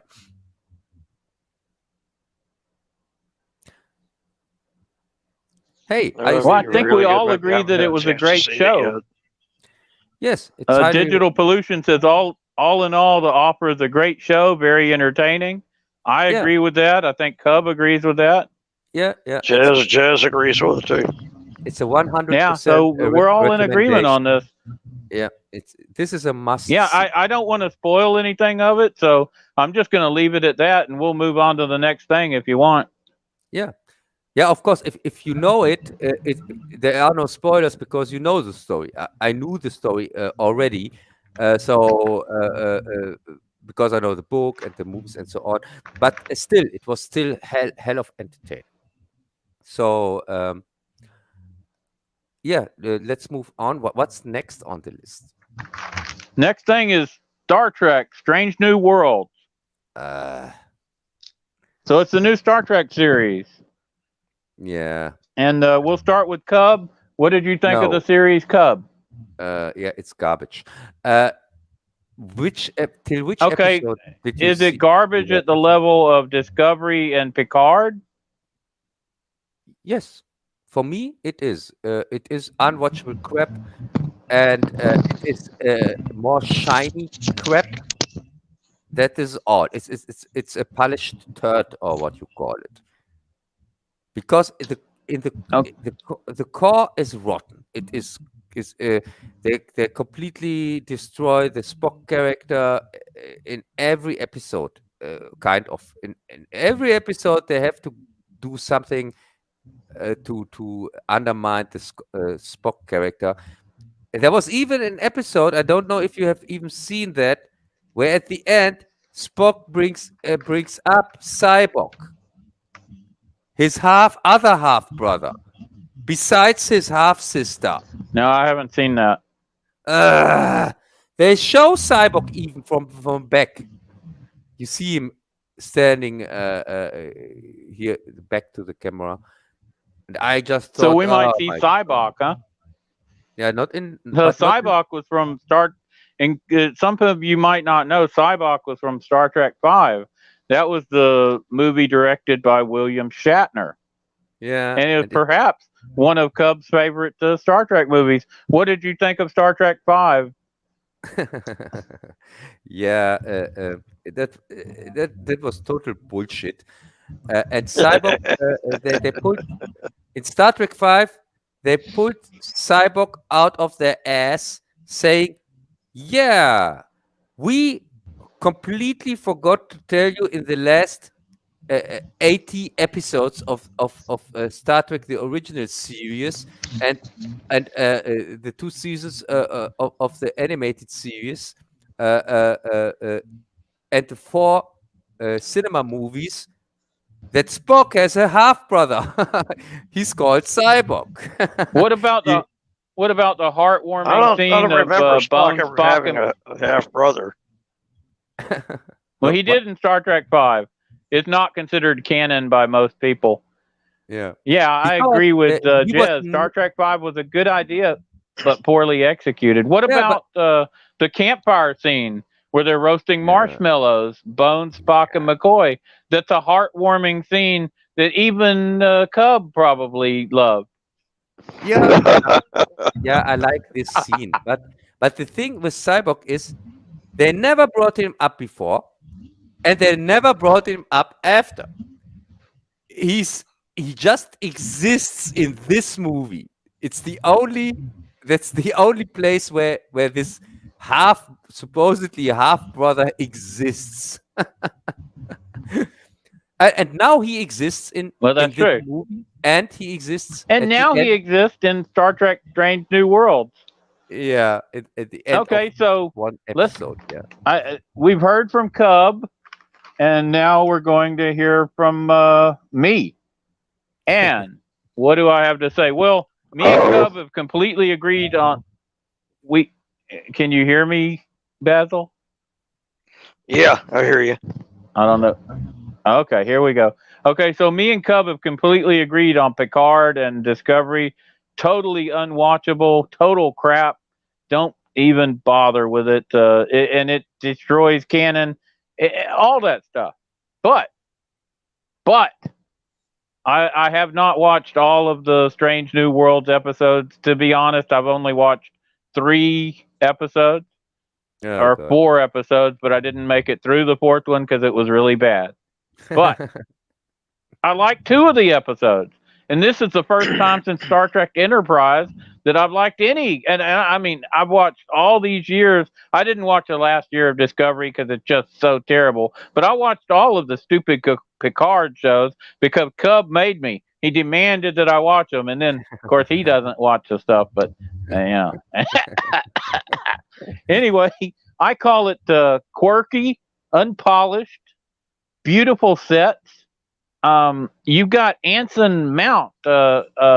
You've got the first good actor we've had. I would put him up with William Shatner and Nimoy.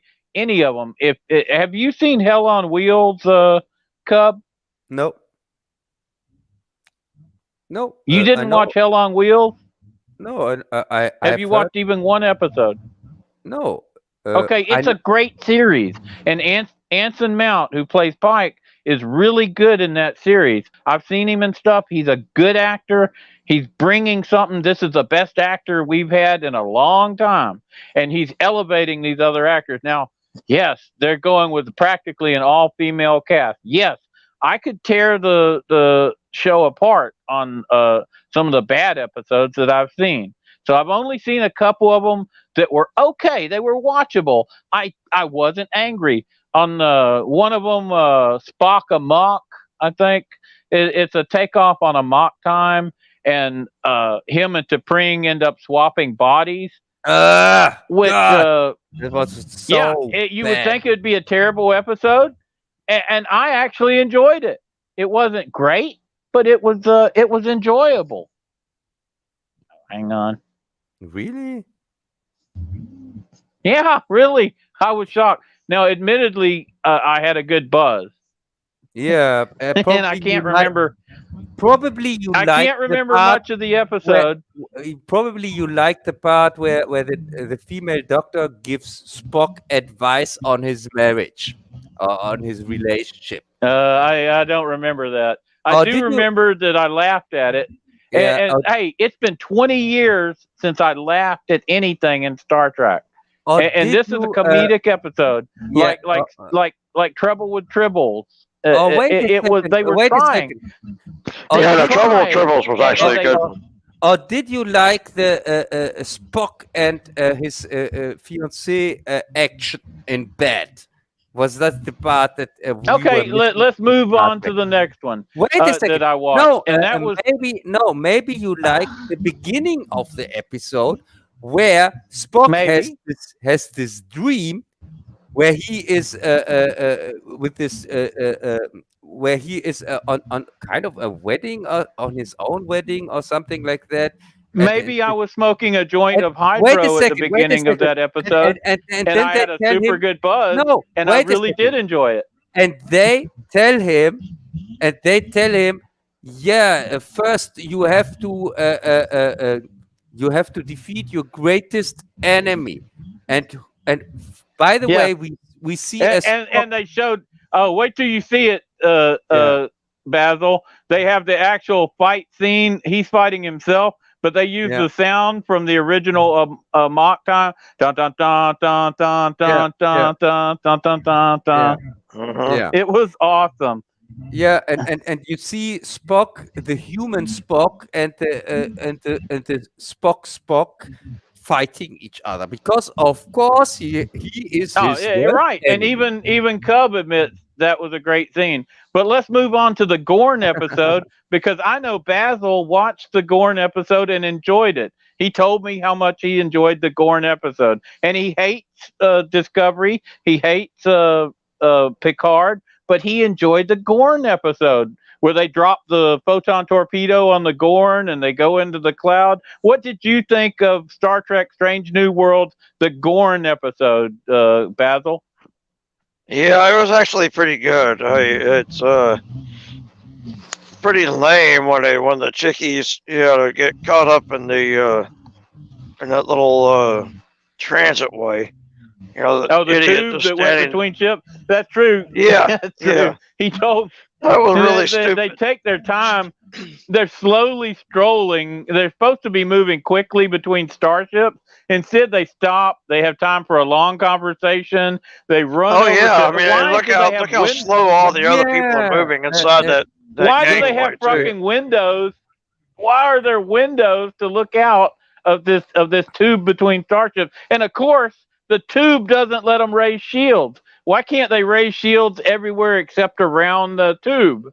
Why? Yeah, that's what's really stupid. You could answer that. And in fact, if he was an intelligent captain, well, I'm not going to say intelligent because he actually is a good captain. But what I would have done as a captain, I said, "Fuck this shit, man. I'm gone. I'm gonna disconnect you from that tube and hauled ass." Yeah, I would have pulled that. Raised shields and gone after him. I would have pulled that thing off. Yeah, leave their ass hanging otherwise there. You lose your whole ship. Yes, I guess it is really great that now not Captain Kirk was the first one who met Gorn. It's of course Strange New Worlds where the Gorn were first time detected, because Strange New Worlds plays before TOS. Oh, you're worried about canon. I don't think Bazzil cares about canon. Do you care about canon, Bazzil, Nope. or you just want to watch a fun show? Yeah, he doesn't I just care. want to watch a good, fun, entertaining show.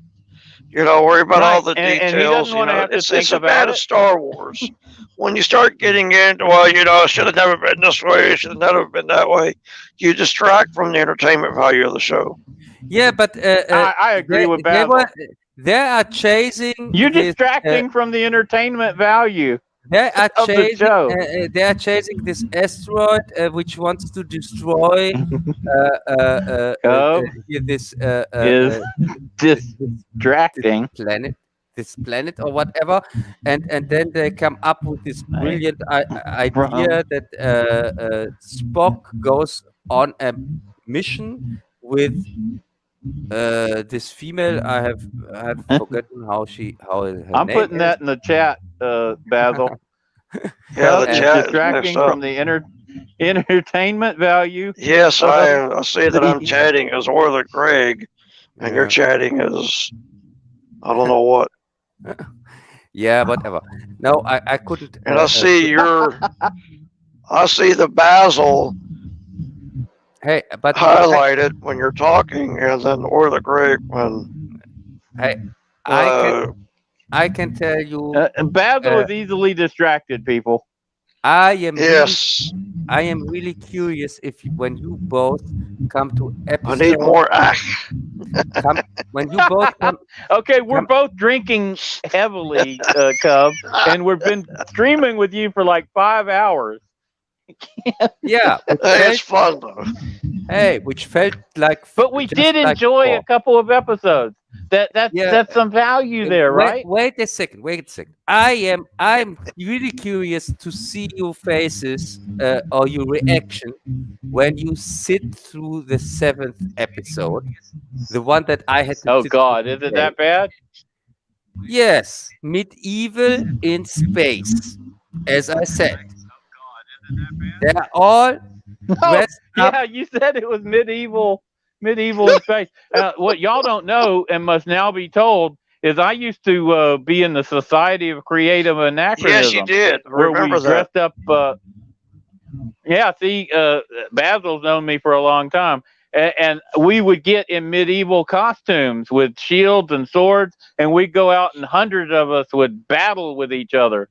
So that I can bring up now because Cub has made it relevant with this medieval thing in space. I do have my shield, my helmet, my sword, all that stuff. And by the way, you recall you had to make your own stuff too. Hey, I'm talking. That's right. About. I had to make my own sword, my own shield, my own helmet. You had to build them yourself by hand. I know. I was on medieval festivals and things like that. Oh, that's right. You had a girlfriend who was part of that, right? Yes, and we had to make our costumes ourselves and our armor and so on. I know that, and you did that. You did the Society of Creative Anachronism in Germany. Yes, but we were really that's pretty wild. We were on not the there is this medieval thing that is kind of more commercially, which is not our thing. We were on a real. No, ours wasn't commercial. I'll tell you that. Yeah, for example. I don't know what you mean by commercial. We were on a real castle, what you call it here. Somebody bought a medieval fan bought one, an American, by the way. We used to go out in the country and fight in giant fields. And there was nobody saw us. No, he bought. I'm talking in the 80s and 90s. A long time ago. No, somebody bought a castle here in South. Oh man, I wanted a castle. Damn it, you had a castle? Yeah, somebody bought a castle, not me, from people we know, and we were invited over, and we had a medieval market on his castle. So in real, everything was real, nothing was fake. So it was really interesting. Thomas Anderson having some problems with the sound. Yeah, what is up with the sound? I blame Cub. I'm gonna put I blame Cub in the chat. Yeah. So as I said, We are talking here about people running Is around. the sound bad? Can they even hear us? The sound is just awful. Go ahead, Cub. Yeah, but you have the sound in the back or something like that. Can't you do something against it? My sound is bad? Your sound is clear. Can you not hear me? Every time when What you happened to say Cub? something, now every time you say something, Greg, something else comes through, and I don't know what it is. I'll go out and come back. Y'all fight without me. Okay. Oh my God. Yeah, like an echo here. Thomas Anderson said it best. And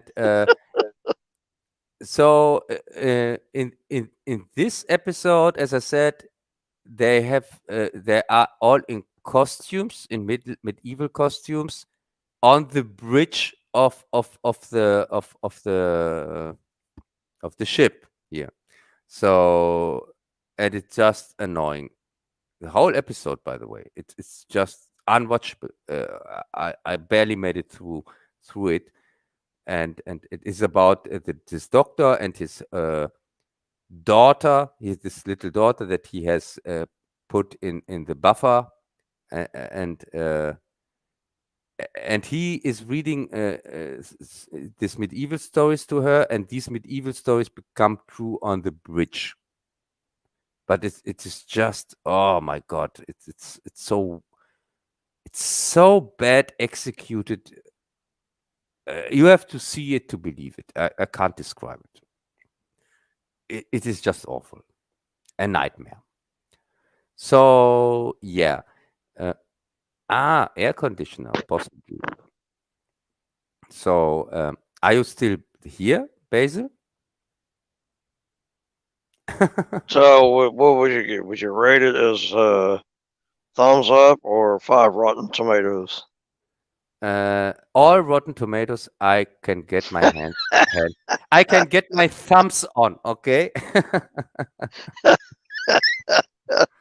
So oh my God, we lost the guy with the plan. Who had the plan. That's not good. I got the plan here. We went over Star Trek. We went over Miss Marvel. Ugh. But how about Tokyo Vice? We also already talked about that. We left Tokyo a few hours ago. Greg, where'd you go, buddy? Hey, our plane left Tokyo a few hours ago. Can't you remember? I guess we're free for all. Yeah, but I think we talked about the Orville. We talked about the Godfather. Yeah. Gonna make you an offer you can't refuse. Testing. Greg is back. So the man with the master plan. So tell us what's next, Greg? Where Greg? Where are you? Well, he's indisposed. But I hope you don't have. Woody's got rid of my chart. Is that better? Yes. There you are. Yeah, I can hear you. What's on the plan, bud? Yeah, you have to plan. You are our driver. You can't just leave. Cub sabotaged the wheel. He took the wheel away from me, and I think he sabotaged my sound. Luckily, I had a backup plan. That was the evil wizard. Yeah, as Okay, I can't wait. Are we done with Star Trek? I Yeah, think Cub has agreed that it's the greatest thing ever, and now we can go on. You should. All I'm saying that there was a couple of episodes that were watchable, and the first time in 20 years I've actually enjoyed a couple of Star Treks. Yes, I had a good buzz, and I'd been swimming and drinking and smoking, but there you go. And thanks to Thomas for letting me know my sound went bad. I think I've been on so long. I think my all my stuff just burned up in the atmosphere. That was terrible. But thanks for letting me know. Yeah. Okay, so we only have not much left. It looks like Obi-Wan. The last thing. Oh my God! Worst at Yes. the end. Oh my Yes, God! Obi-Wan Kenobi, the new series. This was a disaster. Or don't you think so? Greg, how much could you watch from this crap? I watched a lot of it, but not all of it. I didn't finish it. You said we should watch half of it and then do the other half on the next stream. Oh, there's Obi-Wan right there. No, Greg. No. We can talk about it completely because there is not so much going on that we have to cut it in half or something like that. There are just six episodes where nothing happens anyway. So, It was a lot of nothing happening. That's true. Yeah.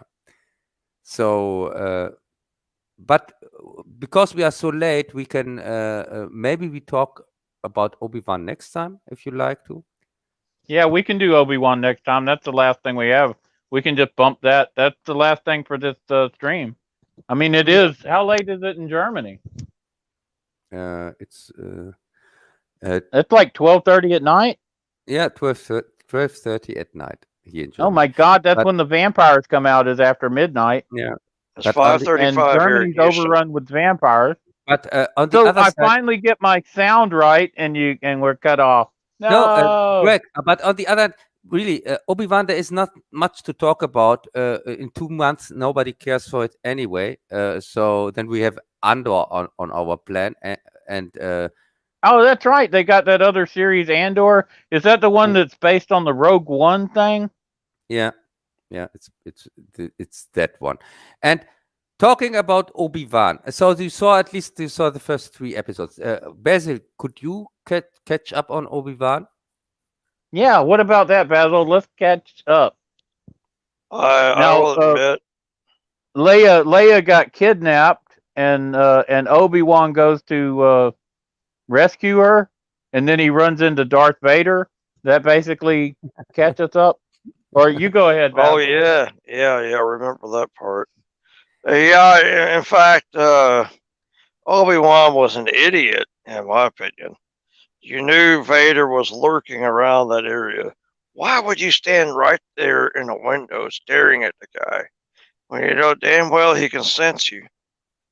Stay away from the freaking window. Stay away from the doors. Get the hell out of Dodge. Find a way to get out of there. You no way strong enough to take on the guy. Yeah, that's your dad, but you made me what I am. You should have killed me when you had the chance. It may very well happen. Darth may. What about how impatient he was when he got to the planet? That didn't seem like it stayed true to the character of Obi-Wan. No, it did Remember, not. The whole reason he ran off from the spot. He didn't wait 10 minutes, and he runs off saying, "Oh, they're never going to show up." That doesn't seem true to the character of Obi-Wan.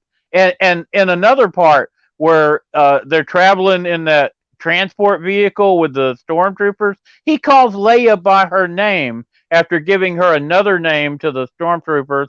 Leia, and that's so stupid. I don't think Obi-Wan would do that. There's just 2 instances there that are not true to the character of Obi-Wan. Yeah, but didn't Leia save the day? Of course she did, and we were all proud of her. Yeah. So another I made him laugh. Yeah. So another time, a man was put in his place and saved by a woman. But Obi-Wan gets constantly saved by a woman, by the way, in this series, or not? And he needed to be. Even the Imperial agent who's on his side turns out to be a woman, and she murders the stormtroopers who are trying to apprehend him. Yeah, we'll talk about out of character, out of script, with so-called tradition of Star Wars. Darth Vader walking down, the street, merely, snapping people's necks for no reason. That's not Darth Vader. No, yeah, I agree. Not at all. No, it didn't. Just walking by somebody, and raises his hand and Now, throws him in the Darth air, Vader would snaps the kill neck. you. He would kill you for a reason, but Yeah. to do it like that capriciously did not seem like it fit his character. No, not at all. No. And so he would only kill you if he was pissed off at you, if he wanted information you weren't giving him. So this, or if you were incompetent. He didn't like incompetent underlings. Exactly. This Stormtrooper commander, who turns out to be a woman and also on the side of Obi-Wan, that is really convenient. So we have here somebody who made a career with the Empire, and is now even commanding here this troop, and yeah, it's really convenient that she is on the side of the rebels. So and remember, she had worked with these stormtroopers. These were probably close friends, and she murdered them, shooting them in the back. How is that being a good person? So do you even? She is even higher up than you think, because in the next episode that you haven't watched, in episode 4, they go into an underwater base where, yes, and they just can enter because of her high rank. Even if she seems like be the only woman working there, kind of with such a high rank, she has this high rank here. What we know from the Star Destroyers here, these guys here, and so they break in this thing that looks like comes off like the Death Star scene here from Star Wars 1, and because they break in because they want to free Leia, because Leia gets taken by the dark side here, by our Darth First Inquisitor here, the black woman, Reva. Mm-hmm. Yeah, Reva. That's it. Yeah. Yes, and in episode 4, Reva is starting to torture Leia. So we get a fun scene like that, and Obi-Wan comes in to save her, of course, with the help of this commanding woman there, who, as I said, she has to have a very high up rank, because she even talks to Reva, and it's just ridiculous. Yeah, as I said, so you didn't get even the big fight between Darth Vader and Obi-Wan, or was that in episode 3? Yeah, it just got to 3. We got bogged down on the offer. I watched that a couple of times because I thought it was so good. I thought you would approve. Yeah. Okay. Yeah, but enough for that.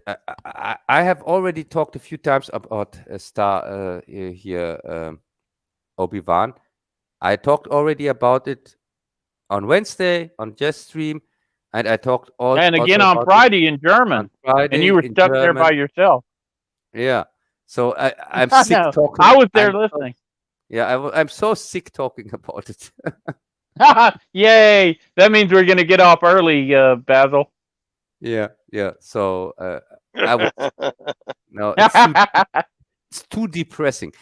But I can tell you, the next episodes, episode 4, 5, and 6, they're awesome.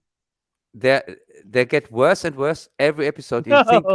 You think they hit the bottom with every episode. With after episode 4, you think they can't sink lower. This is the bottom. But you get proven wrong. episode 5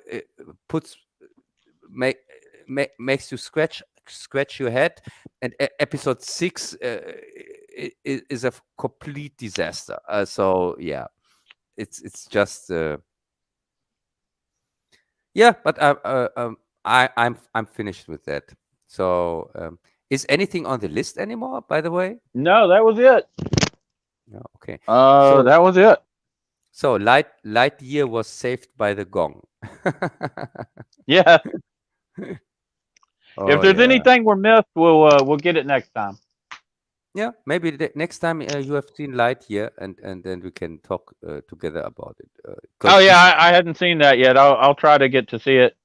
Yeah, And I didn't get to see. I didn't get to go to the movies with Kathy and see the dinosaur movie. So oh my maybe we God, can see. Jurassic World 3, where I talked 4 hours about that movie in German. Yeah, Oh, did you? Oh man. yeah. So we missed out on 4 hours of German Jurassic Park, Basil. Yeah, Well, it we'll was have really to catch funny. up with it. Right? Yeah, I talked with Andy, who had seen it in the cinema, and he wanted urgently to talk about it. So Wow. yeah, That's cool. Well, if I get to see it, we'll give it a brief discussion next time. yeah. That was, I guess that's that's all for now, unless you want to keep going. no. I would say thanks for listening, and cool that Movie Massacre could make it. Yeah, I was so very happy. And Jez and everybody else, Borley Bear, everybody, Thomas, we're really glad to hear from you guys. Thanks for showing up.